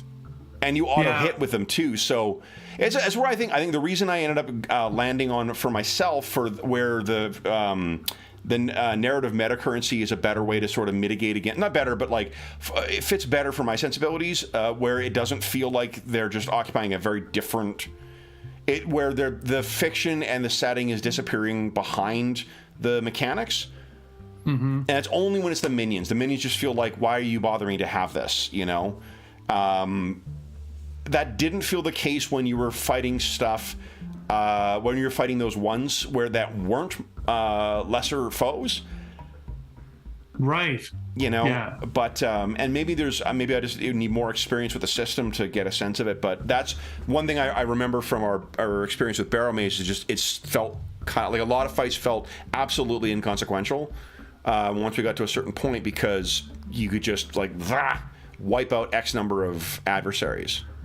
I think you almost have to use them, like those kind of adversaries almost become like story elements as much as like playing out the combat. Like the combat can play very quickly, like in 3 minutes, you know, Katsu can wipe out those 8 guys, but they could steer him down a certain corridor, or they could give a bad guy time to escape, or like they're kind of it's like story combat, if you know what I mean. Like it's not like you're not playing out the combat to be like the excitement of that actual combat. No, so but the issue I have with that in an emergent play game like this is for like with random encounters and that kind of stuff is that you're saying a random element is serving only to, and I don't mean saying you're saying this, I mean like the mechanics then are saying that the random encounter that you just went through, it is serving a story element, but it doesn't serve you up what that story element is.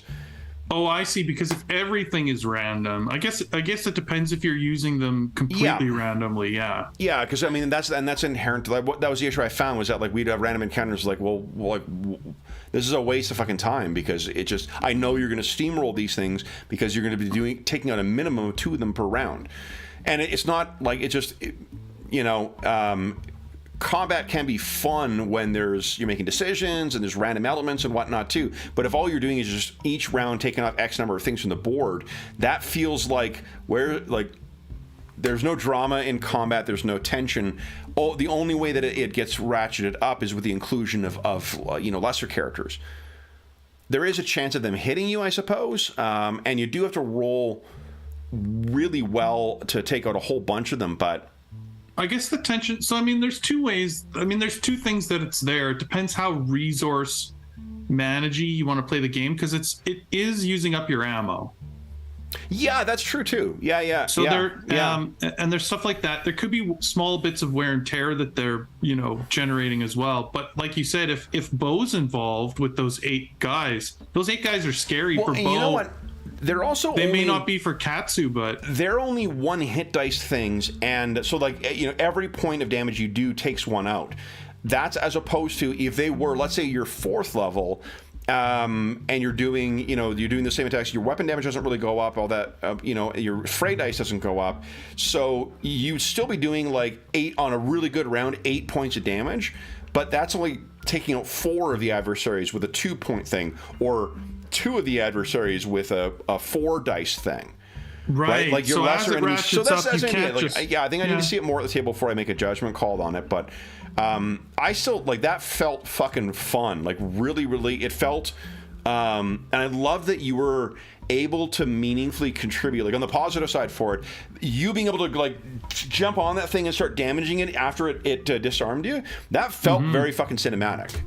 Absolutely. Right? Yeah. Like, yeah. Well, and I like that the heroic characters are action heroes and the non-ones are more normal humans. Like, they're sort of, and you have to almost play them like that, right? Like, Yeah, and that is very much in keeping with the game plays the way it says in the actual rules, how, like, look, this is a very deadly game. So having the heroic characters alongside the non-heroic, I think gives it you get your cake and you eat it too. You know, so definitely, yeah. I definitely, you know, I take it back. I'd want to see more at the table before I just hand wave it as being inconsequential. It would be interesting to see how it plays out. I mean, the only thing you might want to rule change is I'm not sure how death works, but I'm pretty sure that the heroic characters, I haven't read that part, but I thought it said something about, like, not insta dying or something. No, you don't. You let's see here. Yeah, it was like where did it say? Yeah, the heroic. Here we go. Heroic PCs auto-stabilize. Yeah. Oh, we didn't do Define Doom. Define Doom is basically a... if you're doing something where you would automatically die, you fell out of a spaceship while it's leaving orbit, you get, you know, a nuclear explosion goes off on you. You can defy Doom, and you roll a number of d4s equal to your character level, and then you take that damage. It's not straight damage, it's just you count it as heroic damage. And then once you've called on Doom, your Doom dice goes up to a d6. For the second time you do it, then a d8, and so on. Right, they can escape Doom a few times. Yeah, so like auto death, you get away from that. I think it'd be like, especially in a combat in this game is not designed to be an end anyway, and I think the reason I wanted to go through that trade thing is because, like, you can imagine starting to price out and figure out what, you know, even at the basic of, like, negotiate a price at one point and go on to another one, that could be a lot of fun. And the uncertainty of, like, fucking up your roll on the sale price, right, where you're just like, because you rolled 12 on that, you could have rolled less. The ultimate selling price that you got for it was determined by that roll. So if you roll really high for a purchase price and really low for a sell price, you could, you know, have just a terrible thing. And there's always a chance of deals falling through at the last second.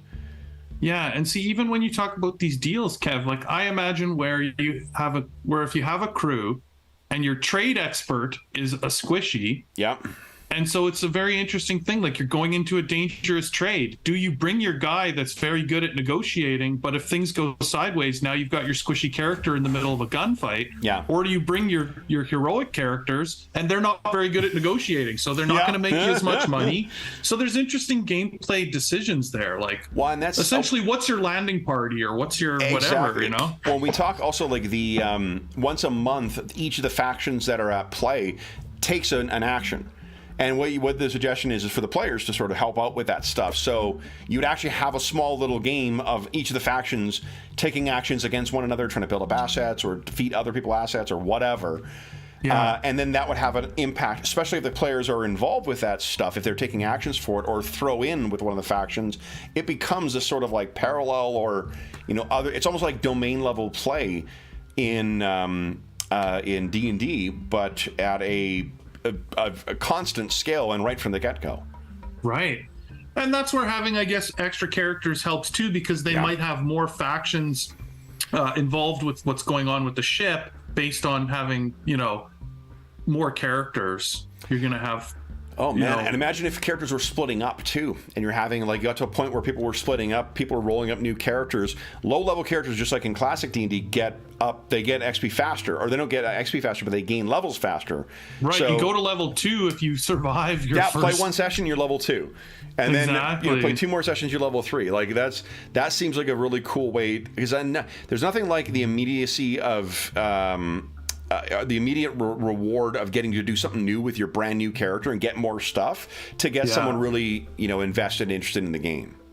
Well, in that way, if you had 2 characters, as long as it's not a TPK, then like having one of your characters die, you still have a character you've invested time in, and so you don't feel like, oh, I'm at square one and everyone's got these people that have been here the whole time. It's like, well, I got one new guy, and I got my ship guy, my repair robot that's been here the whole time, or whatever. And you have characters who you are already invested in, who are going to be able to react to the loss of that other character.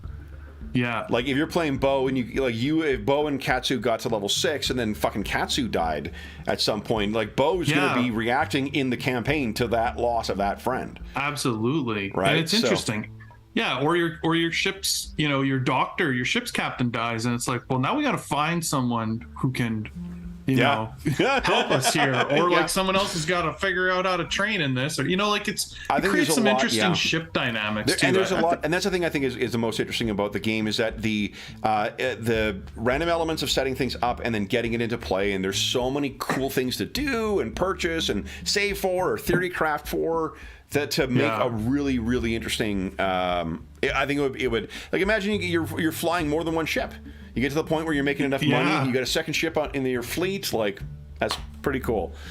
All right, well, it's way past. It's like fucking 12:30 your time. So let's wrap things up. So for those listening at home, thank you so much for joining us for this first this maiden voyage with Stars Without Number. Man, do I like this game. Like when I process about it more afterwards, I'm going to be.